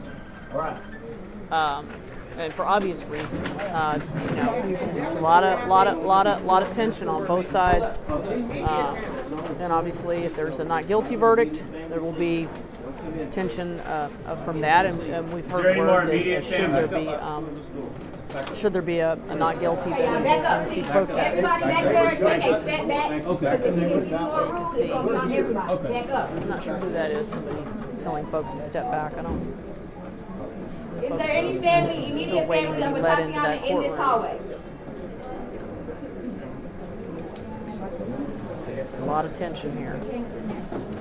And now we can see other spectators being allowed in.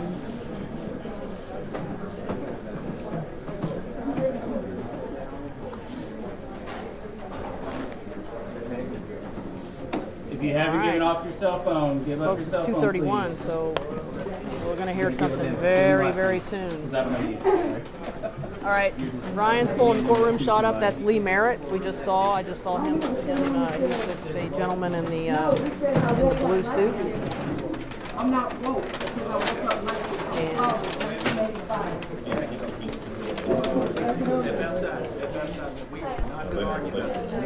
Yeah, you see him right there.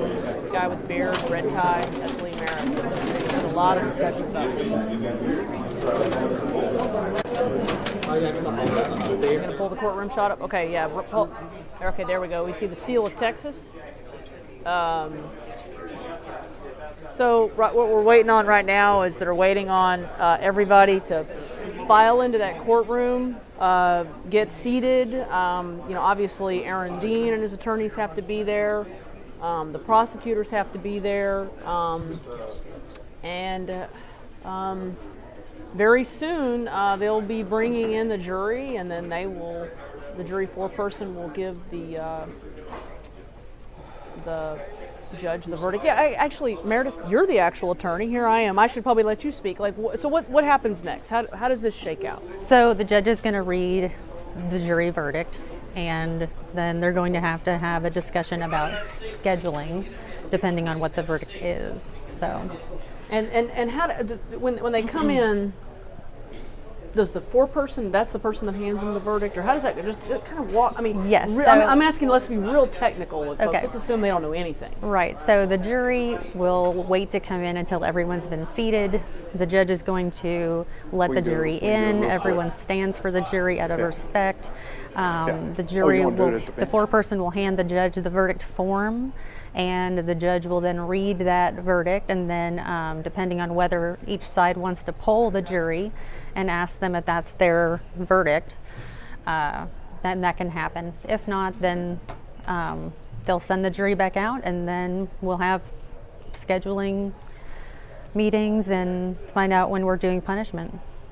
Okay. And then we'll see. We'll see. Wow. Okay, so I think we're getting very, very close. Okay, so that's the shot from just outside the courtroom. Looks like pretty much everybody's been let in. Well, you can just kind of see in the faces of those law enforcement officers just the tension that everybody feels here. I'm not sure if I'm hearing any audio. Oh, there's a little bit of audio. Can we bring the courtroom shot back up? Back up. I was making sure. Okay, so are we getting... Sorry, folks, I'm also trying to listen on my headphones to see. We don't have any audio yet, right? There's no audio. So we have no audio yet from that courtroom, but I guarantee you we're going to have it soon. There are audio levels, but no one's talking. No, okay, so Ryan says there's audio levels, but no one's talking. So we're just waiting here. It's the waiting game. 2:34, obviously, whoever, I believe, anyway, so the way this works is we have a pool camera, and so we're all taking the feed and all just kind of waiting Court for has this to received shake out. information from the jury that they have reached a verdict. All right, here's Are the both judge. sides Okay. ready to receive the verdict? Defense? To members of the gallery, I have appreciated everything that you have done throughout this trial. We are at a point that a lot of people have been waiting for, but there can be nothing that occurs when I announce this verdict. I have no idea what the verdict is. There can be no outbursts. There can be no demonstrations. There can be no response in this courtroom. If you think you cannot control yourself, step outside and go next door. I will not hesitate to impose sanctions for people who violate this admonition. Does everyone understand? Yes, sir. All right. Let's bring in the jury.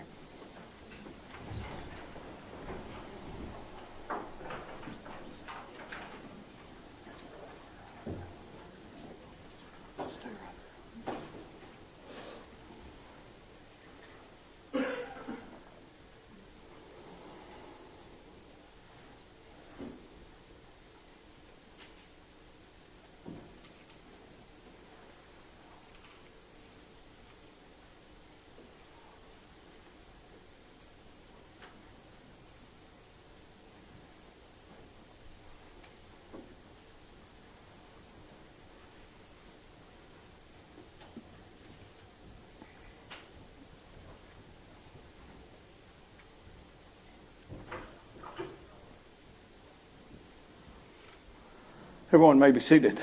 Good afternoon. Mr. Presiding Juror, it is my understanding that the jury has reached a verdict. Is that correct?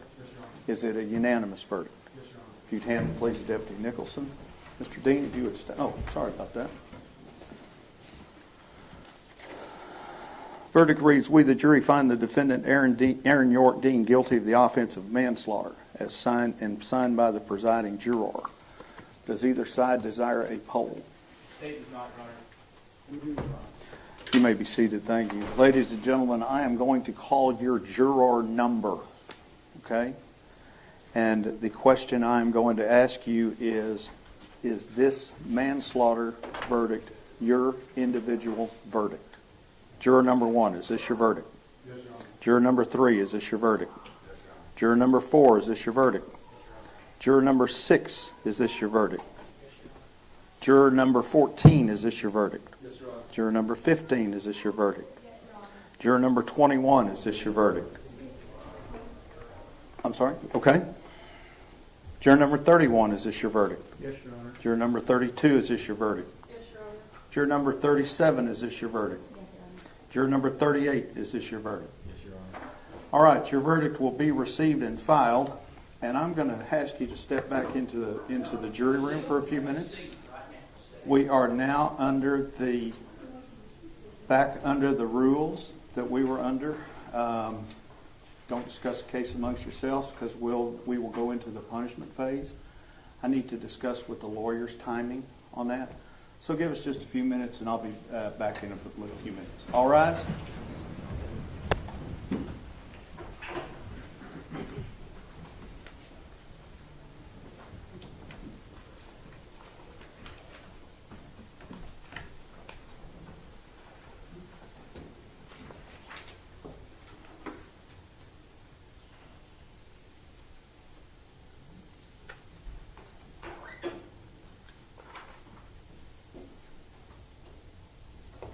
Everyone may be seated. I need to see the lady on the back row.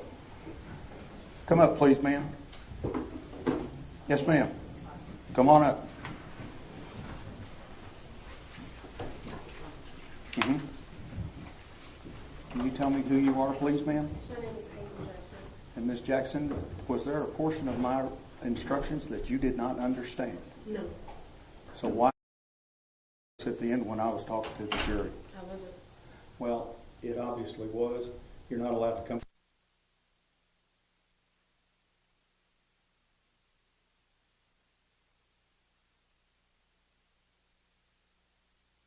You need to talk to your client. Y'all need to talk. When y'all get to a point, let's talk in chambers. All right? Yes, sir. Thank you.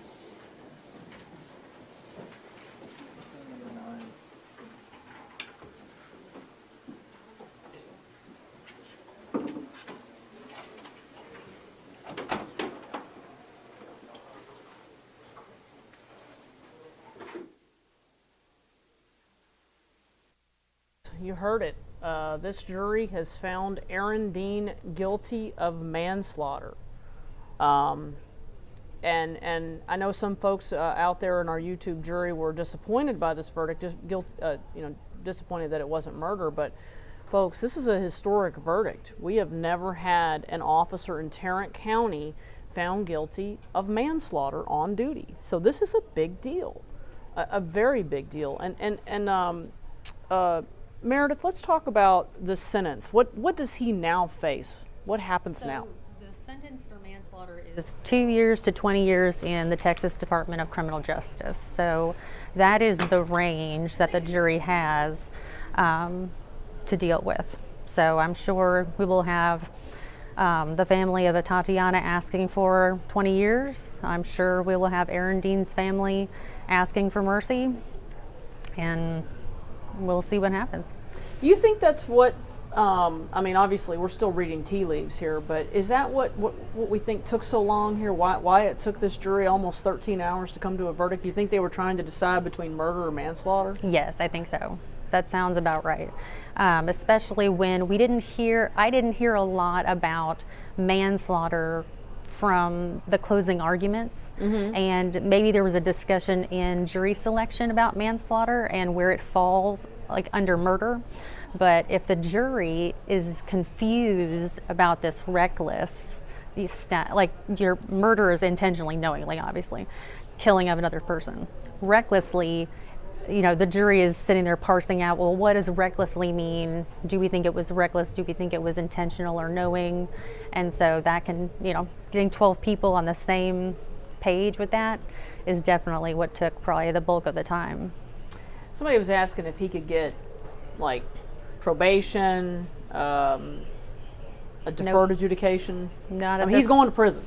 Yep, he's convicted and he is going to prison. For some amount of time. Mm-hmm. And I know in the Geiger case, they did convict her of murder, but they went on the lower end of the range when they gave her 10 years. Yeah.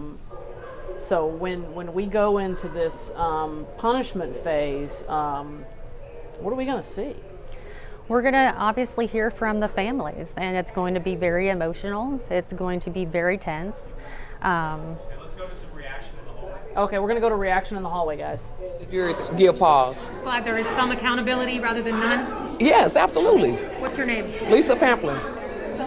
LESA PAMPLIN. And you were an observer in this. I've been an observer, and I'm sorority sisters with Ashley, and I've been here every day of this trial. And I applaud Ashley and Dale. They had a tough job, but they got something. And I got to, explain to the community something is better than nothing.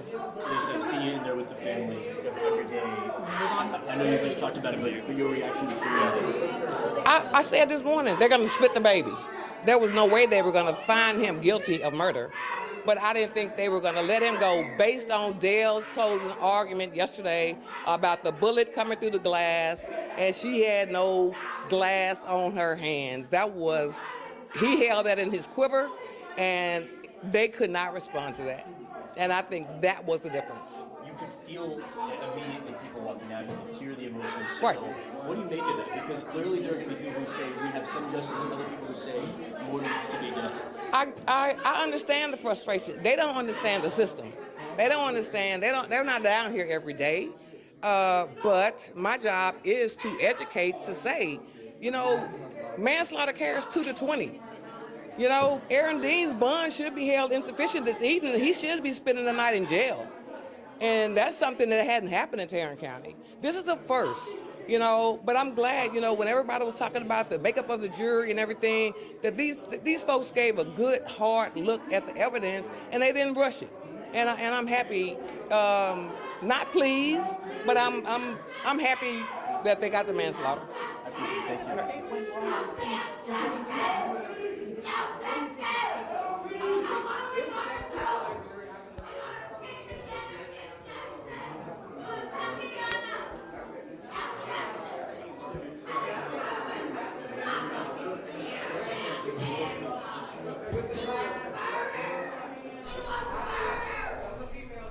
I think they're about to toss to me, though.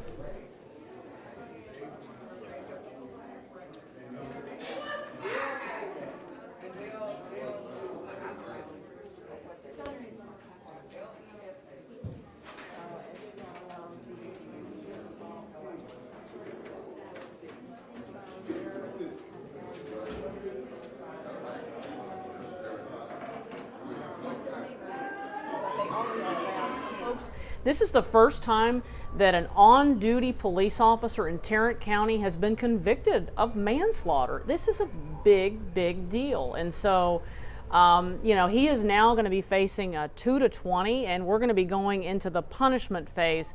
And I've got Meredith Bagui with us who can kind of help us walk through this. So Meredith, we're on with Cynthia Izagiri, and we're live on television. So what can folks expect now that we're going into this punishment phase? So now we can get into the consequences of what's happened.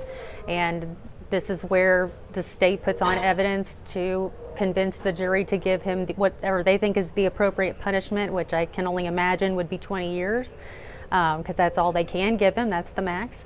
And then we have the victim's family on the other hand, testifying and talking about that. And then we have, all the evidence to show if Aaron Dean is a good person, if he's lived an exemplary life, never committed a crime, probably because he's a police officer. And, they're going to ask for the jury's mercy. And I think that they might get some because they obviously had some differences of opinion when they went into that jury room, and it took them so long to get to where we are now.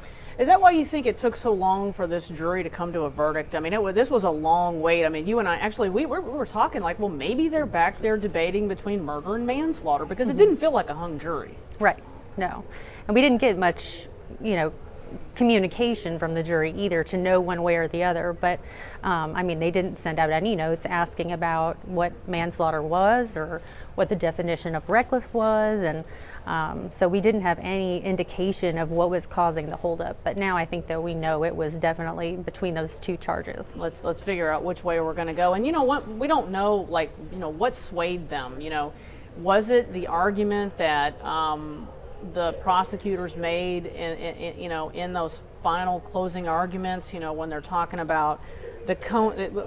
For you, I don't know, for folks that didn't cover this as closely as we have, in closing arguments, the prosecutors talked about what's called the cone of glass, and how when you look at Atatiana's hands, that she didn't have any glass in her hands, and they basically said that indicated that she did not have that gun outstretched as Aaron Dean had described, that she didn't have it in front of her face because she didn't have glass in her hands. And a really key point, yesterday we had Erin Hendricks on as our legal expert, and she said what she really keyed in on was when Ashley Diener, one of the prosecutors, brought up that you had to show that Atatiana had engaged in unlawful, deadly force, and there, and without that, you couldn't make the self-defense claim.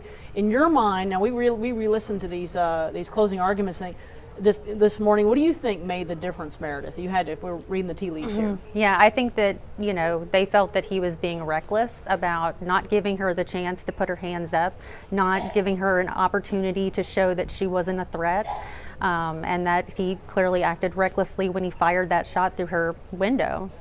And I have to bring up, Cynthia, that they were able to show from that body cam and from analysis of that body cam that it was a half a second, but as he's uttering these commands to show your hands in between the firing of that handgun, and that it's likely, the experts said, that he is literally firing as he is giving her commands. She really just had no opportunity to respond one way or the other. Cynthia?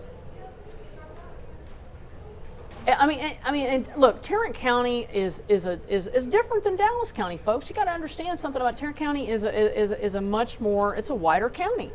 And so, and we had, and a lot was made of the fact that there were no black people on this jury, but what we saw was this jury take the time to consider this evidence, and that's what we want from a jury, folks. We want a jury to take their time, look at the evidence, and come to a conclusion. And here they have come to a conclusion.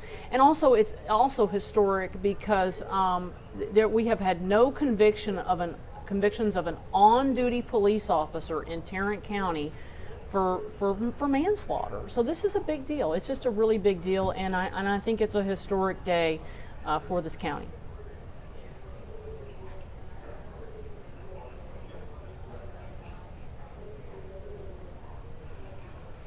Okay. Okay, so we're back on our live stream, folks. We were doing. Verdict was read. I looked at Aaron Dean, I looked at Atatiana Jefferson's family who were sitting in the front row. Both were really just expressionless as this was read. People sitting there, there were people who immediately got up emotional and left. And the judge warned people very sternly right before he read that verdict, as you guys probably heard if you were watching at that moment, that he wouldn't hesitate to issue sanctions if people were to act out in court. So people walked out of the courtroom. You could hear yelling from these hallways as he was still reading out that verdict. He was going juror by juror and having them affirm that that was their verdict. Obviously, there's been some emotional scenes out here, people yelling, people crying. We talked to Chris Nettles. I say talked. Chris Nettles is a city councilman here in Fort Worth, and I asked him what his reaction was, and he seemed emotional, almost teary-eyed, and just said, I need a moment to gather my thoughts. I need to think before I say anything. Just said more needs to be done. Also talked to Lisa Pamplin. She's a local attorney that ran for judge. She said she's relatively happy with the verdict. Maybe not happy, but content. Content that there is some justice in this case because, as Tanya said just a few moments ago, Aaron Dean's the first officer charged with murder in Tarrant County to stand trial. This has never happened before. We've never gone through this. So now there actually is a verdict, and again, it's manslaughter. That range, as you guys have probably already mentioned, 2 to 20 years. Amber Geiger, convicted of murder, gets 10 years. That's still a punishment that's on the table here. And I think a lot remains to be seen as far as what sentencing plays out here in the next few days as we walk through this. We still haven't seen or heard from Jefferson's family or Dean's family. They haven't left the courtroom, at least not through this main exit, since the verdict was read. We'll keep you updated as we hear from more people. Cynthia.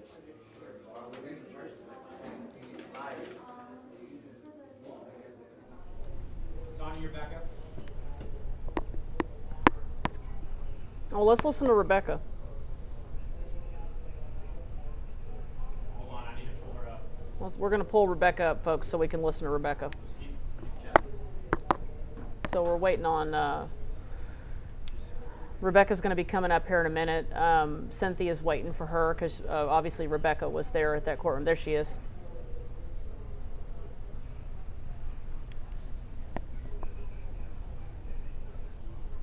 You think they'll immediately go into punishment? I don't think so. I think they're going to want this to disperse.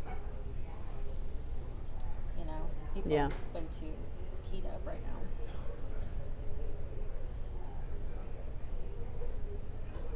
Sentence from 2 to 20 years. He decided that he wanted the jury instead of the judge to determine his punishment. So now we start off again with opening statements where both sides give their opening statements if they choose, and then they begin with witnesses and then closing arguments, and then again it's given to the jury for them to determine how many years Aaron Dean will spend in prison, 2 to 20. That is what manslaughter requires in the state of Texas. Now, I did see one of the close family members and a family member. They brought them out through where we were in a different way, a back way, and I asked if they wanted to comment. They said no, and that is because, again, the family is still under a gag order. I suspect that they will call some of Atatiana Jefferson's family as character witnesses in the punishments phase. And you can also expect that they are going to bring in family members and character witnesses for Aaron Dean, trying to get him as less of a sentence as they can possibly get for him. So you will probably see some of that as well. You'll see character witnesses, and then ultimately the family will get a chance to give impact statements.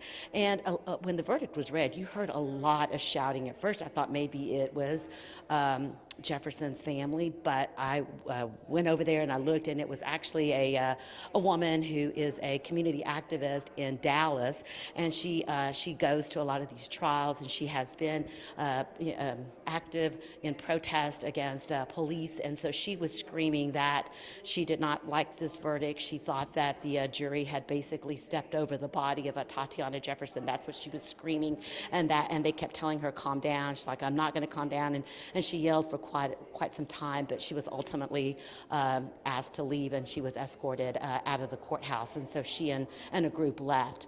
There again, a lot of tight security here as now we begin the punishment phase. I think that they will probably take a deep breath and then begin punishment as soon as tomorrow, Cynthia.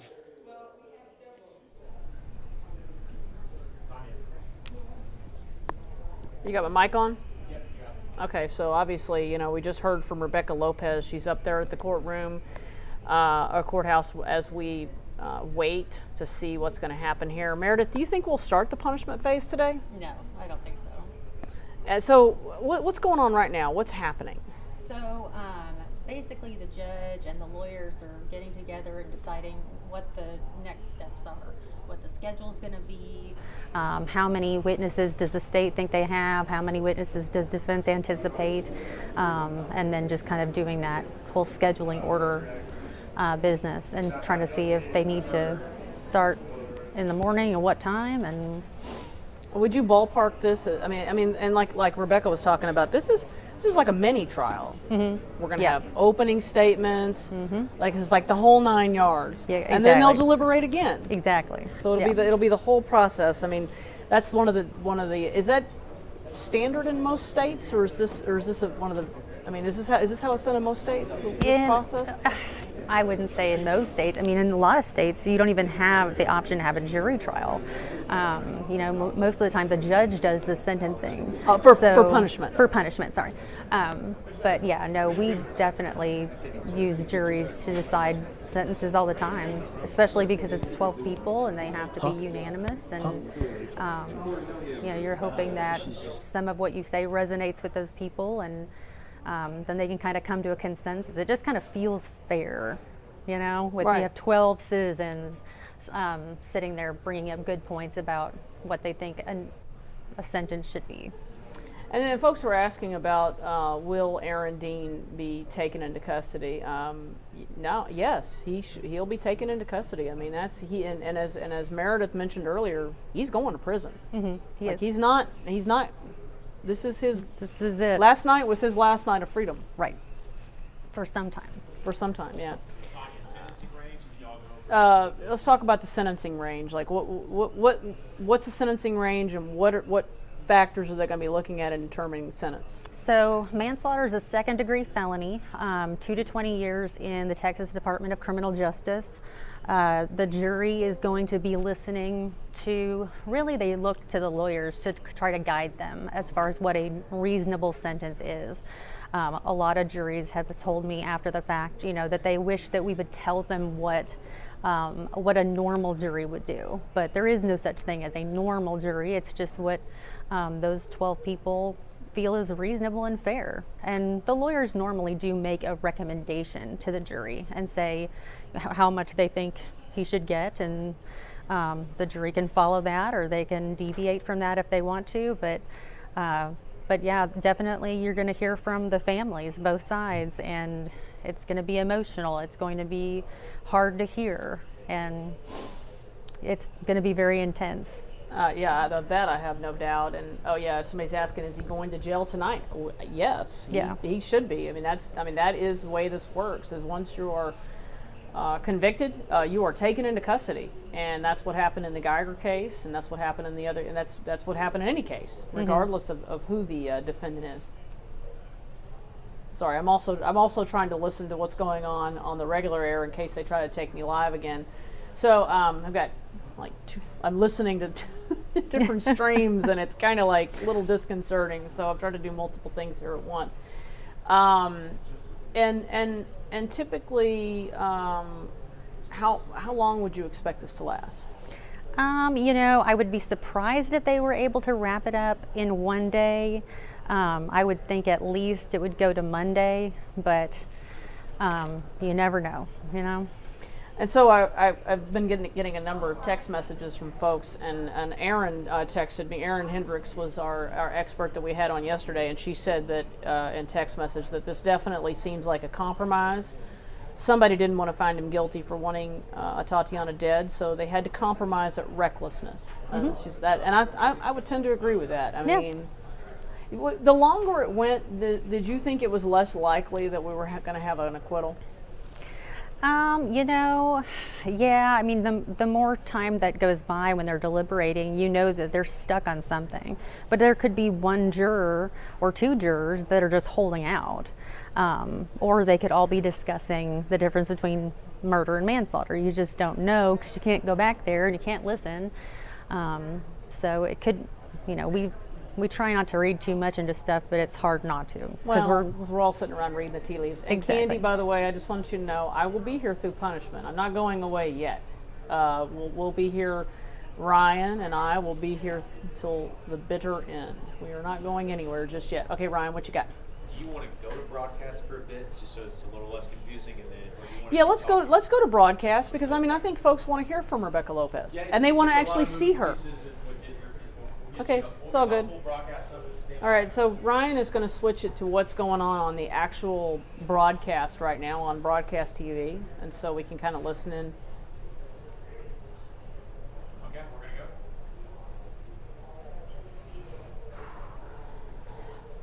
Hold on, Tanya.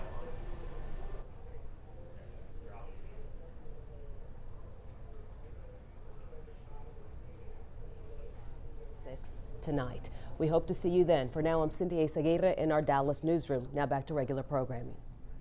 All right, well, so they wrapped up the regular programming, and now we wait. How long do you think Meredith, how long do you think they're going to be back there discussing this? How long do we actually, hear something else? As the jury was deliberating, I'm sure that the judge talked to the parties about if they come back with a guilty, how long do you think it's going to be? How many witnesses do you think it's going to be? So I would think that they had already discussed this. But there are some things that you just don't know until you get the verdict back. So also, I do think they're giving them time to disperse and let people kind of sit with their feelings a little bit. And, the officers, I'm sure, out there in the hallways, making sure that everybody's behaving and there's no problems, And so somebody's asking, can a judge overrule a jury? Can a judge overrule a jury? No, not at this stage. Not at this stage. Now, there's what we call a directed verdict or an instructed verdict. After the state has rested, the defense can ask the judge for an instructed verdict by saying that the state did not put forth evidence on every element of what they have to prove. But that has come and gone, and that's not an issue here. And to get a jury verdict overturned, I mean, how extraordinary is? Let's say, like, you know, because no doubt Aaron Dean is going to appeal, right? Mm-hmm. It's going to happen. He's going to appeal. How unusual is it to see a verdict overturned? It happens. I mean, it's not impossible. Certainly, that's why we have the appellate system that we do. But you know, after the punishment verdict is in, his attorneys, I'm sure, will file their paperwork to appeal and go from there. And if the appellate courts overturn the verdict, then we're back to square one, and we'll have to do this all over again if they want to retry him. Yeah, so Tiffany was asking if he's going to jail immediately. No, he's going to be taken into custody, and then we'll start the punishment phase of this trial, which will last, you know, a day or two typically. I would expect tomorrow, probably Monday,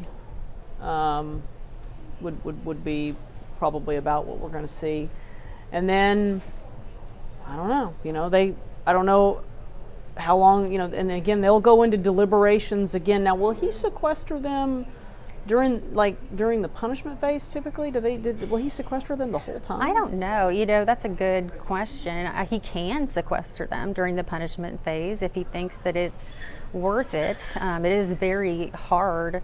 It's logistically difficult for the court to do that. Then they have to request bailiffs to be with this jury the entire time.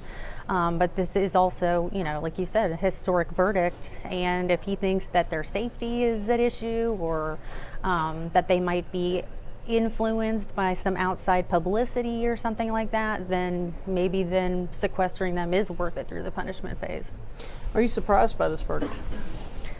I mean, you know, I am. I think, you know, it is historic. It is Tarrant County, which, you know, is much more conservative than Dallas County.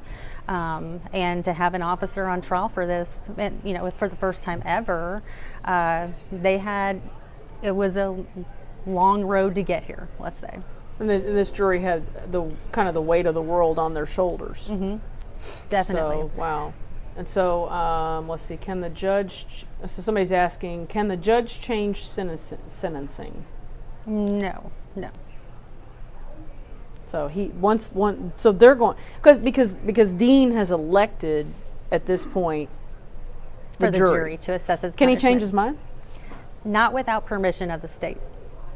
So he's locked in at this point. You gotta lock that in at the beginning of your trial, and if you want to change it, you can only do it with the state's permission. Oh, somebody's saying that somebody's speculating that maybe they would go into Saturday for punishment.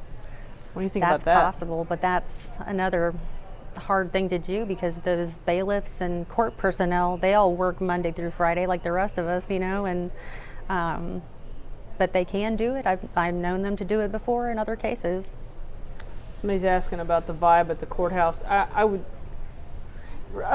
Ryan, is Rebecca available, or is she preparing for the 4? I'm going to check with her right now to see what she's doing. She may just be... She might be writing for the 6. I mean, folks, here's the reality. I'd love to get Rebecca or William Joy, who are at the courthouse, on the phone, but they have dual responsibilities. They also have to take care of the broadcast side of this, you know, we have a 4, 5, and 6 newscast, so there's a lot. I know from you know, actually covering these things at the courthouse, there's a whole lot going on, and there's a whole lot of moving parts, and they probably had, you know, written some of their scripts and this, that, and the other, and then the verdict came down, and talk about flipping the script, right? Right, exactly. You got, you know. And it's actually hard to write a script because you don't know. Mm-hmm. You've got 3 options. Yeah. I can call her, okay. All right, let's get Rebecca on the phone, folks. And that was pretty cool earlier. For those of you that were watching, we were on the phone with Rebecca when we got word that there was a verdict, so that was pretty awesome. Okay, so here we go. And let me see how many Oh, here we go. Here's that mic. Let me get her. Hello. All right, hold on. I'm going to put you on speaker so you can talk to folks. They want to know about the mood at the courthouse. Just talk us through it. Go ahead. Okay, well, Tanya, look, the most of the crowd is very calm. I talked to Corey Session. He is one of the community leaders here that speaks a lot with situations when it comes to civil rights and race in Fort Worth. And I had spoken to him before the trial, and I just talked to him a little while ago, and he said, look, I was trying to get everybody prepared for manslaughter. He said, so this is something that I anticipated. I thought this was the way it was going to go. And so everybody seemed calm. Now, when you heard a lot of the shouting and screaming and anger, that was not coming from Jefferson's family or really any of the people that are here representing the NAACP and others from Fort Worth. What you heard were some community activists from Dallas, actually, that came here and they were shouting. There was a woman in particular. She's very outspoken in these situations, and she has been at the forefront and leading to community change and policing change in Dallas. And she was yelling. I'm sorry. Did you say they're done for the day? Oh, okay. So we thought that for a minute that they might start the punishment phase, Tanya, but they are not. They are done for the day, and they will resume the punishment phase or the trial tomorrow. Okay. Are we saying like what time, or do we know, or anything like that? Well, this judge likes to go at 9 o'clock. Yeah, he does not play. One thing I think that is also important to note, I noted this in our live shot, is that Aaron Dean has been walking around out on bond throughout the last 3 years, and going in and out of the courthouse. That will not happen now unless he gets another bond, but he will be taken into custody after he is found guilty, is my understanding, and he will not be free to just walk around like he was before unless the judge gives him some sort of bond, and I don't suspect that's going to happen since they're starting punishment phase right away. I don't think he's leaving this courthouse, Tanya. No, I don't think he is either. And Meredith, basically the procedure is for him to be taken into custody, right? Yep. And why is that?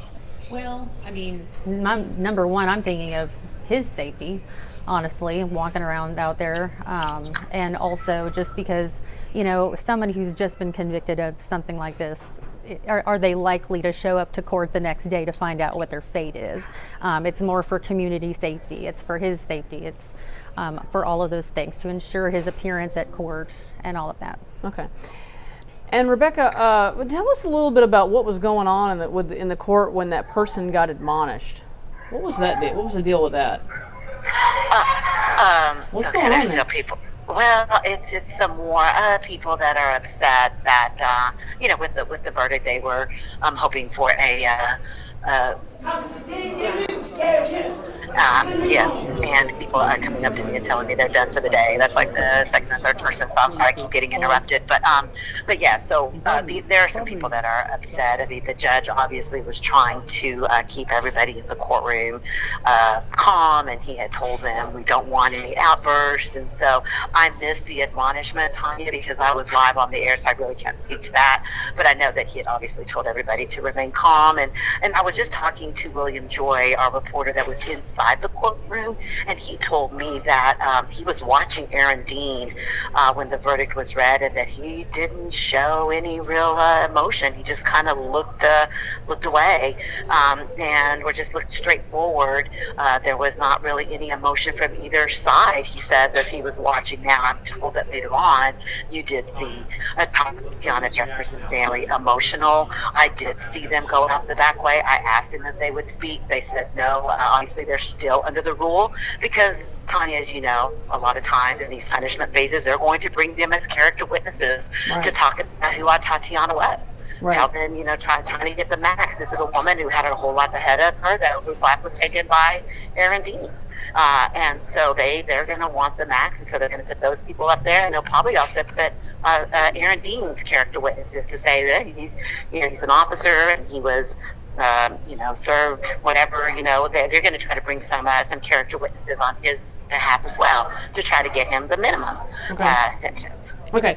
All right, Rebecca, we're going to go to a shot from outside the courtroom. So thanks for spending time with us. Appreciate it. Okay. Okay. All right. Bye-bye. Thank you, guys. Did you get her name? Oh well, they just Ryan. I got her off the phone, and then you're. All right, folks. So we're going to go a little bit longer, and then we're probably going to actually call it for the day because court has wrapped, and so I'm not surprised that this is not going to go immediately into punishment. Right. So in the morning, what happens first? So in the morning, the state goes first, makes opening statements in punishment. It's like a roadmap of where they think that the testimony is going to go. They're going to prepare the jury. Some prosecutors like to tell the jury up front what they're going to ask for. Some like to wait till the end, and in closing tell them what they would like to see happen. And then after that, the defense gets an opportunity to open and talk about Aaron Dean, and it's just going to be state witnesses, defense witnesses, and then closing. Wow. Okay. And so we'll probably have tomorrow, and then depending on if we go either Saturday or Monday. Mm-hmm. And so I mean, it's theoretically possible it could go to Tuesday, maybe. Maybe. It's maybe, but depending on deliberations. Yeah. I mean, it took them almost 13 hours on this, but I kind of agree with Meredith and with Aaron that really the discussion was between, and Aaron was our, expert from yesterday, that this was probably an argument, a discussion, a deliberation between murder or manslaughter, and which one they wanted to go with, and that's probably what took so long. Right, and they have to be comfortable. I mean, these are 12 people who have to feel confident in their verdict. They have to go home and sleep and think about it and live their lives knowing that they made history in Tarrant County. Absolutely, absolutely. Okay, folks, so it was around 2:45 this afternoon that the jury came back with their verdict. They had deliberated for just shy of 13 hours. They had deliberated about 7 hours yesterday and about almost a little over 5 hours today. They had started at 8:30 this morning. They ate pizza, and then they came back with their verdict. And they had one question yesterday. They had asked for sticky notes, and they had also asked for some photos. We still don't know what those photos were. I remain extremely interested in knowing what those photos were. But tomorrow morning, we will begin the punishment phase. We're going to hear opening statements from both sides, and then we're going to hear witnesses from both sides, and then closings again, and then they'll deliberate, and then we'll know what sentence Aaron Dean is going to get. And again, this is a historic decision, the first time that an on-duty police officer in Tarrant County has been convicted of manslaughter. Thanks for joining us, and we'll be back tomorrow morning.